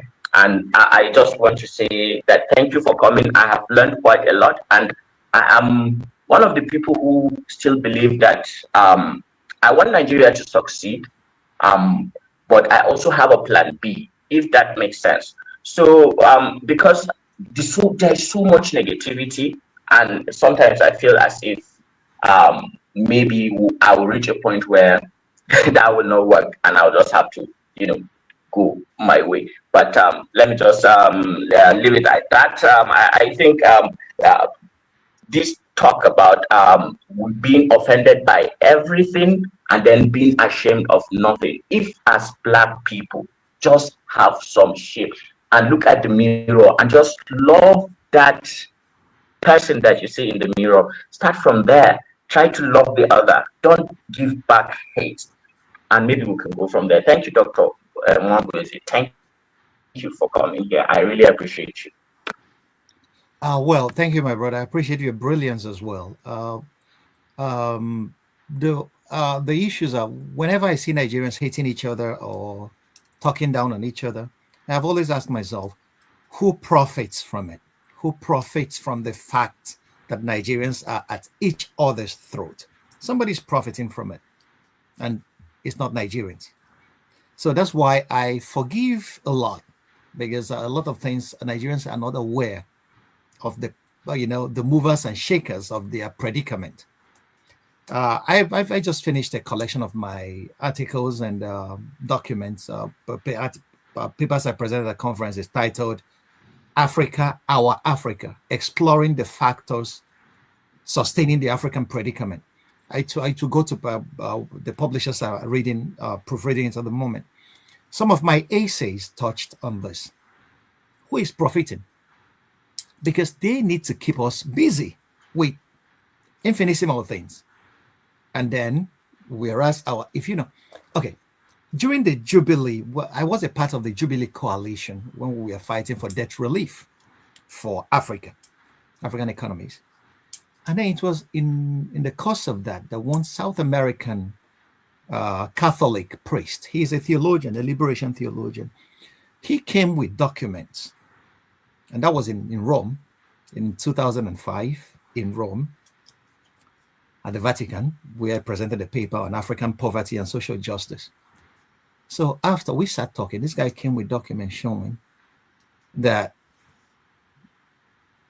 everything all African countries merged together are getting in foreign aid is not up to 1% of the capital outflow that is getting out of Africa every year.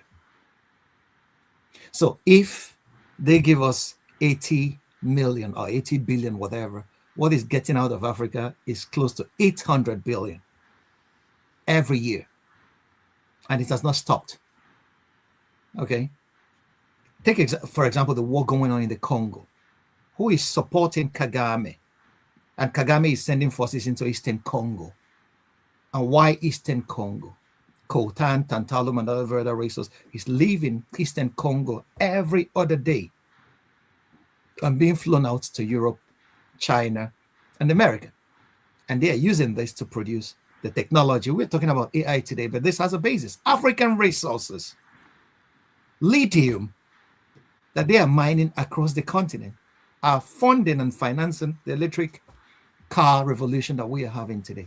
Our resources. But we are very busy. People are busy killing each other in Kivu, in Eastern Congo. There is a genocide in the Congo that has consumed 5 million people. Nobody's talking about that. In Nigeria, who is the person responsible for slaughtering Nigerians across the Middle Belt and across northern Nigeria? For what reason? Why is people think it's Islam or Christianity? That's the greatest naivety I have come to realize. I was that naive as well. I wanted to know, is a war for resource? There is something there that people are being, that is worth the life of Nigerians. And it continues. When we Because tell religion is just Nigerians, they don't agree. Yeah, so religion is just the cover. Okay. So all right. Thank you. I hope you. This is a question from the comment section. I saw that. Okay. It says, why am I not creating think tanks? Okay. Yes. If he knows, if he knows the Heritage Foundation is being funded by the billionaire class, all these foundations are being funded by the billionaire class in America. It's not that I don't have a billionaire to fund my researchers. I just do my thing. This service I'm offering here, I'm not getting paid for it. I'm speaking for my continent because I have a passion, and I know that Nigeria will be great. All it takes is work, and we have to work for it. So that's my own contribution to. So this is Rudolph Okonkwo has created a think tank, and we are thinking and tanking together here. So this is our own. I don't think we don't have billionaires. Once somebody starts paying for your research, just know that you are owned. It's no longer being honest. That's a good point. And also, it's very important. I was talking to someone in Abuja last year, and they were talking about how to convince our billionaires to put money into structures different from just buying houses and throwing parties and all those things, like institutions. Is something and that saying that money in water. If it's water, then endow chairs at colleges and universities and things like that. So there's a conversation going on along that line. Okay, one more last one before I go to well, just a point. If I have money, I will create chairs. For example, in somebody like Ebenezer Obey, one of the greatest Yoruba singers. People should learn how this guy made music. Faculty of Music, and Ebenezer Obey chair in music, or Mike Ejara's chair in music in University of Nigeria, or Sawario's, not only music. Oliver de Coco. Every other branch of human endeavor. We can do that across board. But our millionaire class are very busy eating pepper soup and drinking beer and then saying money in water. And yeah. Okay, the last I don't blame them. It's their money, so they can do whatever they want with it. But I don't want anybody paying for my research. Some of those billions billions come from Heritage Foundation too. That's why. Cool. Our billionaires didn't get some of those billions come from Heritage Foundation, so they can't spend it in that direction. You're right. You're absolutely right. I agree with you. All right. I'm always right. I'm always right. Ovie. Next time. All right. The last one is from the flagship. He sent the question to me here. He said, this is a question. Nigeria's current security challenges have been a significant impediment to sustainable national development and progress. In your view, what comprehensive and strategic measures should be implemented to effectively address insecurity and create an enabling environment for long-term stability, growth, and national advancement in Nigeria? Oh, well, this one will take some time to unpack. Actually, that is an excellent question. That tells you that people are thinking about solutions, and solutions are what we need, actually. When Tinubu was vying for election, he said that he's going to employ 50 million youths in the military and the army. First of all, we have to get to the root of the problem. Who are those people attacking, creating this insecurity in Nigeria? In the Southeast, we know IPOB was hijacked by a lot of thugs, and they're now, killing people and then depopulating some communities. Northern Nigeria, it is so very opaque. The characters operating in that theater and where their finances are coming from. The Nigerian security. I would say it is not. Okay. Do they know? Haviland has a point. For me, let him speak. All right. Let me just give Dr. Ogbunwezeh some facts, right? So, okay. Just look at it this way. Right now, Ethiopia is getting ready to probably invade Eritrea or Somaliland or Djibouti We don't really know, but we know who is sponsoring Ethiopia to take that action. It is the United Arab Emirates and Israel and the West. On the other side of the divide, we still have the UAE sponsoring a genocide through the RSF and killing Sudanese, and they are still active in Libya, or the original sources of where Boko Haram is getting actually their technicals, all the majority of all the serious high caliber arms that they keep this thing going. That's another thing. The same people. Now, if you go into the DRC, there are a lot of multiplicity of players. The West is doing its thing, China is doing its thing, and the UAE. The UAE has the second gold market after Switzerland in the world. Now, the UAE are behind the Fulani herdsman thing. It's all about gold.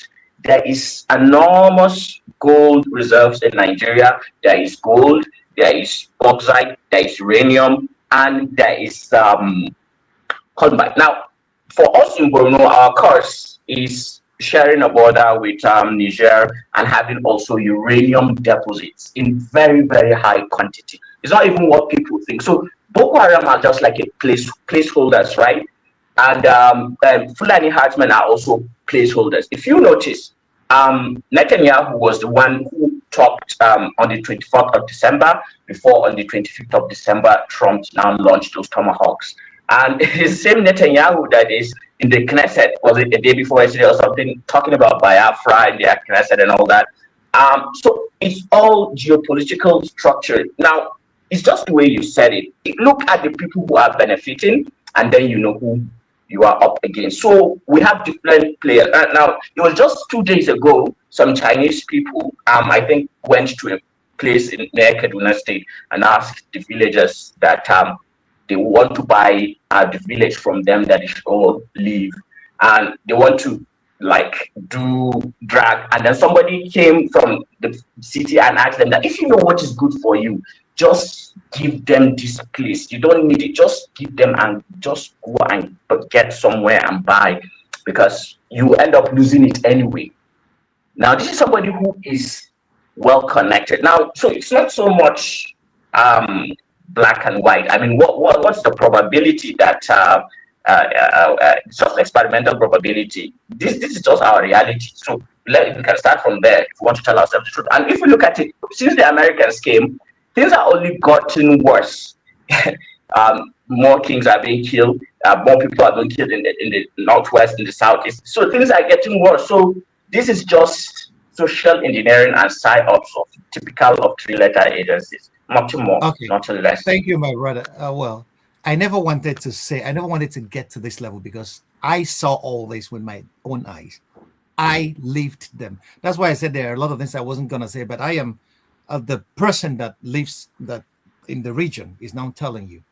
Because I've said to people, this has nothing to do with religion. This is a resource issue. I said, what is it in Nigeria that all these guys want? And he has just said it. It's not only gold. There are so many other minerals that Nigerians don't even know that they have that is causing. They want to clear the people. It's about resources.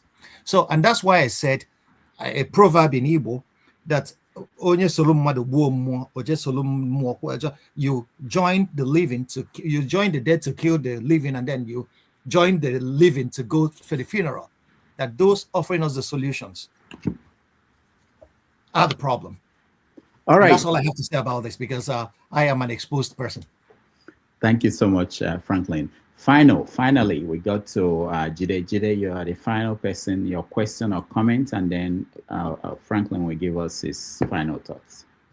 Thank you so much, forefathers. Greetings to everyone on the panel section and everyone. I've become forefathers, Jide. Thank you so much. Thank you so much. Okay, greetings, Dr. Damages. Oh my God, I can't believe I said forefathers. I'm so sorry. Oh good. Okay. Greetings to everyone on the panel section and everyone listening. Greetings to you, sir. our guest speaker, our eminent guest speaker, Dr. Ogbunwezeh. Like, greetings to you. First of all, I really want to thank you for coming. I really appreciate your efforts, your time for you to come here and talk to us and educate us. I really appreciate it, and I am heavily grateful for this. I think more Nigerians need to hear a lot of what you've said, and I wish and I hope that we're going to have more of people like you in terms of in our intellectual space in Nigeria. Having said that, I really enjoy everything you've said. Everything was reinforcing for me. It was a reminder for me of where we are as a people, as a nation, and where we've been in the past. Yeah, so if I'm gonna just rant a little bit before I ask my question. First of all, a lot of us do not understand, a lot of our people do not understand the influence and the effects of imperialism. Imperialism in Nigeria has been going on for almost half a millennium, from the time of slavery, from the time of colonialism, neo-colonialism, up to where we are today. Our people, they've always used the failure of our people to unite as a pretext to further dominate us. From the time of slavery, they came as traders. They used the middlemen from among ourselves to enslave other people for centuries, that destabilized our economy, that destroyed our people. And they used that pretext as a result to come colonize us, so that, oh, we are coming to stop the slave trade. That same parallel is going on right now. They used their foot soldiers called Boko Haram, Al Qaeda, you name it, Lakurawa and all these people. They use them to come create instability in our country, so that they can establish foothold, enhancing and getting access to our resources, and using that as a pretext to further dominate us. And unfortunately, even though the fact that our people have not learned from it, they are still coming to dominate it using that. Now it's now Christian genocide. It's no longer the slave trade now. Now it's now Christian genocide. And this narrative has been going on and on because a people that do not understand and know their history, I've always said it before, a people that do not understand and know or realize their history, they are destined to either perish or their survival is in doubt. Our people seem to lack history, and it's a very big problem. It's quite unfortunate. Even understanding, like we're talking about Ethiopia. Ethiopia was not colonized, yes, in the real sense of the way we were colonized in Nigeria. However, they were neo-colonized.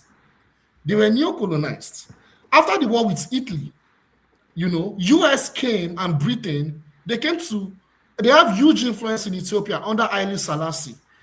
After Haile Selassie left power, the communist regime that came to power, as a result of that, CIA destabilized Ethiopia for years.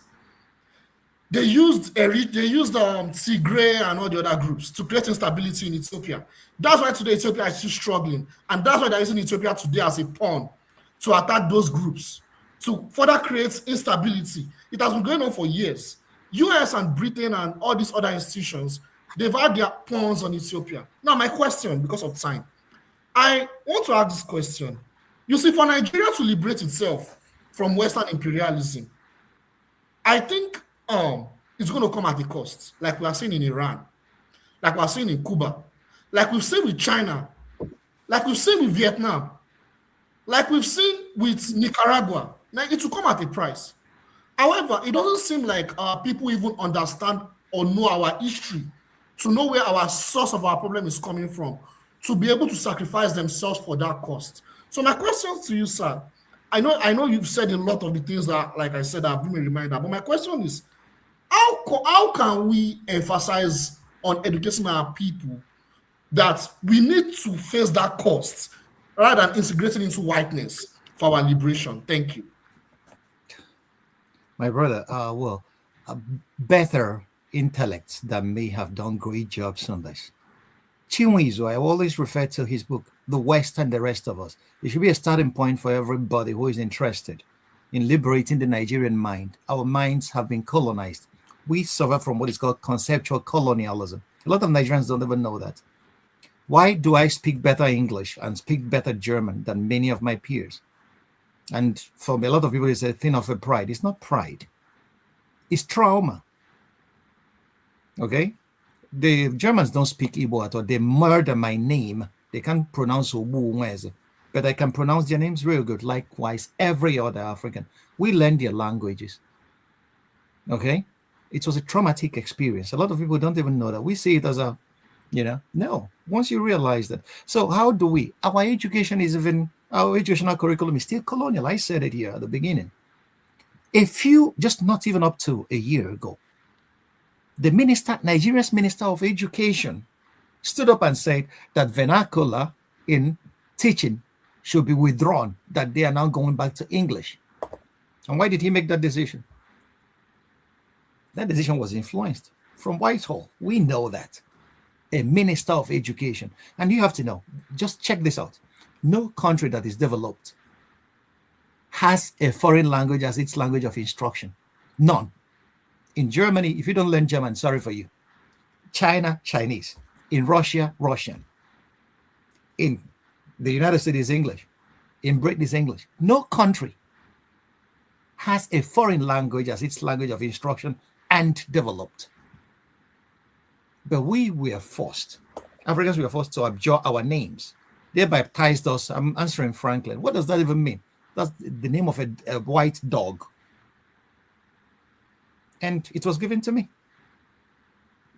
That was why Chinua Achebe actually abjured his name and said, I'm no longer Albert Achebe, I am Chinua Lomuago Achebe. Call me that name. And if you see many of my names now, I just put Onyemechi Ogbunwezeh. If you can't pronounce it, it's your problem, not mine.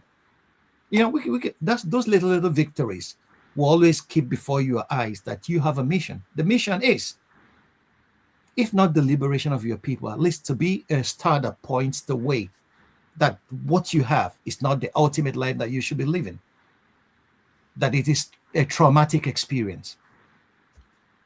Okay, so that's what it is. We should start with our education. Okay, that's where every radical change takes place. If we educate the future, the children of today, if we educate them on our history, the history that we have to tell our stories ourselves. If you let somebody else tell you a story, history is a weapon, and they have been using it. How old were you when you realized that most of the things that you were told about yourself were lies? Full-grown adults. When I was the first time I got exposed to that is the point. And many of us that have not been able to teach our children a better version of our history. Okay? Slaves were brought to America. No. We were not slaves. We were stolen people and enslaved. We didn't come, we were stolen and enslaved. And watch the words. Everybody here should pick up the book Manufacturing Consent that was written by Chomsky and Edward Herman, and read and see how words are used and the meanings that they give to them in the narratives that they manufacture to make sure that you remain inferior and they remain superior. Bob Marley said it, until the philosophy that says that some men are inferior and some others are superior is permanently and totally dismantled, there will always be war. So they would never want us to come to that level. Our problem is not the white people. Our problem is white supremacy. Okay, this idea that some people that we escorted them into life and that we are here to be used and our resources are to be used for their own best interest. And that's what colonialism and colonial imperialism is all about. So we have to start with our education. Everything starts there. And I have to end on this note. Thank you. All right. Thank you so much, Dr. Franklyne, for being here again and delivering. We appreciate you, and hopefully I try to give you space. They want you here every week, but hopefully when next we call you answer us. Thank you again for being here. I appreciate that, and thank you everybody. It's my pleasure. Thank you, guys. I do appreciate the exchange. It's been enriching for me as well. Rudolph, let me I see a lot of brilliant young Africans here. Hasaviland, thanks for your contribution. Yakubu, my brother, I do appreciate Jide. all the guys, Chim and all the rest of guys, if you're my sister, please don't be angry with me if I sounded a little bit, it's just that I want us to succeed. Africa must succeed. Okay? I'm angry with your class. I'm angry with your class, not you. You guys have failed us. That's it. All right. Thank you, Franklyne. And then we'll, thank you, doctor. Thank you, everybody.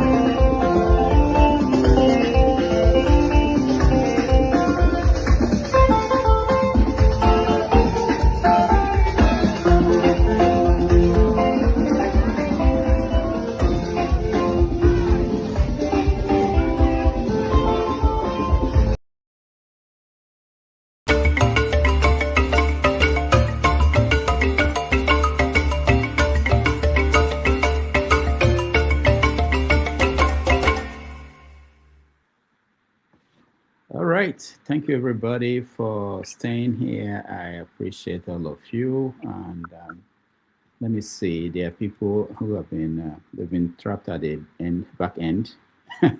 Let me bring them in. They've been there for a long time. I'm sorry, everybody.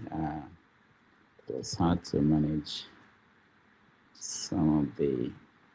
All right. So thank you for being here, and we stayed longer than we normally do because the nature of the conversation we were having. We will just thank people for being here, and then KJ will host an after show. But there's somebody that I saw. I don't think they got a chance to say something, which is the voice, Wale. Welcome. Can you hear me? Yeah. Good evening, or good evening from here, my brother. It's been a while that you've seen me. Yeah. How are you doing? I'm just recovering from a long time sickness, but I'm getting better. Oh, okay. Yeah. Nice. I caught the German flu. Oh, I'm sorry. I wish I was on when my brother was here. So next time when he's around, I promise I'll be more often around because I went underground for a reason. Also because of what the discussions that I had with you the last time we had the conversation, because my own direction goes not the mainstream Nigeria. I go into the areas where my brother talks about Nigerians need to know who our ancestors were. Until we know that one, we will be wandering in the dark. We'll be wondering, we will never want to fight for this country. And I have the joy to say that we have it on our hands, my brother. It's just how to disseminate it, to get it amongst our people, and it has to move fast. So today I will stay as long as I can so that we can reconnect again, because your email that you gave me, I lost it on my old computer. It went with the whole memory. I'll send you a private message now, and okay. I'll just like to quickly drop something to the spirit of our people. It's a very, very long story. All of us have the internet, and I've heard conversations from all ends, and I know that many of us are. It's not like we are ignorant of our ancestral histories, but a lot has happened. And I will summarize myself. What happened on African soil from the 1400s to the 1900s before independence, it is very important that our people know. And this history has been wiped, has been erased. A lot is being kept here in this country that you know I'm talking about. And what we found were the Latin record, the last accurate Latin record of who the peoples of Nigeria were. And it will destroy a lot of narratives out there. In fact, I can say this 100%, without ancient Nigeria, there will be no Bible, there will be no Quran. It is that deep. And it's only if our people will just research on the internet and find out, look for the oldest map of Africa. We are all intelligent people. Look at these maps and study these maps. And I have decided to, that's what I've been doing now the last 2 years, compressing these histories together. It is very, very deep.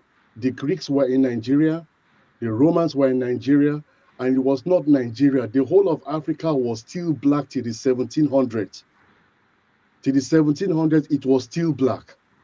And we can show you the map of how Africa was eaten from the northern part of Africa to the southern part of Africa, but they were not able to penetrate us because our people still kill. That's the reason why you have fortresses, castles, and what do you call this thing? Walls, great walls. It was because of the invasions that were coming from the Romans, the Germans, the Dutch. And at that time, they were not even a nation.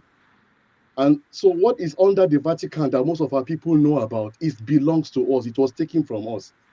In fact, the so-called Solomon Temple that they claimed they taught us in Bible school that was destroyed 70 AD for those who are Christians, was first destroyed in Benin. That was the city of David. And if our people should go on the internet and look for Nogbaisi Ovorave, I'm not sure I pronounced the name well, Ovie, please forgive me, Obatokwe. Look at the cap of this man's cap. You On, tried. on both ends, you see the Star of David, the so-called Star of David.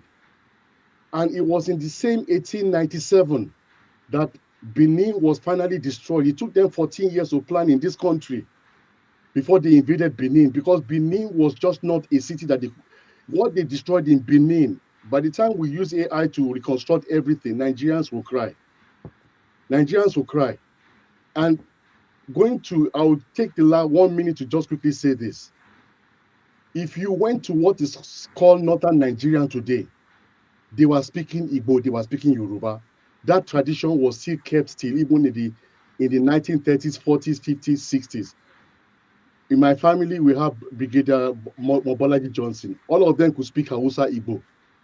We knew people like Brigadier Onwachukwu. My parents grew up with him at Ibute Meta. He could speak Yoruba better than any of us. The whole family of the Onwachukwu. In fact, my oldest brother, who is in blessed memory now, his first name was Ikechukwu. He came from Mama Onwachukwu.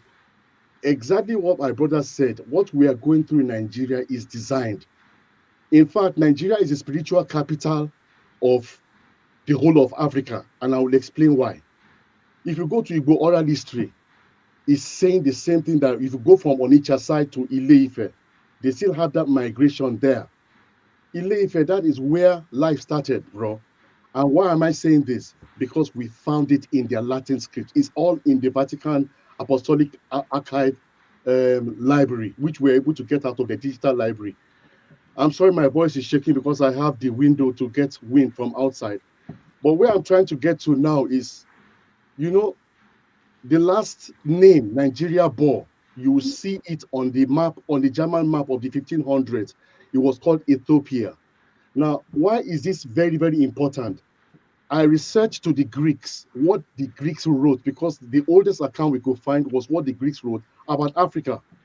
And they described the geographical description of where the whole temples and everything were all built. In fact, as at 1600s, beginning of 1600s, before Napoleon even entered into Egypt, the whole of Nigeria was a blooming civilization. It was not like there were mud huts. The mud huts came after the destruction. Although these are the histories that people really need to know why we were attacked.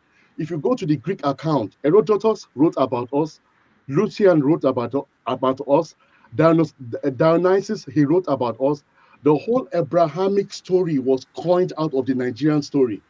And in fact, if you go to the German museums, they have over 6,000 museums in Germany here. In their basement, I hope they will not come and carry me tonight, though. In their basement, it's all filled with Nigerian histories. My mom was in Berlin, and she was at one of the basements of the Humboldt University, where our sister Amanda Adichie had her one of her, what would I call it now?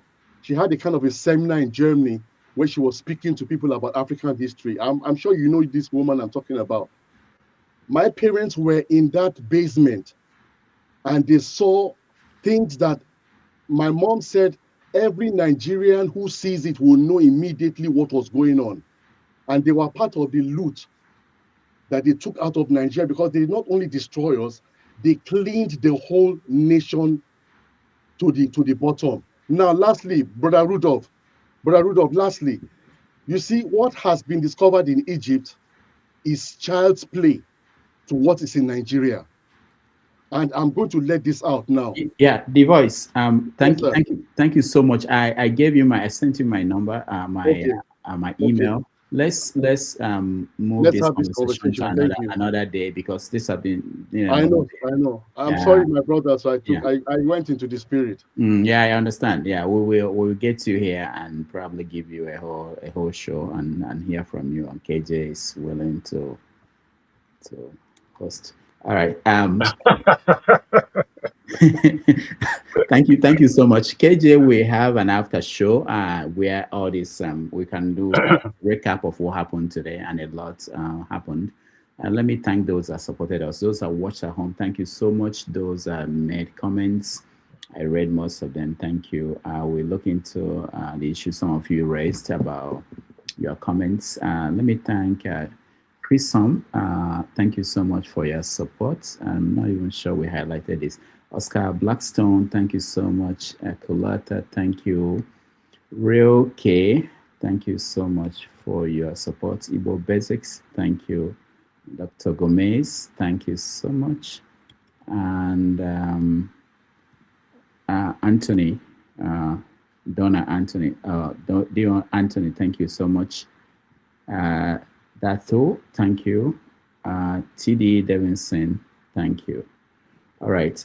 Next Sunday, we are going to welcome Ogaga Ifowodo on the show.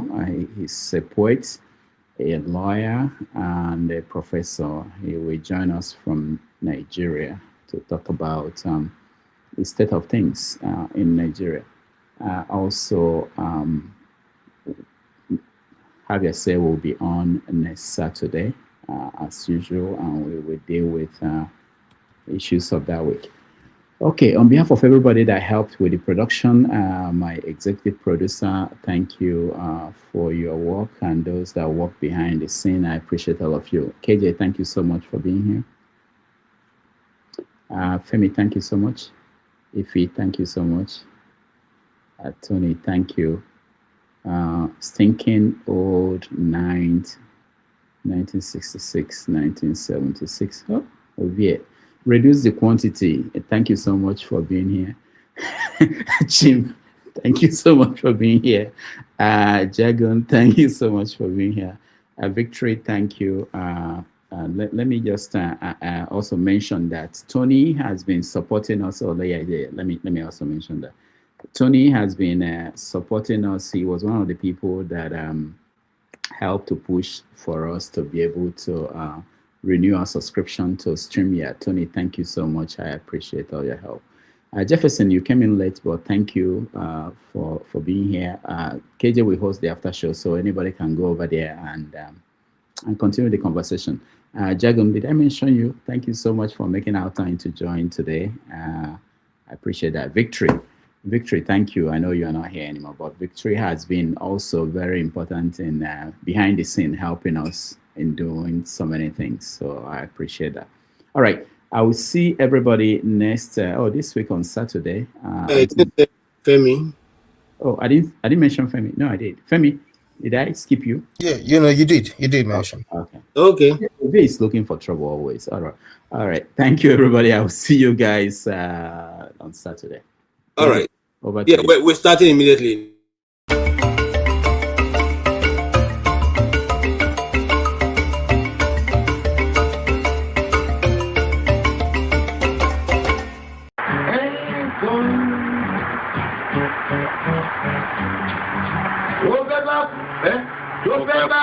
Tó fẹ́ kú torí ẹ̀ o.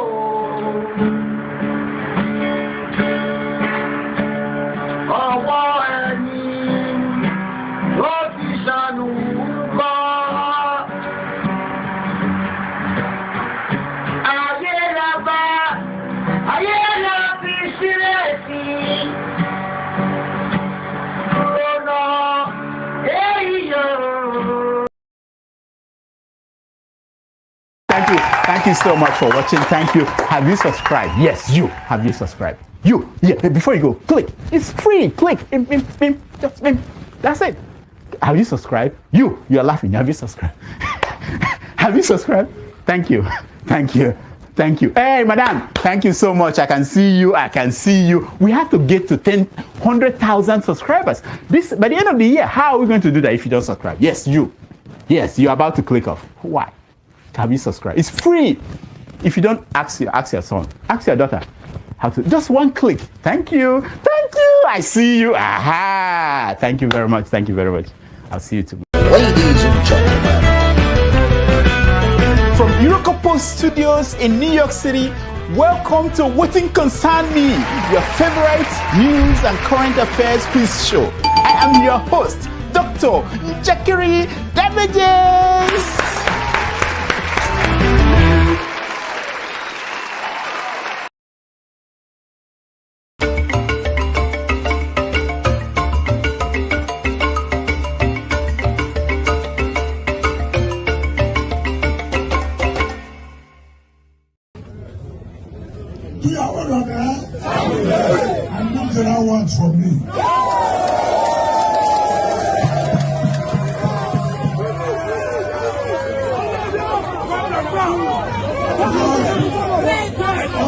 politicians when they come talk story, I'm not there. I want to talk and so I'll tell this man. All right.